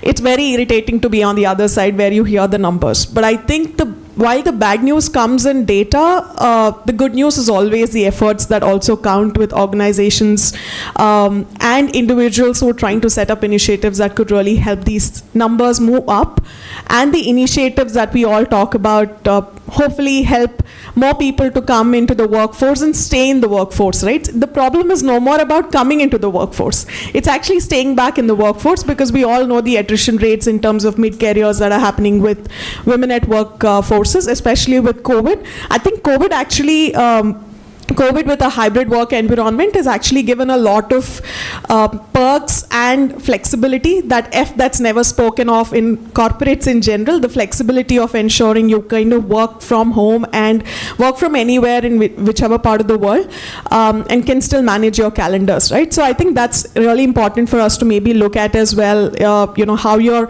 as allies, I think the most important thing I've realized while we were noticing the wall of fame on the outside, because the number of men that we saw there and literally no women, it's also in this room when you look at it, then I think I see most of you as allies for your own respective homes, your organizations, your teams that you're literally supporting, right? How many of you could go back and be a shoulder to lean on for your respective team member, for your organization, for picking up an initiative? It's very easy for a woman to pick up an initiative and say, hey, I'm trying to do something with respect to diversity.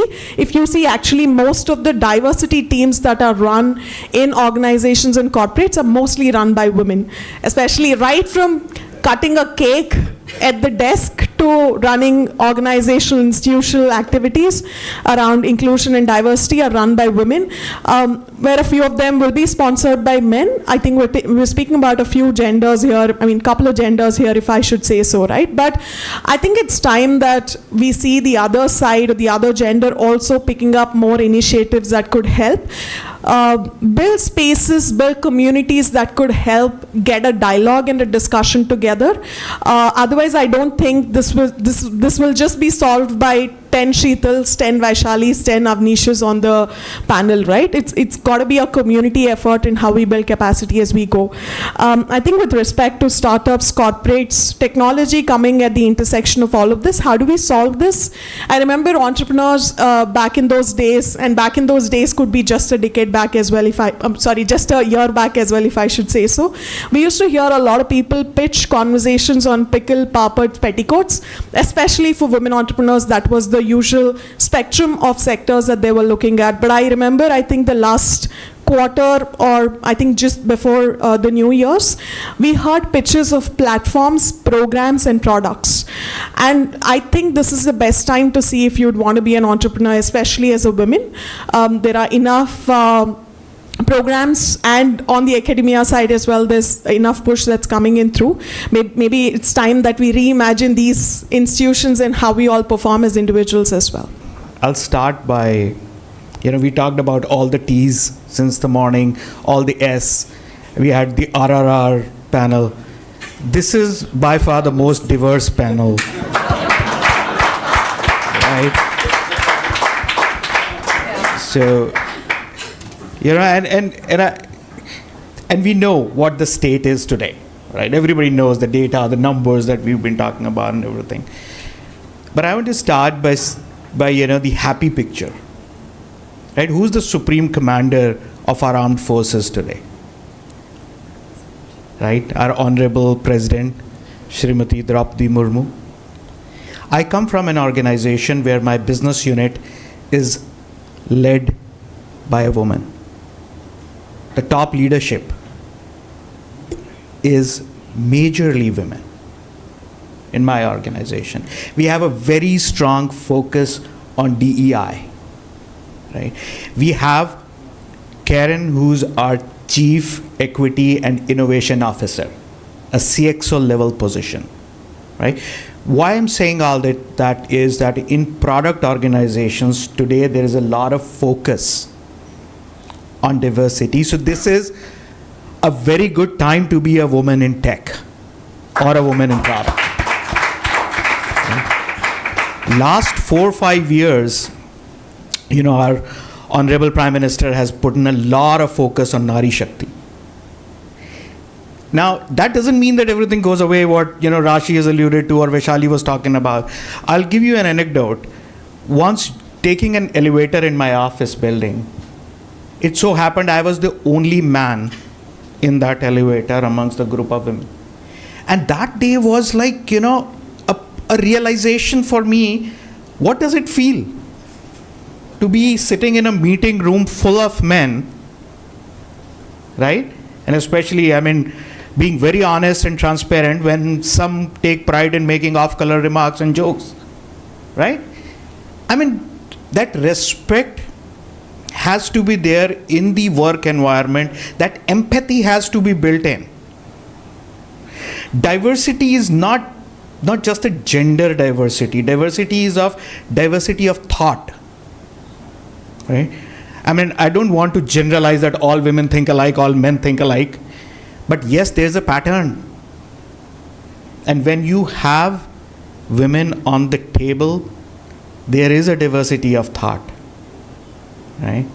So my message to all the women out there, this is a great time because a lot of companies are hiring for diversity. Go out there, right?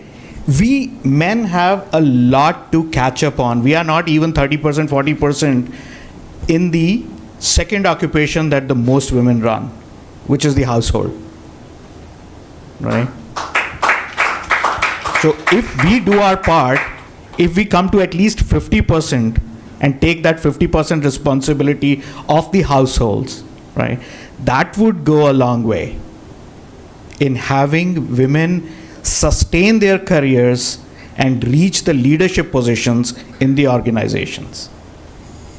Absolutely, I think that's where we call ourselves super achievers.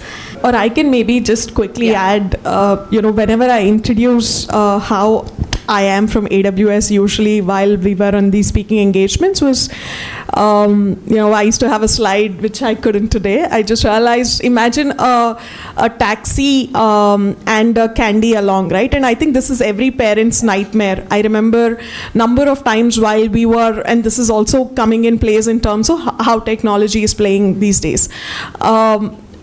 I was always told whenever I was playing in my respective lanes of the colony, do not get into a stranger's car, do not accept a candy, do not take water, do not even talk to them, everything, that's coming that way, saying do not, right?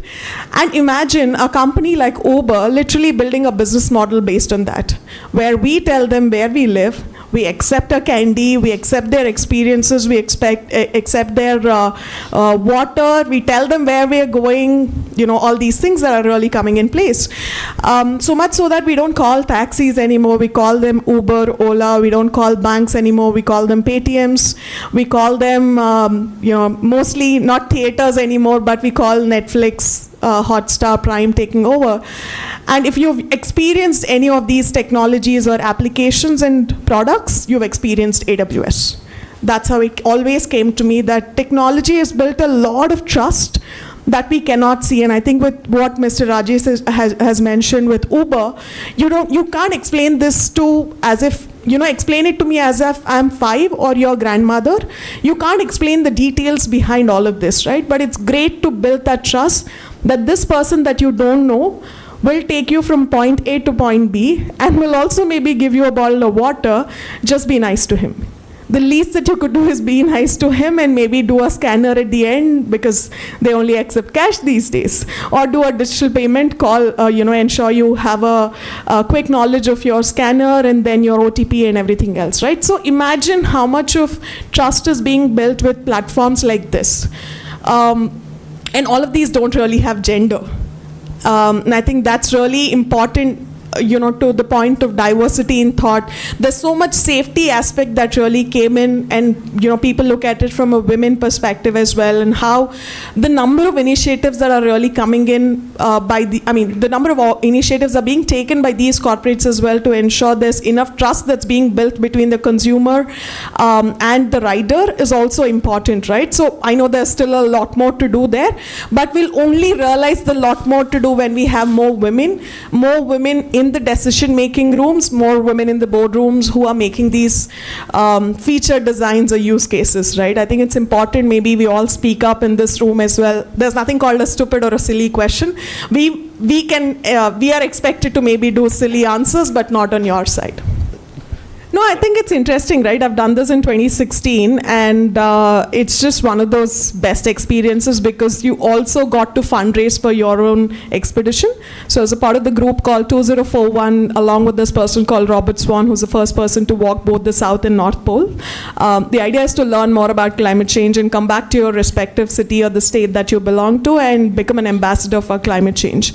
The best part is how you discover and how everything can just happen in a fraction of a second. The number of times I think I watch, every time I'm literally on my lowest of the lows, I go back and watch that video, right?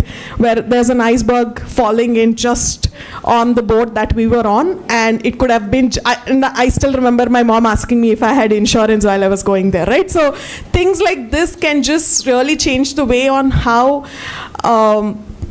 the climate change is really not really spoken about. While the topic that we are on, I think the climate change and resource scarcity is not really being spoken about so much as we speak about technology and urbanization, right? So I think those topics also need some rooms and dialogues and discussions. I think that's where we wanted to build those communities. I came back and I was part of one of the teams that was doing Hyderabad Urban Makeover physical literacy days. We used to do Ragiri days and Happy Sundays towards the roads of ISB, if you know, the entire road was blocked so that we could do only physical activities and for, you know, families to come over and learn more about environment and what's it's really doing to you as an individual, as an organization. I remember we did car-free Thursdays. I think I had a board as well that I carried to Antarctica where I wanted to talk about the initiative, where all the IT employees were really picking up public transport on Thursdays and not really picking up their car in their respective vehicle. So there are quite a lot of initiatives that were coming in through while we were in the PPP sector of the world, which is public-private partnerships. We worked across with Cyberabad Commissionerate, Sajjanar Garu and the team so that we could build this, right? So it's important to understand how you could I think once you're really interested about a cause, there are always platforms that will give you the position to go back and talk about it. If there are no platforms, I think it's your bare minimum responsibility to go back and create them. And that's what I believe organizations or initiatives like this will do as well. But I think it's an interesting experience that I had. Now that you asked me about Antarctica, I've also realized there's another train journey that I've taken called Jagrati Yatra. I'm not sure how many of you know about it. It's a train journey that's built, it's a train that's only built for entrepreneurs to go. Happens every December.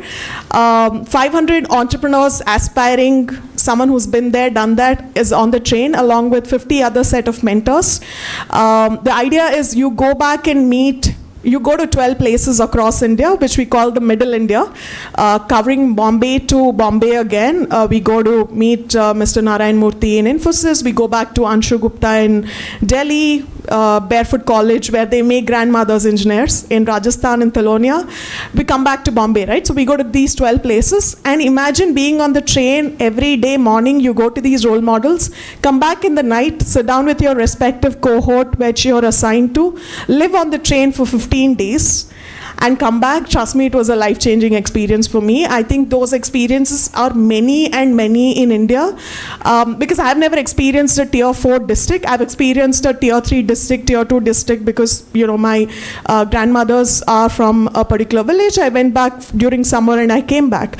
But tier 4 district, where we still have women who use dry cloth, sand, dried leaves for their menstruation hygiene, is something that's still existing in India. For me, that was a big shocker, right? So you will, to the question of, I think what Bharatwaj was asking, you don't have to, I think India, we have a lot of problems. We don't really have to ask for what's your problem or what's your latest problem, right? I think there are many and many problems as we go rural as well, not just urban. I think it's time that we maybe just, we don't have to romanticize the whole problem statement. I think it's time that we kind of build a business use case or understand how do we build a better solution across these problem statements. So for me, that was really a life-changing experience.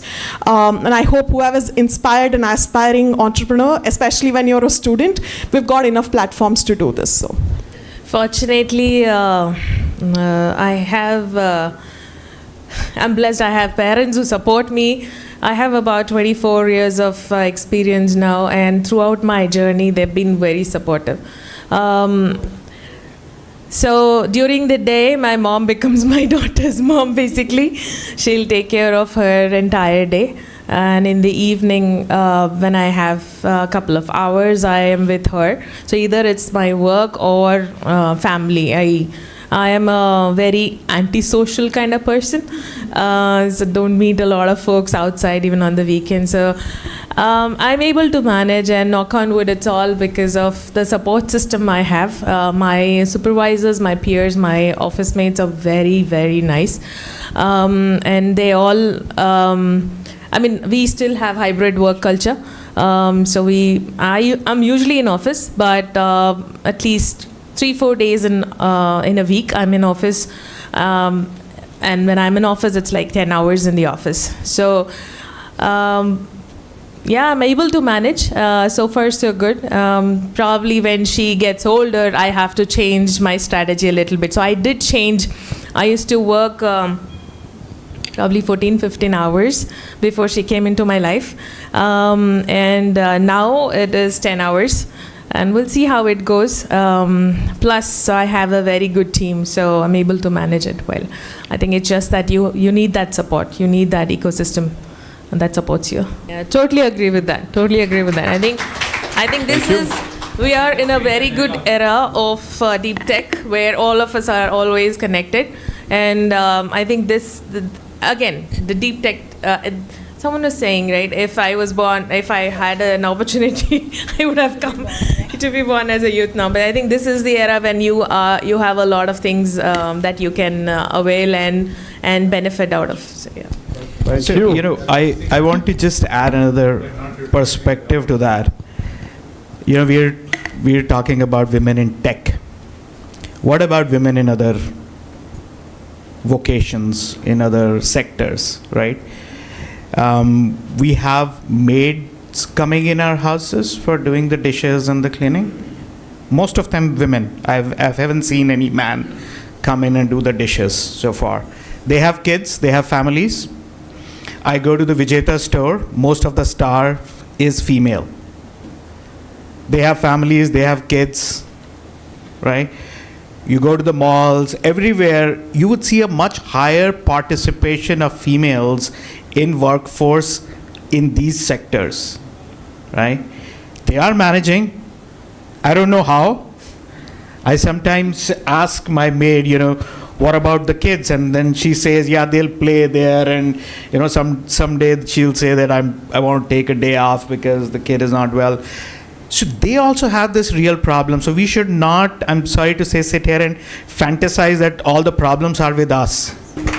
I think with that we will close the discussion, and thank you so much. To stay informed about the startup ecosystem, subscribe to MyStartup TV.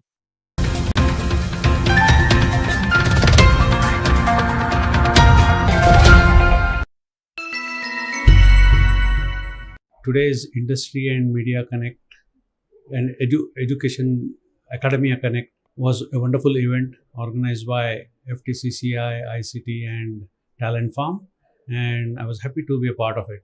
This is going to help the students grow in their careers for sure. Thank you. To stay informed about the startup ecosystem, subscribe to MyStartup TV.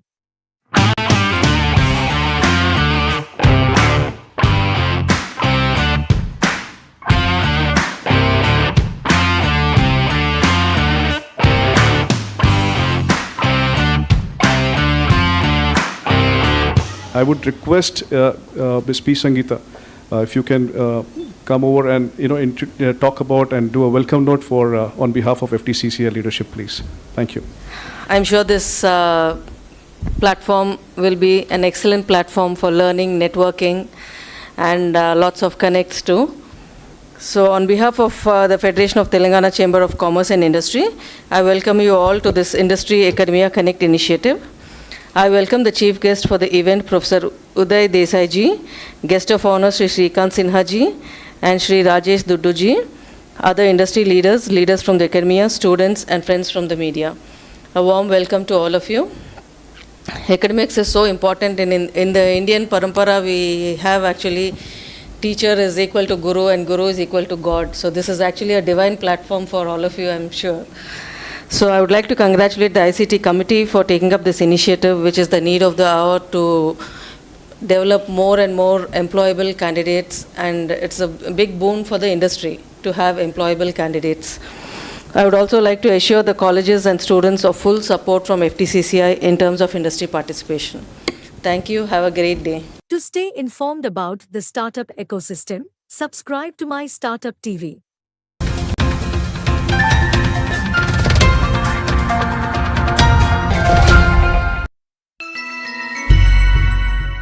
As part of the initiative Industry Academia Connect, we are looking forward to bridge the gap between academia and industry.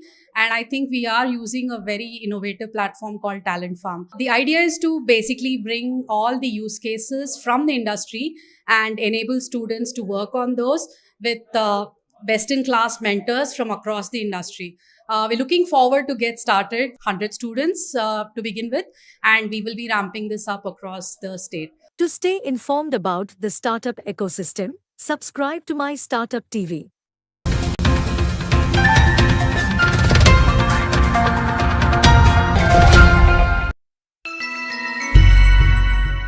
Which is basically the platform that's powering this initiative of IAC driven by FTTCI. We are happy to be part of this program, and we are looking forward to working with all the colleges and corporates to enable the children to achieve their potential. Talent Farm will play the role of enabling them to their potential. Thank you. To stay informed about the startup ecosystem, subscribe to MyStartuptv.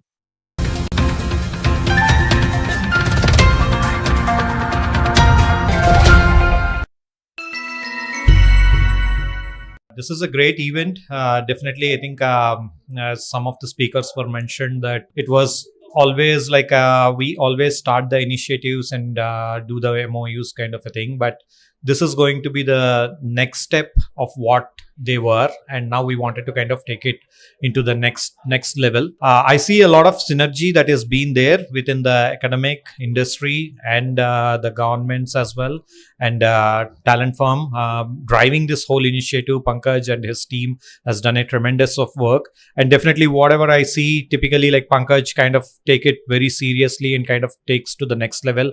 That's exactly what everybody is kind of looking for. So I wish Talent Firm and this whole academic and industry connect a big success, and we're all part of it. I'm a mentor already, kind of delivering this at some of the colleges, whatever the knowledge that I have from the industry, and I'm happy to kind of do it more, and wish everyone a great success. Thank you. To stay informed about the startup ecosystem, subscribe to MyStartuptv.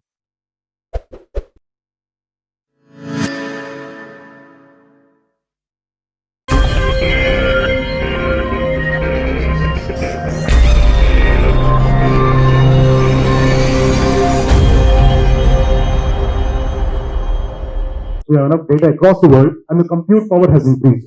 Not a breakthrough in terms of the compute power, but essentially raw increase in the fundamental computing power that's available and the data that's available. So now we are able to crunch all of this data, put all of this together, and now those same algorithms, neural networks was what, perhaps 90s or something like that, when neural network algorithms were coming in. I know, for example, Professor Kumar Ishwaran is here, has been working on this. Chaitanya has been working on some of these things. There are other challenges as well.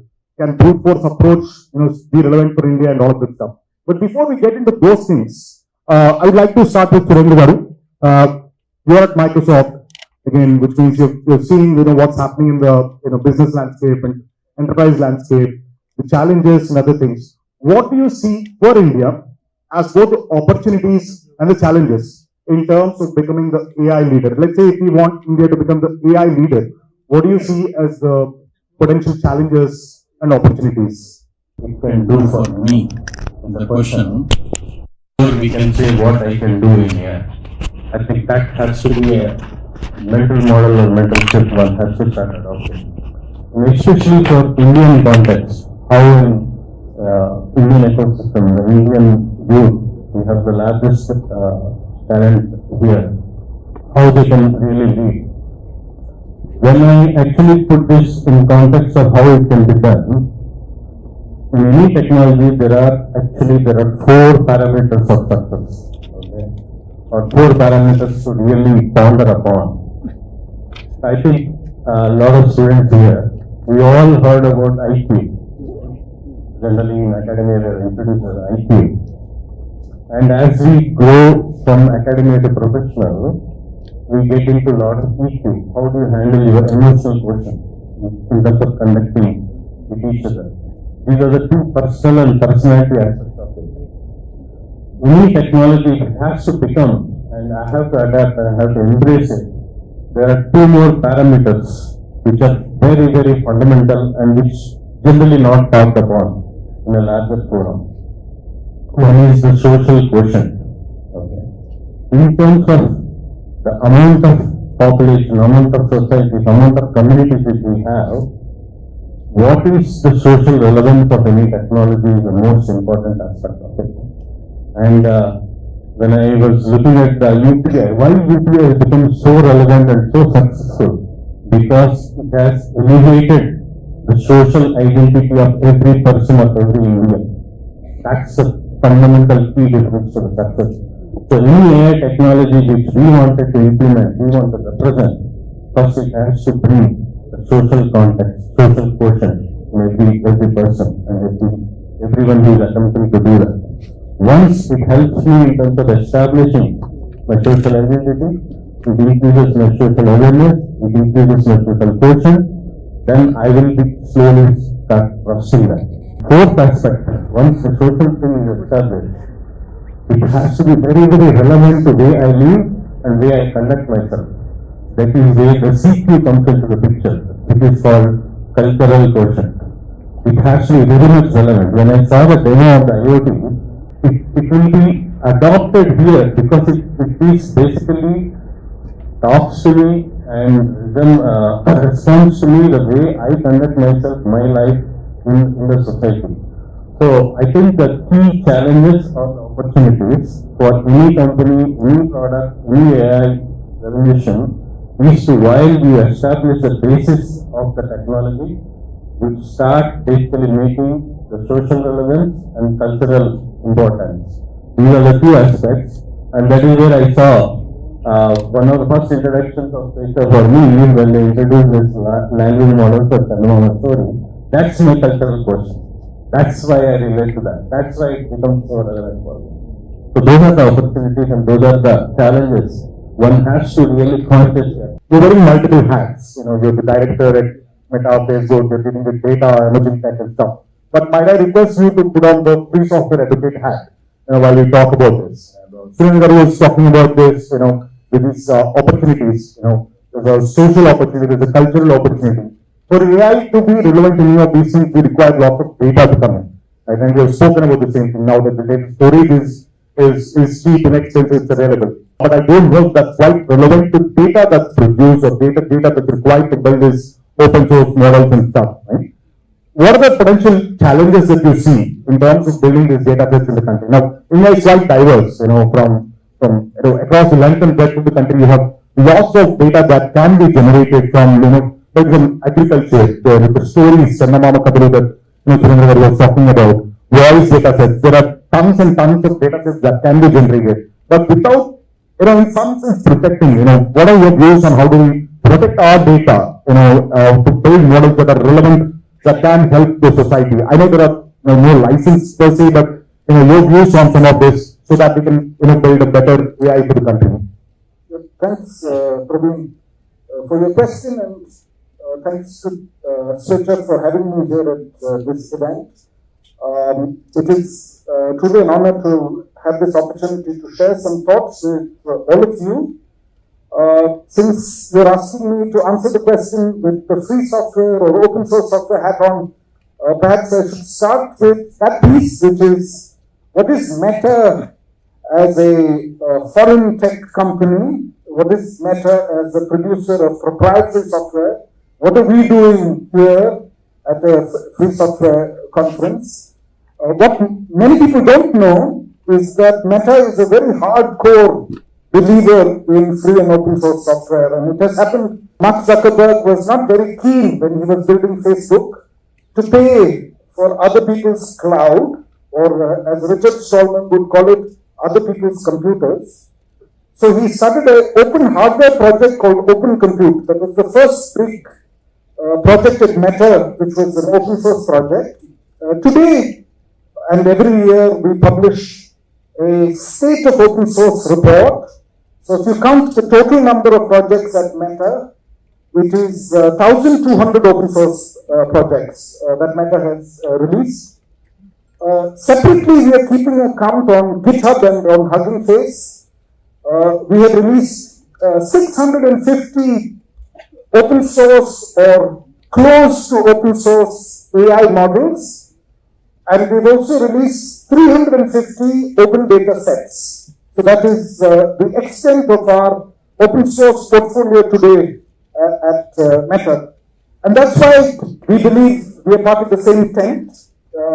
Free software or open source software is a very powerful concept where you will see the same idea in the manifesto of the CPIM and the same idea in the manifesto of the BJP, and both of them will give separate ideological arguments for why open source is important for the country. So in the same movement, you will have large capitalist mega corporations, And at the same moment, you will have a small socialist cell as well. We're all part of the very same movement. So that's the first thing, that it is in a world where increasingly we feel divided, that you are different from me. Open source is still that very powerful big tent which brings us all together. But it is very connected to the question that Praveen is asking about privacy. So suppose you're using a proprietary software like WhatsApp, and as WhatsApp, a proprietary software company like Meta is saying, we are protecting your privacy and nobody can intercept your communication. The guarantee is being provided on the back of an open source project, which is Signal. And in the Meta white paper, we say very clearly, for the end-to-end encryption part, we have directly copied the Signal code, because it was available under a liberal license, where you could put it even in a proprietary product. Then, more recently, what Meta has done is we have moved to make Facebook Messenger also end-to-end encrypted. But when we did that, we did one more thing. We made some additional contributions to open source. We released a project called Code Verify. So what does Code Verify do? From your browser itself, you can verify that the code running on your computer is exactly the same code running on somebody else's computer. So that there is no targeted backdoor that Meta has put into your software to spy on you. So how to verify that there is no targeted backdoor? Only way to verify this is to use this project, one of the ways, and this project Meta has released as an open source project called Code Verify. So open source and privacy are very, very closely connected. If you don't have open source, then usually you cannot be 100% sure that you have privacy. So that is a very important piece. But what is the situation in India? India has a new law enacted in the middle of last year. It's called the DPDP, Digital Personal Data Protection Act. They have tried to do what Professor Rainer said, what engineers do. They try to secure a trade-off. The trade-off is between three broad objectives. First objective is protecting individual rights of citizens. Second is protecting innovation. And the third is to protect the ability of the government to govern its citizens. So that was the three objectives that the policymakers had. So very strangely they say, if you voluntarily put your personal data into the public domain, then anybody can use it for any purpose. It is not even covered under the Act. So voluntarily, if you put data in the public domain, it is not covered under the Act. But if it is not voluntarily put into the public domain, then you need consent. So at least India has quite a firm basis to protect the rights of citizens, and all corporations, big or small, hopefully will comply with the obligation under the law. So I will end off by connecting this back to one of our projects at Meta. The project is called Llama 2. It is a near open source. There are some big distinctions from the standard open source licenses, which people will complain about, and they should complain about. But the advantage of using Llama, I'll first start with the advantage for us. When we released it, we had released the code in Python. It was not very fast. One developer called Andrei Karpathy, over a weekend, re-implemented the same code in C, became 4 times faster than us, and we ourselves took his C implementation back into our servers. To use, obviously, free software is good for the capitalists, that much is clear. But the more important thing is, once you made it so small and you could run it on small devices like a Raspberry Pi or a Pixel or even your laptop, then you can disconnect from the internet and you can ask Llama any question. And now there is a whole series of small models like this, which are offline models that completely protect your privacy. Nobody will ever know what question you had asked the model, because sometimes regulators in their enthusiasm will go too far. For example, the FTC in the US at one point thought that every single prompt used against OpenAI could be an attack. So they asked OpenAI to submit a database of raw prompts to the FTC. And that would be a horrifying thing if you had asked some embarrassing question to OpenAI. So this is what is important, that there are multiple rights. These rights are often in conflict with each other. For example, we have a right to information. That right is in conflict with the right to privacy. And we have to be part of the policy-making process so that our lawmakers make laws which solve this double optimization or double maximization problem. I think it's a great opportunity for startups as well, right, to be able to reply to things. I know this is a huge data problem. We'll get to that. How do you see this as an opportunity for startups? You don't need to build your own models right now.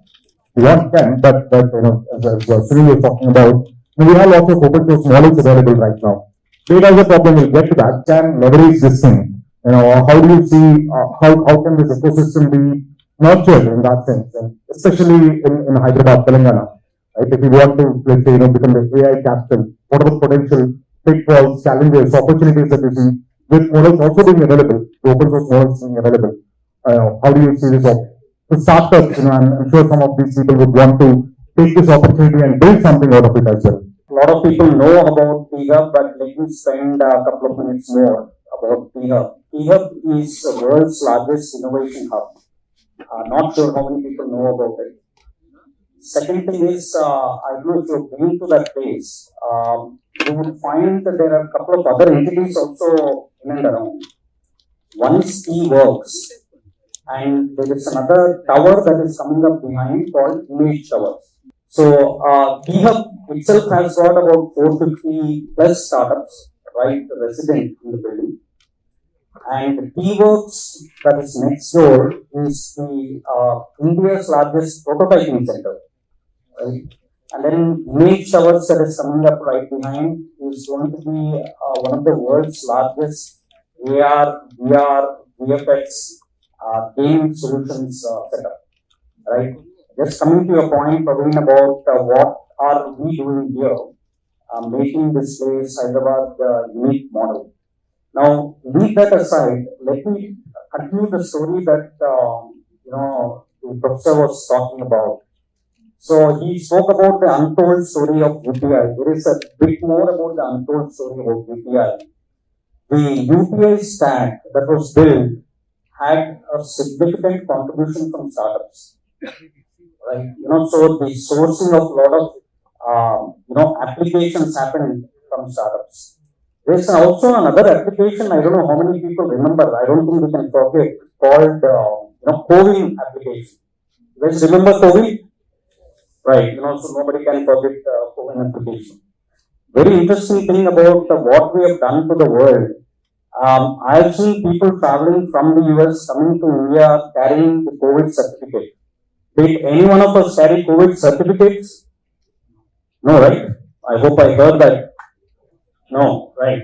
So the point is, if you lose a certificate in the US, it takes about 2 to 3 weeks to get the certificate.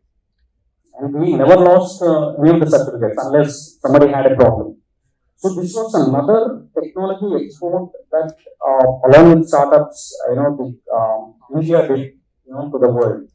In fact, the other point about Hyderabad and Telangana, again, because you brought up that point, Hyderabad is the pharma capital of India. Hyderabad is the pharma or rather vaccine capital of the world. So, if you look at sector by sector, there are so many sectors where there is one transformation is happening, and Hyderabad has been contributing both to India and to the world. In fact, in that process, we have attracted Microsoft and Meta, and I'm sure that's a long list, right? So, as of now, 25 to 30% of foreign companies that want to come to India are actually coming to Hyderabad. And this is something that I am not saying it is national support, I'm sure you can go and check it out. So where I'm coming from, the opportunities exist. You don't have to look outside, beyond, say, India. I'm not saying you You have to drop your plans if you have any, but there are opportunities right here. There are support systems that are available. I know there was this question about, I mean, it is just one GitHub or, one of those entities, GitHub, etc. Both the governments as well as the institutions like ours are trying to see how we can replicate this model across different segments or sectors. For example, in colleges, many of you are probably still studying in colleges. Some of the colleges have already taken that responsibility to build innovation hubs within your colleges. And some of them have approached us, some of you have already the talent required, infrastructure required. All that might be required is to really go on and build on those. Now, when it comes to technology challenges or issues, I think both my eminent panelists have actually talked about data. In fact, I was in Delhi last week attending a seminar or a symposium on healthcare. The biggest challenge in India, and this is a challenge for all of you youngsters who want to pick the problems to solve, right, is really to look at healthcare. So, and again, there's lack of data. We were just chatting a little while earlier. There's lack of coherent data. Of course, data is available, but it is not available publicly. If a startup working in healthcare domain wants data about clinical data, or they want data about patients, you have to approach 100 different hospitals or clinics to get validated data. So that's a challenge. So one is, how do you build applications that addresses that? Just to let you know, the government of India and of course local government is actually building something called UHI. So on similar lines to UPI, Unified Healthcare Infrastructure, and that is going to be equally massive. It is being touted to be much bigger than UPI, where you unify, stratify data for patients. Patients are nothing but people like us, who go to the hospitals. So that is going to be an opportunity. I would request all the youngsters to watch out for, because if somebody is in Nagar Karnool or say Hyderabad, where do they rush if they have a critical issue? Everybody comes to Hyderabad. How do you make the tertiary care, or rather the primary care? Tertiary care is what we have offering here, which is like the Apollo hospitals, etc. The primary care facilities. How can technology, the same AI, which actually solved one of the problems that was demonstrated, can take up a challenge around healthcare? It's one opportunity that I really see that is in front of us.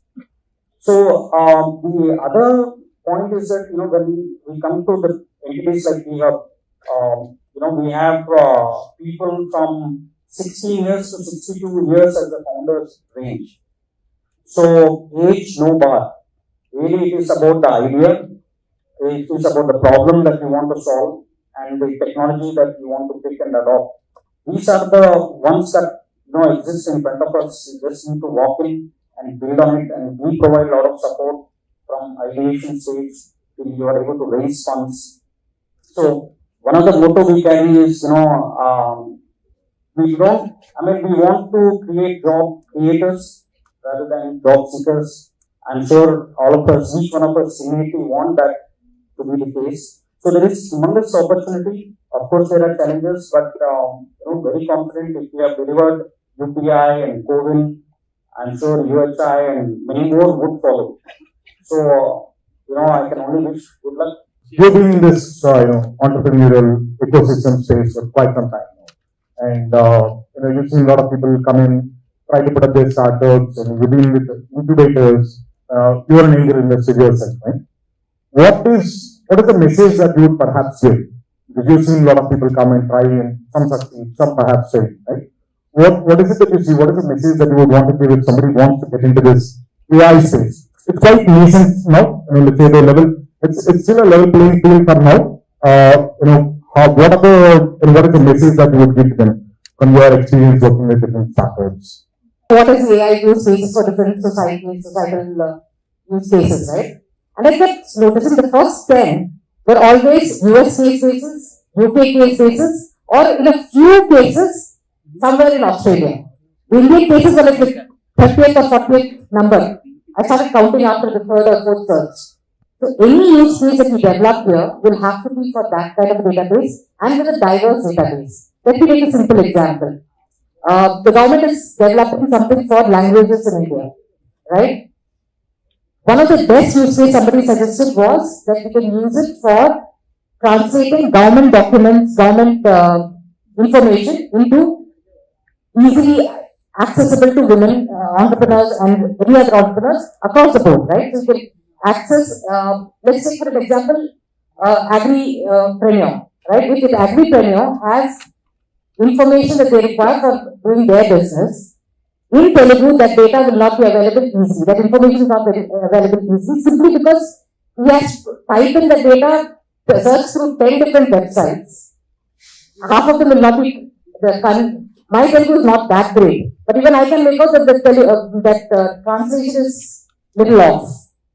And you have such, if the simple language translation can be made so that the person in the last mile of India can get that, understand the skill and apply for that skill. That's the best use case we can start with now. Right? Simple things like the Right to Information Act. Why should there be one person sitting somewhere in some office making that decision? There is in fact a startup which is working on that anywhere in India you can put in the information and the AI tool answers the question. You don't have an AI officer having to answer the question. Believe me, most of the time the AI officer has got many other things to do and he's not interested in replying to that, the RTI officer. So let there be an AI tool that's building that. Simple things like this we can build and execute it. The UPIs and UHIs, we have the big technicians doing it, but let's have some startups build legal, agri, health, education. Taking out from what Sujit said, there is telemedicine that's being talked about, right? One of the reasons it's not working is because there is enough data around women health. And most of the times the women health is the last priority in the family. So, the data sets around that is not available. One of the entrepreneurs that I'm working with is trying to develop data for women around menstrual health, right? And that, she's developing data, she's not talking about building an AI on top of it. Right now, she's just developing the data. Can we, with different, sorry to disappoint, but many, not all women are the same. We have different health problems and different issues, and different genetic compositions lead to different issues. So, if a person is suffering from a certain type of disease in Telangana, the same disease will not occur in Nagaland. Can we therefore have the data for each place? And that's something that a startup is working on. Can you build the data sets? Indian data sets will be very different from foreign data sets. And please, if we can have startups which are giving data, there's money to be made there too. Because Meta and Google are not really sharing data with us. I hope nobody minds. We are going to create these data sets.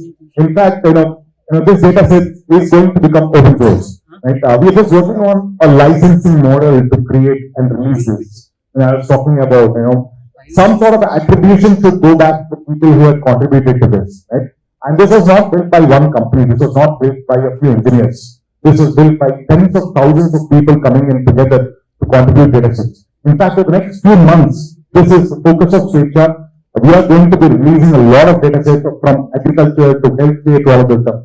But I'll come back to this because there's a lot more questions about data. For example, all of you are mentioning this. If I'm a hospital, why should I get my data? What am I getting out of it? But we'll come back to this. We'll come back to this in a bit. But I'll go to Raj. Raj, as a CEO of one of these very few firms, it is that I know of, which is really working on AI ML projects, product services. Can you give us an example, or have you seen projects where AI is being used to solve societal problems, where AI, not just the SORAs and the activities, but something that can directly solve a social problem? Have you experienced anything like that? Any projects like that would you like to share with us now? One thing I want to say is, social problems are everywhere. So we have one customer in the US. What they do is they work in providing jobs for the low healthcare jobs. So these jobs are mostly from Mexicans or the blacks or low poor, right? They basically take up the jobs, cleaners, janitors, things like that. Right? So what they said is, this company does a job screening for all the employees for healthcare companies to hire such workers. The problem here is when you plan these interviews, so the guy is so poor, he doesn't know how to come to your office, he doesn't have commute, he cannot come at the right time, and when he comes, the interviewer will not be there. So it's a big challenge to make sure that the interviewer and interviewer are both present when the interview has to take place. It's a real societal problem, right, in Philadelphia and other regions. So what we said is, we can give an opportunity where they can do the interview at home, right? They will go to a web, there will be questions and they'll answer. These answers are not like ABCD, right? They are like interpreting how somebody thinks through. So somebody says that, what will you do if you find a difficult patient? So there are different ways, right? I'll talk to them, or I'll ask my manager, I'll talk to my peers. There are so many ways you can judge on how a person reacts to a problem. So what we have done for this particular stuff is, we have from the interviewer the list of 10, 15 points that somebody can say when this kind of question is asked. What we simply did is, we created a recording. The user simply records his response for that. We simply do a semantic matching, thanks to the tools we have, and we tell which of them really match, and we get the information back to the interviewer. So the interview process is done quickly. So what I believe is, wherever technology can help the poor to make a difference, it will really help. One final thing I really want to say is, when I see all these LLM, the way I see them is, there are different small tools. Some tools can convert voice to text. Some tool can translate text to another language. Some tool knows how to get information from documents. Some other knows how to get data from SQL. The beautiful part is unlike, see, everybody uses chatbot now. Chatbot was at 10 years back also. I had a lot of challenges with chatbot because never understand the intent of the person. So those chatbots used to be, you go to the bank, select one for savings bank, select two for checking account. It is like your mobile phone only. Why? Because you don't understand how to interpret that. But now, thanks to ChatGPT, whatever you ask the question, it understands your intent. And based on it, knows what to do. And of course, we do a lot of work behind the scenes to train the model so that all scenarios, all prompts, it works. So I encourage all the youngsters here to basically use all these tools to solve different problems. When you have this set of 10 or 15 ways to solve a problem, like you said, any problem that we have, any challenge we have, we can think about how to bring all these tools together to solve the problem. Thank you. It's not that we don't have the data. Data is there, but in different silos. For example, hospitals, let's say one of those big corporate hospitals, but they have lots of EMR data already available. But they are in silos. Everybody has both them. And in fact, Raj was also mentioning a little bit earlier. People have their own 5G deployments right now. There's a lot of data that's being carried, but inside a silo. In edge cloud deployment, where the data is in a silo, right? What do you think? How do you think we can actually, break these silos? And I know there's a policy aspect to it, right? But what can be done? What could perhaps be an incentive for, let's say hospitals to begin with, right? To start saving some of this data, because I know that there's a lot of potential positive outcomes that can come out of that. From early detection of cancers to all of this stuff. Somebody, I think you can get different perspectives on the same thing. Who would like to go first? Yeah. Hyderabad has the highest number of research institutes after Delhi. Delhi is mostly administrative, but Hyderabad has the highest number of research institutes. These are central government, these are state government research institutes. And they have a huge amount of data sitting with them. So let's take an example of hospital data that we talked about. There is an organization called CCMB, right? Center for Molecular Biology. They have been trying to collect disease-related data and other kind of data. They have been trying to collect it. One thing, if we can just have a policy, a way of getting that data to them, they can then democratize that data. So there's one person who is in charge of all the data for medical. Then we can, so the way NCPI was created, then we have the central research institute which have the capability of managing the data, which understand use case of data. Because data is not just about having a data, it's understanding how it can be used and how that can impact ethical, non-ethical, all of that consideration. But if we can have a central agency which is using it, and the people scientists who understand how the data can be used and received, then those can become the basis of having all the data. And make it mandatory for sharing the data. If the banks have to share my financial data, somebody can also share my health data. So very possible. So, and data can be, in a way, not be very personal, but you can at least have the data in terms of, let's say, female, so age, has this is the genetic makeup. You don't have to have my name and my phone number attached. So that can be sent out. I think that could start working there. The hospitals or clinics are the custodians, have a fiduciary responsibility to hold the data. They do not have the authority on it because we give the consent to them to, for the data storage and processing, etc.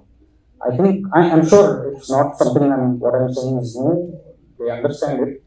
I think so that's where the policy needs to come in to help everybody come on to the same page so that the data sharing starts happening. It is not monetized but anonymized, what she was talking about, so that everybody starts using it the way it was done in UPI. I think that is something that is already happening. I'm sure the professor would cover that at some point. That's the way forward. The data is ours and ours, but are they actually really acting as field or custodians, or they hospitals like to believe that they are holding the data? And what is there some policy on this? How do you see this? So Meta has released an open source model called Massively Multilingual Speech, and the model can ID 4,000 languages, and it can do speech to text for 1,100 languages. So what was the data set to do that? Because when you start talking about 1,100 languages, many of the languages are resource poor languages. That means there is no digital corpora to achieve. What is the example of resource high language? It is French. So thanks to the Canadian government, every single government document in Canada mandatorily had to be translated from English to French by very high quality translators and made publicly available. So the first language where we had very high fidelity between between the two languages of translation was English and French. So, but then there is the other end of the problem statement, which is very low resource languages. So for these 1,100 languages, for most languages, the only text that was available was the Bible. And they got a human to read the Bible, and then they trained the model on that single recording. Yeah? And it made reasonably good speech-to-text software. High error rate, obviously, because there is no corpora, but even 60%, 70% accuracy is a good job for the first cut. So, let's take another example. There is a non-profit in Bangalore called Agami. They have a project called Open Nyai. They have created a chatbot for domestic violence so that women can ask questions about legal remedies. If you look at the question-answer pair that they have used to create the RAG pipeline before the model, it's only 300 questions and answers. And behind it, they're using some generic language model to make it into sentences and to respond to the context you're asking and so on. So again, you want to make a very powerful project, doesn't take so much data. It's only 300 question-answer pairs, you will arrive at the project. So there is a lot of work for us to do in India, which doesn't need to wait at all for data.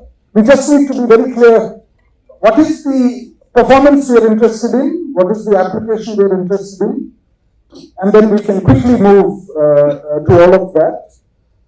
And I wanted to break the seriousness a little bit here. I think everybody is talking about very serious use cases of AI. I wanted to share two use cases which I think are useful for us. Munshi Premchand's stories are now in the public domain. They're free of copyright. So it is possible to have the story translated using a variety of open source AI systems or even proprietary to any other language, maybe Kannada, and then a Kannadiga farmer or a Kannadiga person who is illiterate can hear Dr. Rajkumar, his favorite film star, read Munshi Premchand's story to him, and he can enjoy literature. So that's one application which we should all be very excited about. provided the children of Dr. Rajkumar allow us to use the personality rights of Dr. Rajkumar for that application. And then the other story or the question that I keep asking everybody is, what percentage of Indian homes do you think own a personalized piece of art? So suppose in the good old days, a king wanted a portrait of himself painted. Only kings and queens had that kind of art in their homes. You could potentially go to a cyber cafe if the cyber cafe owner is savvy, and they could use a model to render your grandmother or grandfather's photo in the style of Raja Ravi Varma or Amrita Shergill, and you can print it and put it in your house for about 100 rupees. This technology chain is already available to us. And imagine the profound way, because even if we estimate that 10% of Indian homes don't have this art, I suspect it is much more. My suspicion is much more. That 10% is hundreds of millions of people, and this will be a profound contribution to the quality of their lives, which is not serious, like medicine and many other serious topics that we're also talking here, because I believe the fun part of AI is going to be very exciting, and that part also should be open. I want to add to something funny here. Right? My mother is almost 88 years old, so she can go and buy sarees, but she buys for all the others and all sarees and all everywhere. So she started looking at this video things, WhatsApp and all, where people show, there is a shop owner, he keeps on showing the sarees and all, she'll be watching them, all those things. So I was thinking something like this, right? So UPI, for example, has made it so easy for anybody to buy from anywhere, right? So now so many people have been able to start from the house selling sarees, selling things and all. Obviously, AI can, what you said can be applicable. My mom can probably see the saree and see how the saree looks on her, how it looks on the person she's trying to buy, right? Why people hesitate to share, and why whatever available data we can train the model and be successful. I think that the underlying question, underlying thing is the quality of the data. That is the most important, because of it, just with 300 question and answers, a relatively good model can be built. Now, the fundamental thing is quality of data, but in order to get the quality of the data from any person, any organization, or even from, like, somebody asks my data, I want clarity of usage. That's the main premise. If I know why that data which I am sharing is going to be used, how it will be used, clarity of usage, where it will be deployed. One of the important aspects is the policy always kind of trails behind the innovation. Okay. And today, if we go to any application, the main, once you sign up, the main disclaimer says that, are you ready to share your data? It might be used somewhere, in some context. Another thing, there is no clarity in terms of how that will be used. That is the reason which I will be very much hesitant to share any of the data. So the first aspect in terms of policy making is to bring the clarity of usage. Once the clarity of usage has been stated, even though there is not a strict legal law which has been established, people will be willing to trust the system because there is a usage which is being already stated there. So quality data and clarity on the usage are the fundamental two aspects which we need to really empower everybody, and that is one of the fundamental challenges in order to really make the AI for everyone. Okay. And that is going to be one of the first challenges, and that's where the technologists, academia, and the students need to have a platform to interact. And one of the reasons behind the slowness of growth, or slowness in terms of adoption, is the mentorship. When I interact with students as a part of my social responsibility to raise awareness on AI with a lot of students, what I feel is the environment where somebody can really ask any question without any reservation, okay, and then seek answers for that in a very secure way. That is missing. That's where we need to have a platform of mentorship without hesitation to create awareness of how the data will be used, where it will be used, what will be deployed. And one of the only forum that can enable this is the open source forum. Okay. Because open source doesn't promise any employment. But one thing open source promises is the deployment. That's the fundamental importance of open source. Once you promise what you're going to deploy, then people will trust you and then people will be ready to share the information. Absolutely. In fact, all of this stuff that we're doing is proof of that, right? You know, to the fun part, like the Chandamama Kadalu, it's not the equivalent of the Munshi Premchand stories, but these are stories that we all grew up in. You know, Surendra was saying the same thing. There's a huge cultural connect to all of this. It's a fun way that we had, in 6 hours, 10,000 students proofread around 40,000 stories that then fed into this small language model. Even the voice collection corpus activity was a fun part, right? No, yes, sure. There are going to be a lot of fun projects, but I'll have to, go back to serious questions again. I have 2 questions for all of them, and probably relevant to all of us over here. 2 questions for each of you. Same question, different perspectives. I know we are at the fag end of this discussion. First question is, in your opinion, what should happen, what should we do to ensure that we are the AI capital of the world? Okay? And one message to all of us over here. Everybody over here for the AI days, so I'm guessing everybody is here because they want to learn and become successful in AI. Right? So what's one message that you want all of us to take away, and one key thing that you think should happen, or one thing for us to become the AI capital, whichever way you want to go? If you start with Surendra. AI days gives me a kind of impression we are just few days away from the elections as well. Okay. So, this request, if we wanted to become AI capital of the world, AI capital of leaders in the world, information is out there available. So go and use the best intuitive way of using AI. Understand your constituency, understand your leaders, understand your representatives, blog about them, share your tweets on them, and then make that as the most relevant topic, because the AI adoption is all about the relevance and the context. If we approach any problem with the relevance and the context, I think it will be the first starting step to be called as leader in that space. So my request or my message is, just few days away, we're going to elect new leaders to use the AI to the best ability and share your story, how you use AI to really understand the problems of your constituency and the representation of the leaders, what they are promising, are they relevant or they context based. I think that would help you pick it off well. It doesn't matter whether you are an entrepreneur, founder, or a student, or somebody who's looking for a great job opportunity.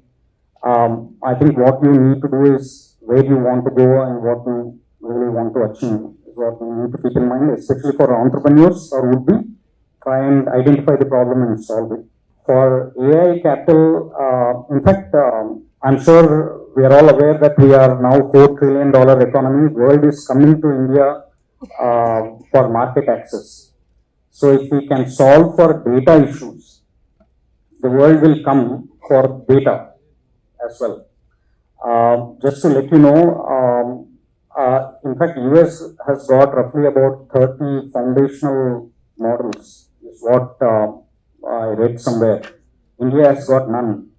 I think small countries like Israel or some of these, I'm not talking about China, have got probably 2 or 3 big large language models, foundational models. So there's a huge opportunity for us to build on, and of course we have got 2 great organizations that are offering open source capabilities as well. So these are the areas to look into for to respond to those. See, the IT guys never understand business, no? The same way, AI guys never understand customers or society. So first thing that I would say is, okay, we are in colleges, schools, we learn algorithms, we learn data structures, right? we get a job, at least we know how to use the tools, how to solve. So at least in the initial days, we learn how problems are being solved, right? How to change the hairstyle of a person, how to change the dress of a person, how to write a nice article, right? My daughter does all her BB assignments using ChatGPT, right? So I'm worried about that also. So my thought process is, we need to go into business or go into society to understand what the challenges are. I think it is rightly said in the morning call by professor. So we need to understand where technology can make a difference, right? There are many technologies that have to come through. I see GenAI is just one of them. I was just talking to Praveen earlier. Even big enterprises, like when we want to work with ports or airlines, they also have these big challenges. They don't have the reliable network bandwidth to use technology in ports like sensors and cameras and all. They can't. So what is happening now with new technologies like private 5G, where they issued a bandwidth. So what I'm saying is, when technologies, players, everybody has to come and create an environment where a business problem can be solved. So my earnest request to all the people is, maybe you should go and work with companies, say that you want to work on business kind of problems using AI. So get familiarized with it. So when different solutions, different problem comes, at least we know how to approach. Thank you. I agree with you when I say when you said that people don't know where to look for problems. They seem to have solutions first, and they don't have. Then they, half the time they come to us saying, "I have a fantastic product, no market, no funding." So my simple submission is, the solution is fantastic only if there is a market. Now, coming to that, the one thing that I think India can do for AI, for any data set or any modeling, any IT that we can do, is how can we model it for the last person? Whether it is, look at agri supply chain, right? We've not even thought, if you look at the way the world is looking at agri with AI, you combine the two, the things that you get is precision farming, you get things like commodity price management and things like that. In India, right now, the farmer is not, with 1 acre of land, is not really worried about how much commodity should I produce, at what price should I produce so that I can sell it. Because he's seen his neighbor, he's making, putting tomatoes, I'll also put tomatoes. Because last year he sold well, I'll also sell it this year well. But can you then have models which can, the tomato that guy is producing, where is it going? 40% of Indian food is wasted. The production that we do is wasted. Can we build models for post-harvest? Everybody is building models for pre-harvest. Can we build models for post-harvest? Where should the cold chain be? We can have mobile cold chain storages, but where should they be when the harvest happens? Right? That's one use case. Taking another use case, let's look at traffic data. India, one of the biggest problems in most cities in India is traffic. And please somebody find a solution where there are no U-turns. My everyday morning commute is, how do I find a road to go where there is no new U-turn today? So the same traffic management data that we have can solve for ambulances, which is the best route for the ambulances to take. The same data can be used for preventing accidents, predicting accidents and preventing that. So the same data can be used for lots of small things which can then be impacted in smaller towns, smaller villages and things like that. Think of solutions that can be like UPI, which is mass, which is scalable, which is everywhere to the last person it can go to. You build models in India for that. You have best case scenarios here. Then it can be deployed anywhere in the world. So that's my submission for this. I think it is solved. Maybe Bangalore traffic is an NP heart problem. I don't think anybody can ever, solve that. Anybody from Bangalore? No. Okay, there are some people. Oh, I'm sure it's an NP heart. I think for me it's an NP heart problem. Shall I? Okay, so I'll come at this. I think the other panelists have covered the question rather comprehensively, so I'll take a slightly different approach. I think some of us here are part of what we call the free software or open source software movement. It's a community of people that use or build free and open source software. But that is just one of the many openness movements. There are many other openness movements. And the problem with AI, exactly as we had during the inaugural ceremony, is that it's a dual-use technology. It comes with some risks. Just like electricity. Electricity, even today, comes with very significant risks, but also very, very useful technology for us as the human species. So, whenever anybody is selling you some technology, they will make some claims about the risk. It is risky this way, or it is risky that way. But how can you believe those claims?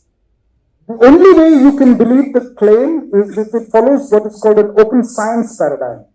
That means the software should be open source, the training data set should be available under open data license, the full documentation of what you have done should be published under an open access scholarly paper.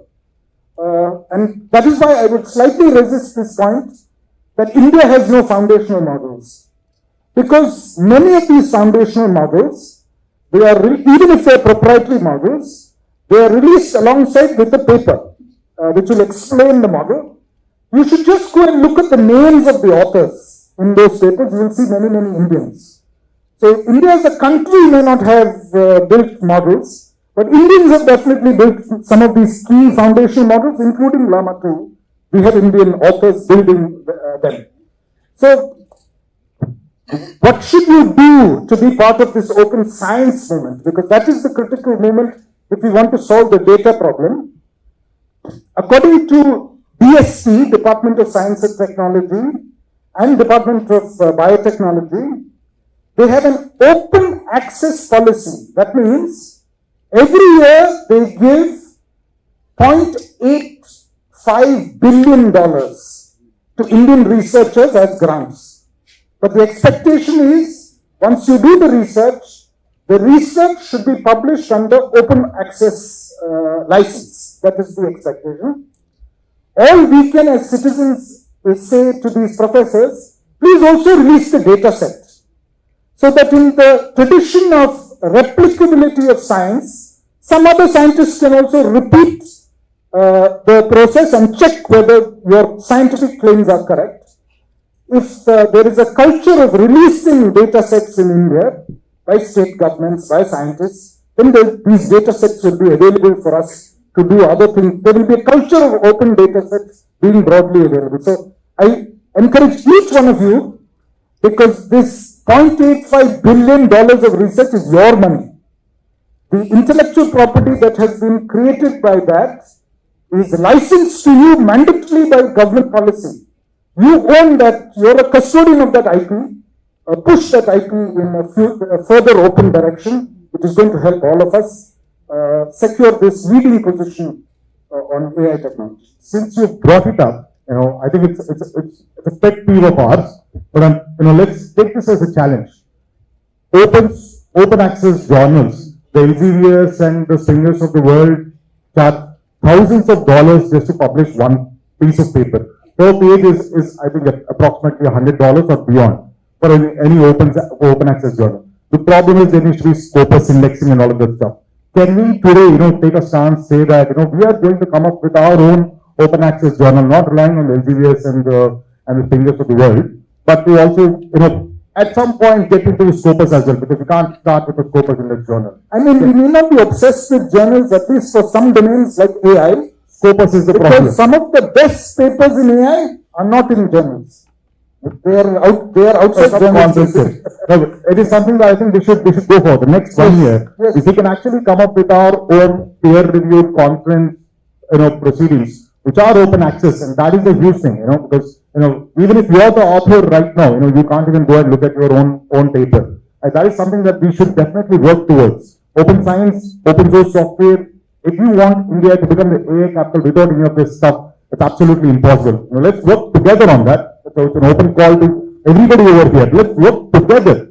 Create that open access system, open access conference. Alright, so we have come to the end of it. I have a small message to give to all of you as well. While we are talking about AI, all the serious topics, as Sunil said, I have a slightly more fun thing to say. How do I make AI us as the AI capital? Is first of all by letting the word go out. AI days, AI for society. My request that how many of you are on LinkedIn over here? So we should perhaps do this. can we tag hashtag AI days? What do we do? Maybe we just go back to the previous session. There was a UPI story, right?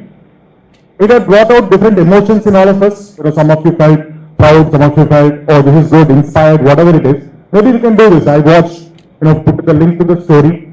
At AI days, hashtag AI days. All of us, I see more than 1,000, 1,500 people in the auditorium. All of us together, can make a big bang, right? Put out, post on LinkedIn. Say you watch this story, hashtag AI days 2024. Put out the emotion, whatever you have felt, okay? And then nominate 3 of your friends, each of us. I know this goes back to that, ice bucket challenge, but maybe, sorry, we're not doing this on Facebook any longer. But we'll perhaps do this on LinkedIn. Okay? Just because Surendra is sitting closer to me, right? We'll do this on LinkedIn maybe. Okay? Why don't we do that? Hashtag AI days. There's a good photo booth outside. We can take a photo over there, post it on your LinkedIn. Bhavneet was saying in the morning, you don't feel shame to ask for appreciation, promotion. I think we should appreciate all of us. This is a huge thing. I see a lot of energetic faces over here. Why don't we do that? Take a photo over there or something. Put it on LinkedIn. Say that you watch this at hashtag AI days. Sahiti will kill me if I don't give the correct hashtag, which is I'm not saying it out. Sahiti, AI days. Hashtag. See, Naveen is already ready to kill me. Hashtag AI for society, please also hashtag AI days. I think this is one way. These sort of conferences will actually allow us to become the AI capital. I don't think there is ever another conference like this where lots of people, Amazon, Meta, Microsoft, Google, everybody come and talk about all of these things. We have the entrepreneurial ecosystem. We have people who are really working on AI projects, and we have the open source community, which is creating all of these things. So, they're already bored of looking at my face. So, what I will do is I'll thank all of you. Thank you. To stay informed about the startup ecosystem, subscribe to my Startup TV.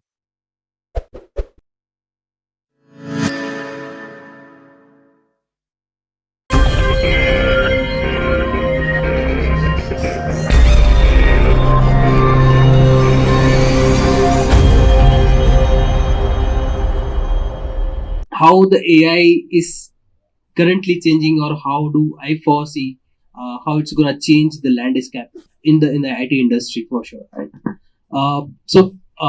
What I foresee from the current trends right now, it's massively gonna impact the day-to-day life. Be it in any domain. I'm not going in specific to the fintech to start with, but be it in any domain, the generical problems gonna get impacted and gonna solved very easily going forward. And I think we are getting the flavors now. Everybody is aware of how the chat GPTs, the Soras, and all those things are working out. It's a mixed flavor. People are excited about it. There are people who are scared about it. But I do believe, I think it's a more of gonna be exciting journey going forward, because the help that the AI brings you to your day-to-day work is enormous. Like the task that you were performing till now, maybe it's in few hours, with the help of an assistant, which is trained in a specific domain or for a specific task, can actually help you deliver quite fast, like 10x or 20x, right? So it's definitely gonna do a lot of additions into our life, and specifically to the fintech world, right? Where I'm currently working on, and we are seeing the wave of the fintech, at least in the Indian economy, right? It's gonna help a lot, specifically for the areas where ease of solutioning or ease of the payments is gonna happen. A more robustness into the payments, the more openness into the payments kind of scenarios will happen. It will open up a lot of fortes for us to have a niche products from the payment sites, from the fintech sites, that will actually get into the day-to-day life of each one of us, and it's gonna have an impact, maybe doing a half of the work for us without taking a lot of help from us. So it's gonna positively impact our life for sure. That's my take on the AI in the coming years. How AI is impacting today, as in our this generation, I feel it is immensely affecting us. We know or we do not know. For example, I can give you a certain scenario in the current financial world, how it's going on. But you can think of that when the customer getting targeted, you may be getting a call, maybe from phone, maybe through emails notifications, or maybe from app notifications. So starting from the targeting a customer to acquisition of that customer, to bringing that customer through the process of a financial journey, and then managing it over time. Everything is today happening somewhere in some form, the AI or in a what a traditional ML is used. So it's nothing new that we have found a new thing. It's happening. Just that we are slowly realizing.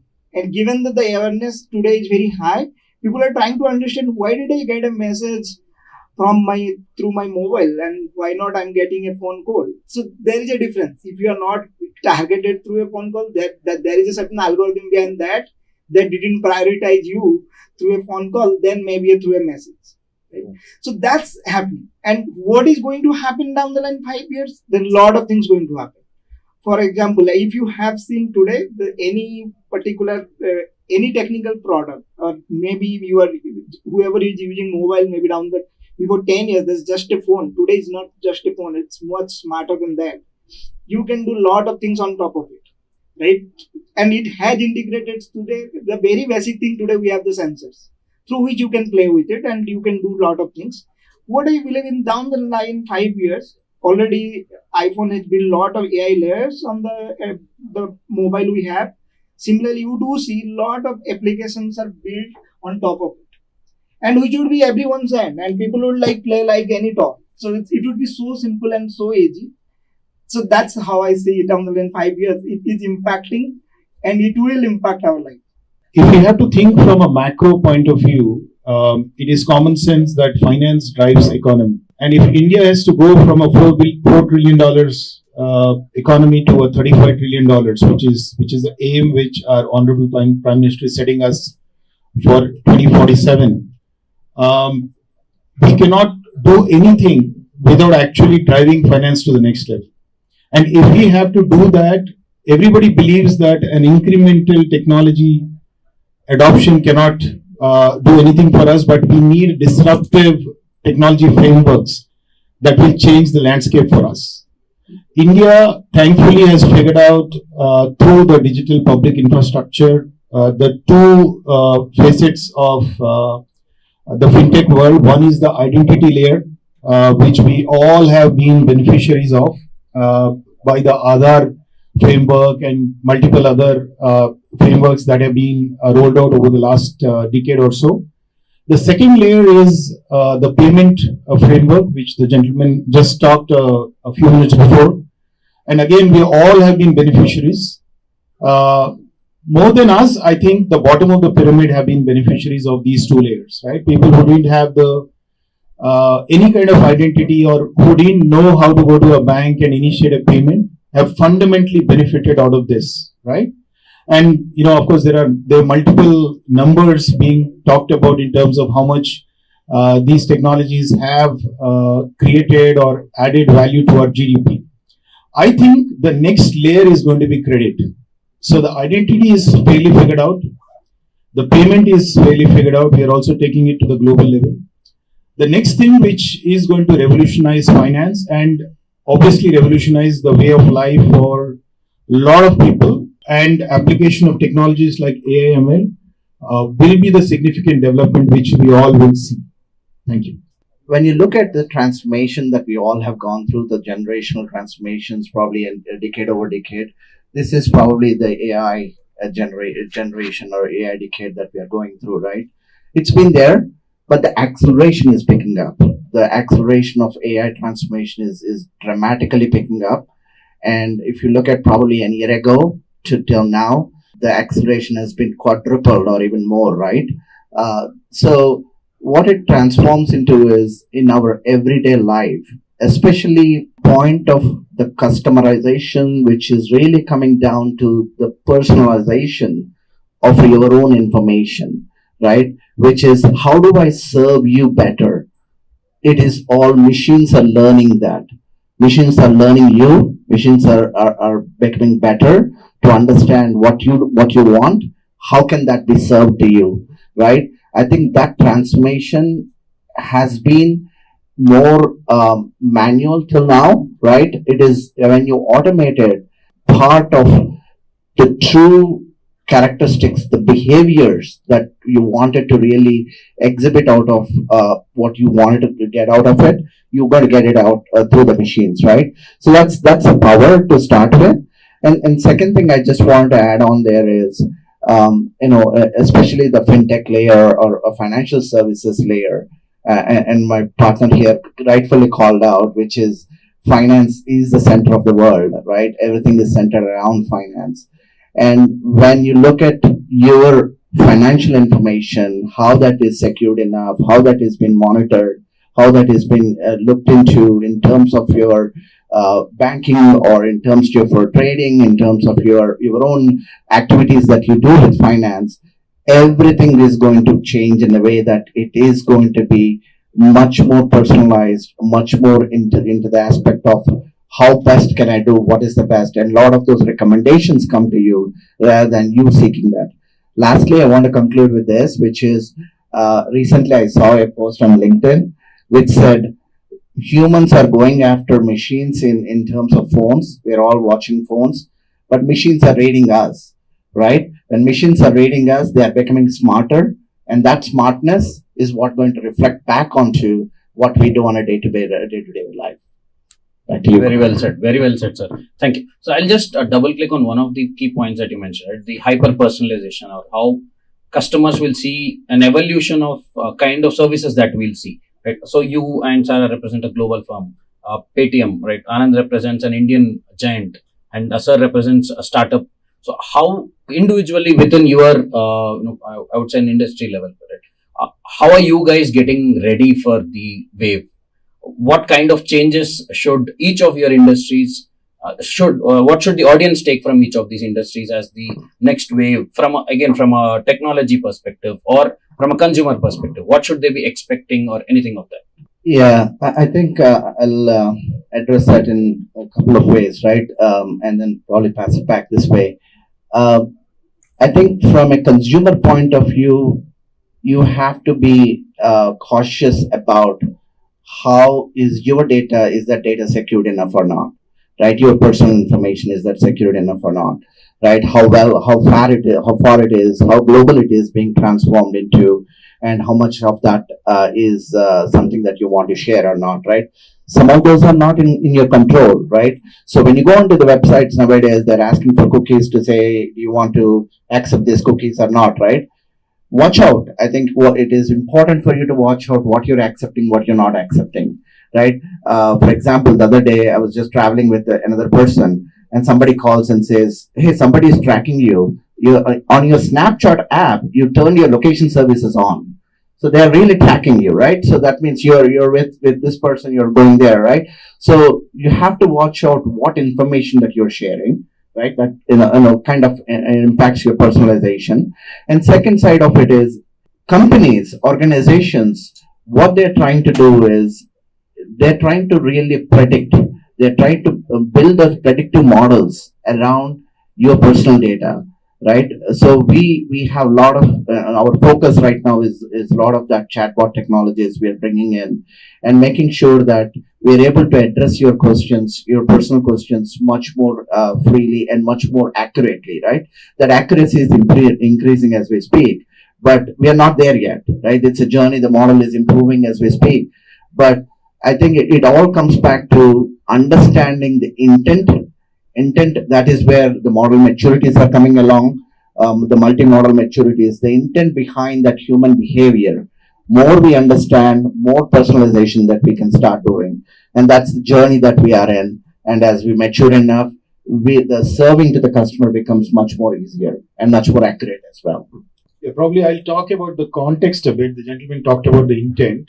So we are in the trade finance industry, and everybody knows that when a small business buys or sells something to another business, it is not a straight line, right? So there are dips and there are seasonalities attached to it. There are a lot of dynamic situations where a customer is paying you very early. There are situations where the customer pays you late, right?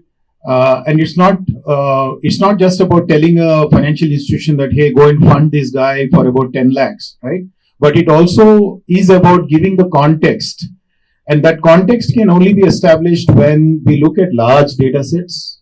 We look at the history within that spectrum of that industry.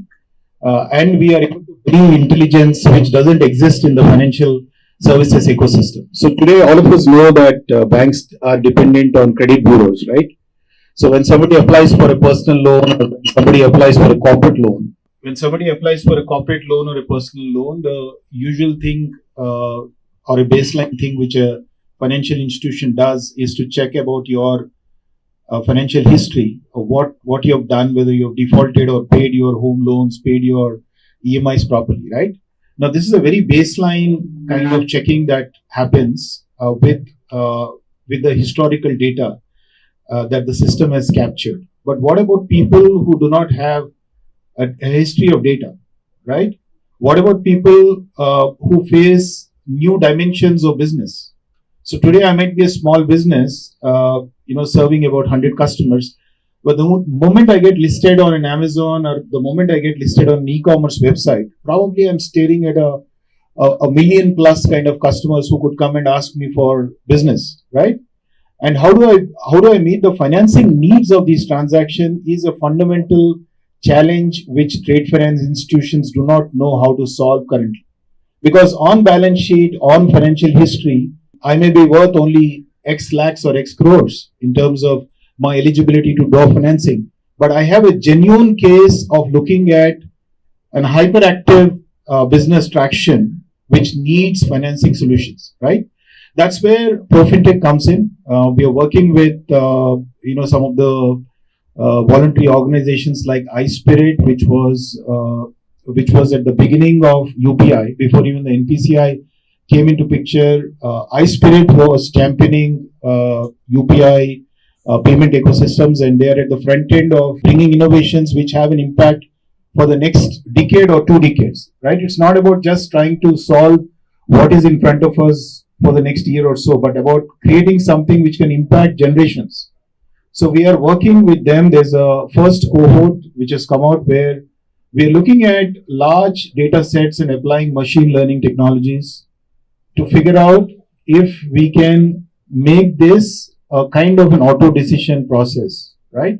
Where people may not bring the data sets which usually people bring to a bank, but looking at their identity and looking at the industry and the trading situation they are in, we are able to make a decision that yes, this business would require this kind of financing at this point in time, and make that a kind of fulfilling story for that business. Because from a trade perspective, if you are not giving financing at the time of the need, then we should not be existing in the first place, right?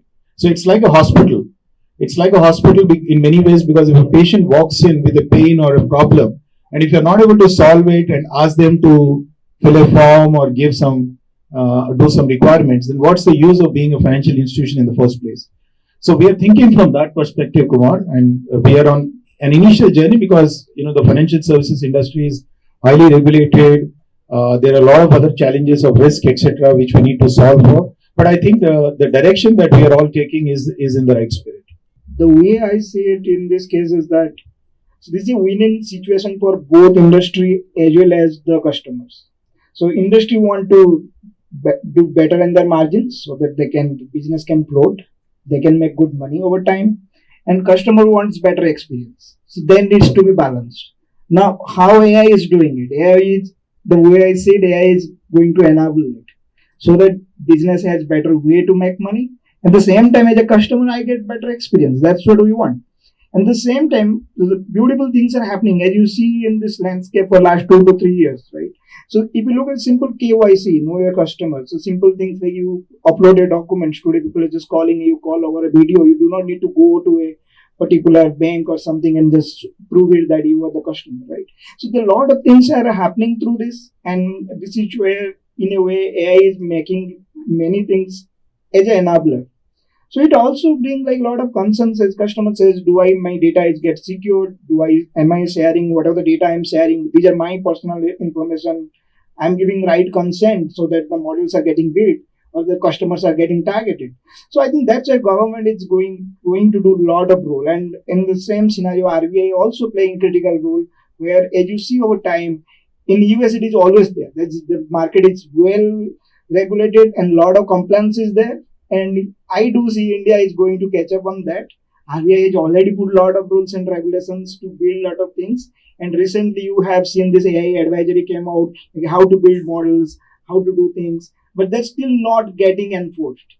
But the way I see it, that's in some point of time going to happen. So customer needs to look at it in more positive way so that the data is secure. The trust is going to be built. Just to refresh the question, what the customers should foresee or expect as we grow in the AI world, especially towards the fintech, right? So pretty much covered by the folks over the panel. I will just complement the answers and totally agree in aligned with the directions the folks has already described the things. But I will just add 2 points over here, right? Whatever the next outcomes that we're gonna see, right? Whatever the next products that the customer's gonna see will always be accompanied by 2 dimensions.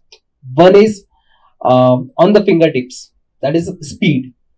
So just to give an example, right? Let's take an example of KYC. So previously, when you used to go to a bank, it used to take maybe few days for you to complete the KYC because you have to submit the form, submit the documents and all those things. Nowadays, you just go there, fill the details and you're done. It's on your fingertips and it's with the accuracy, right? Lending. The underwriting nowadays is on the fingertips. You just apply for it and within few seconds you will get an SMS, congratulations. Yeah. Or even nowadays it's going even above that. Without applying, you are getting the messages that congratulations, you've been allotted. So definitely with the accuracy, a lot of accuracy gonna increase, a lot of speed gonna increase, and the second dimension is affordable experts, I would say. So if I just ask in the room, right, how many people here have a wealth manager? Maybe very few, hardly one hand or maybe nothing, right? So, but with the help of AI, with the help of technology, the segment of robo advisors or the wealth advisors, which are affordable to the medium class, right, to affordable to the new young generation, is gonna happen, and that credit goes to the AI world, right? Because finance is a very very big world where you have to diversify, you have to learn a lot of things, right? And if an expert is sitting out there giving you an advice very cheaply, which also works in your direction according to your goals, that's something you should expect going forward in the fintech world. That's my 2 takes on it. There are multiple challenges, but one of the positive things which I would like to start this, Kumar, is that whether we like it or not, the rules in the financial services industry or the regulations in financial services industry have been unknowingly made by the wrong set of people, right? When I say wrong set of people, these are defaulters. So when one Nirav Modi uses an instrument like a letter of credit to defraud the system, suddenly the entire rules for millions of other customers have been framed, right? It's like almost somebody going and crashing into a divider and then, without doing any checks on why the accident happened, we come up and put a traffic light or a signboard saying that this is an accident-prone zone, right? So that has unfortunately happened over the years. So the good thing which is happening in this space is that a lot of data is coming into use, and RBI and SEBI and multiple other financial regulators who are the key stakeholders in the system are kind of believing that we need to look at the larger pools of data and bring in things like AI and ML before taking decisions which can impact the lives of people. Because obviously if I decide based on one Nirav Modi whether to lend or not to the next million customers standing in the line, I would have probably done a disservice, to several customers. So that I think will be is a good thing which is happening. There are several challenges as you can imagine. Regulations always take time to catch up with any new technologies, and that is big in India because it's also about financial stability, right? Finance has both angles, right? It's a kind of a double-edged sword. So on the positive side, it can fuel the economy, it can fuel the growth. But if you don't do it the right way, the economy can just spiral down and create huge problem for everybody, not just for government and RBI, but even for common people. You guys would have heard what happened in countries like Zimbabwe, right? Or what happened in countries like Argentina, etc., when there was spiraling inflation. And all of us have seen that to buy 1 kilo of tomato, people used to take a pile of cash in a country like Zimbabwe to do that, right? Obviously, we don't want to go through that situation. So there will be a lot of caution before mainstreaming these technologies. But I am an optimist. I think that as the adjacent technologies or adjacent systems like the identity layers, the payment ecosystems, and things like account aggregator. I don't know how many of you have heard about that. Today, there is a regulated framework called account aggregator, which, if you give consent, can actually touch all your financial services providers like banks and NBFCs and take out a history of what happened in the past, right? So as these adjacent technologies and ecosystems mature, I think there will be a greater propensity for government and RBI to support adoption of AI and ML, not just adoptions, but also to support mainstreaming these technologies. But till the time these things mature and till the time it is proven with data sets, we still have to bear with a little bit of a slowness, which is okay. I mean, we don't want to take a step and suddenly get into problems, right? So that's what I'm seeing. True challenges point of view, I probably put India probably on the better side of it than rest of the countries, right? To be in fact, because our fintech industry has been really matured, right? The great example is the previous session that we really had, the NPCL, that is driving a billion people systems, right? That kind of maturity is probably not there even in US, right? So I think definitely we are better off. AI, right? I think European is slightly better in terms of the regulations. They at least came up with a AI Act, right? We haven't seen that come out of India. So if something that like that comes out, and which is gives us clarity on what can be done, what can be done, I think it just gets us another edge as well. And even in India, government wise, there is a lot of support for AI. AI in India is definitely a big motivating factor for entire India as a whole.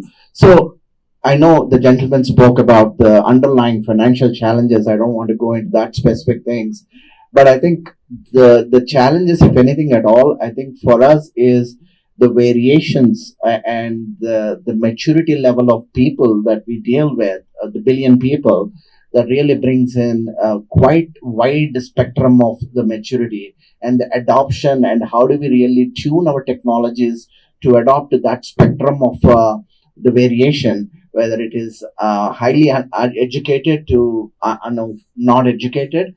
How do we really deal with that, right? I think we are much better there already in fintech world, but I think AI will be enabler, but we need to solve some of those underlying challenges that comes with it. The AI is nothing but, just in a simple words, this is a data stack, and using the data, the models are built and then models are getting deployed. So currently the process is that how can you make it this to endpoint within a very quick interval of time, so that's where you have a better business to be there, and then you will make an impact to the customers. So doing that is where the current challenges are more. Like, how do you first prepare those data? How do you gather the data in the particular business context? I think many times people are struggling there to gather data and preparing the data on which you can build a model. This model is nothing like you just put in garbage in and garbage out, right? So it will not learn anything magical, whatever, nothing there in the data. You need to make sure whatever the use case you have in hand, you understand the problem well and keeping the right set of the data and putting to the right kind of algorithm and get the right set of output. Now you have output. Model is trained. Everything is good.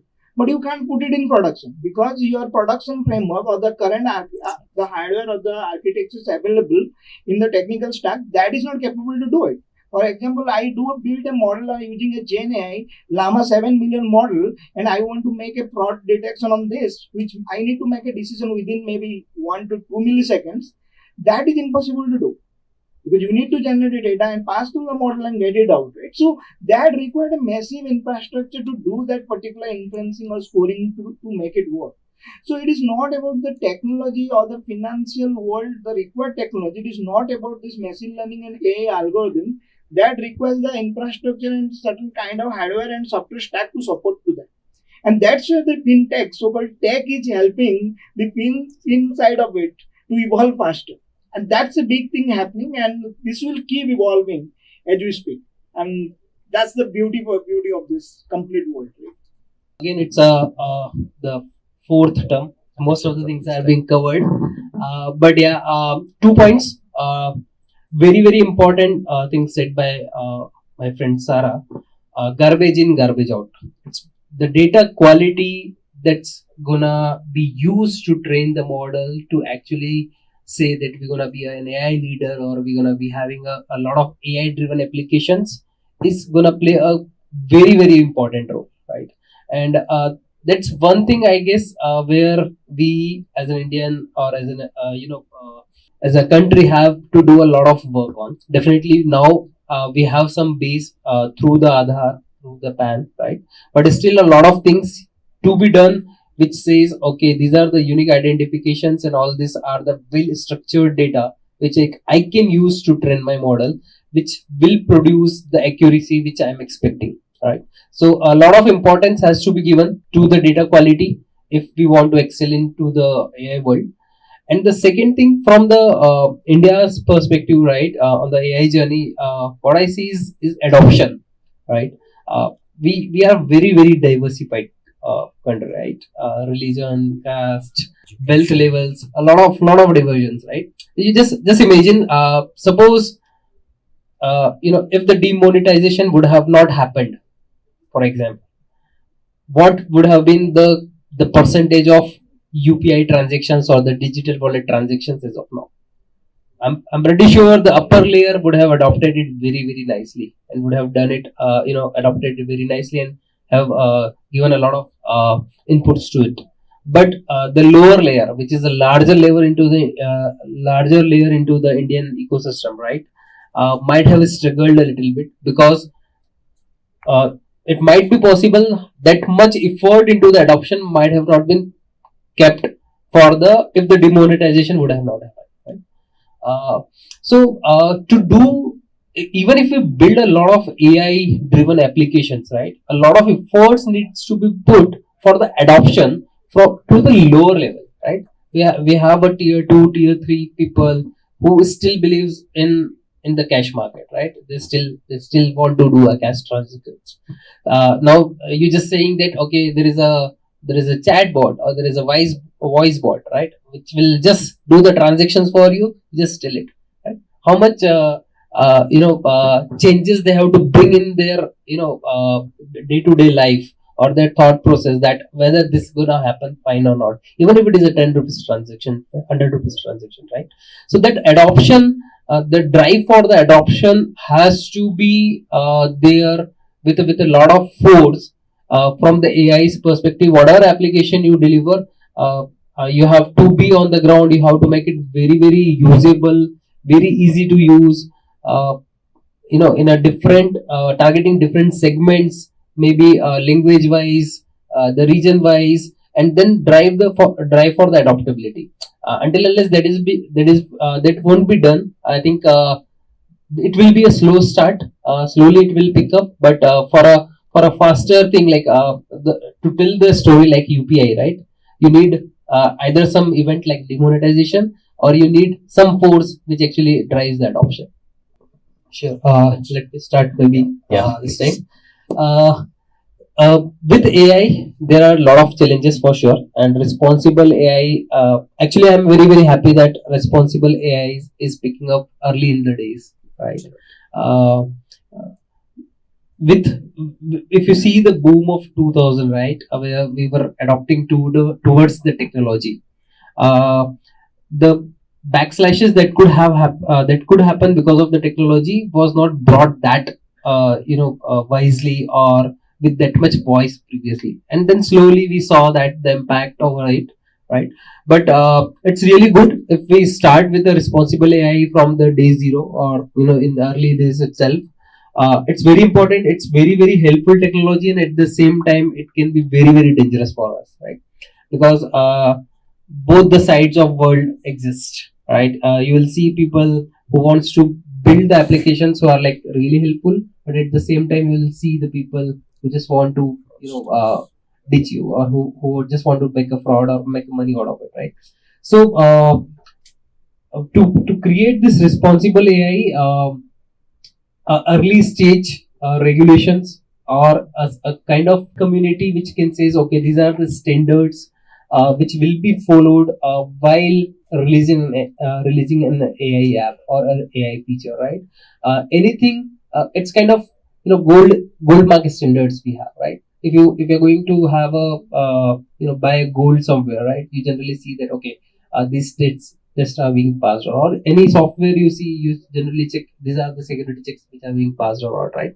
If you can together come up with an standard that, okay, whatever the application or the feature that you are building through the help of AI or delivering as an AI, it has to go through certain security checks, or it has to pass certain benchmarks, and that becomes a kind of hallmark that, okay, this is a sanitized app which it's not gonna harm the general people, right?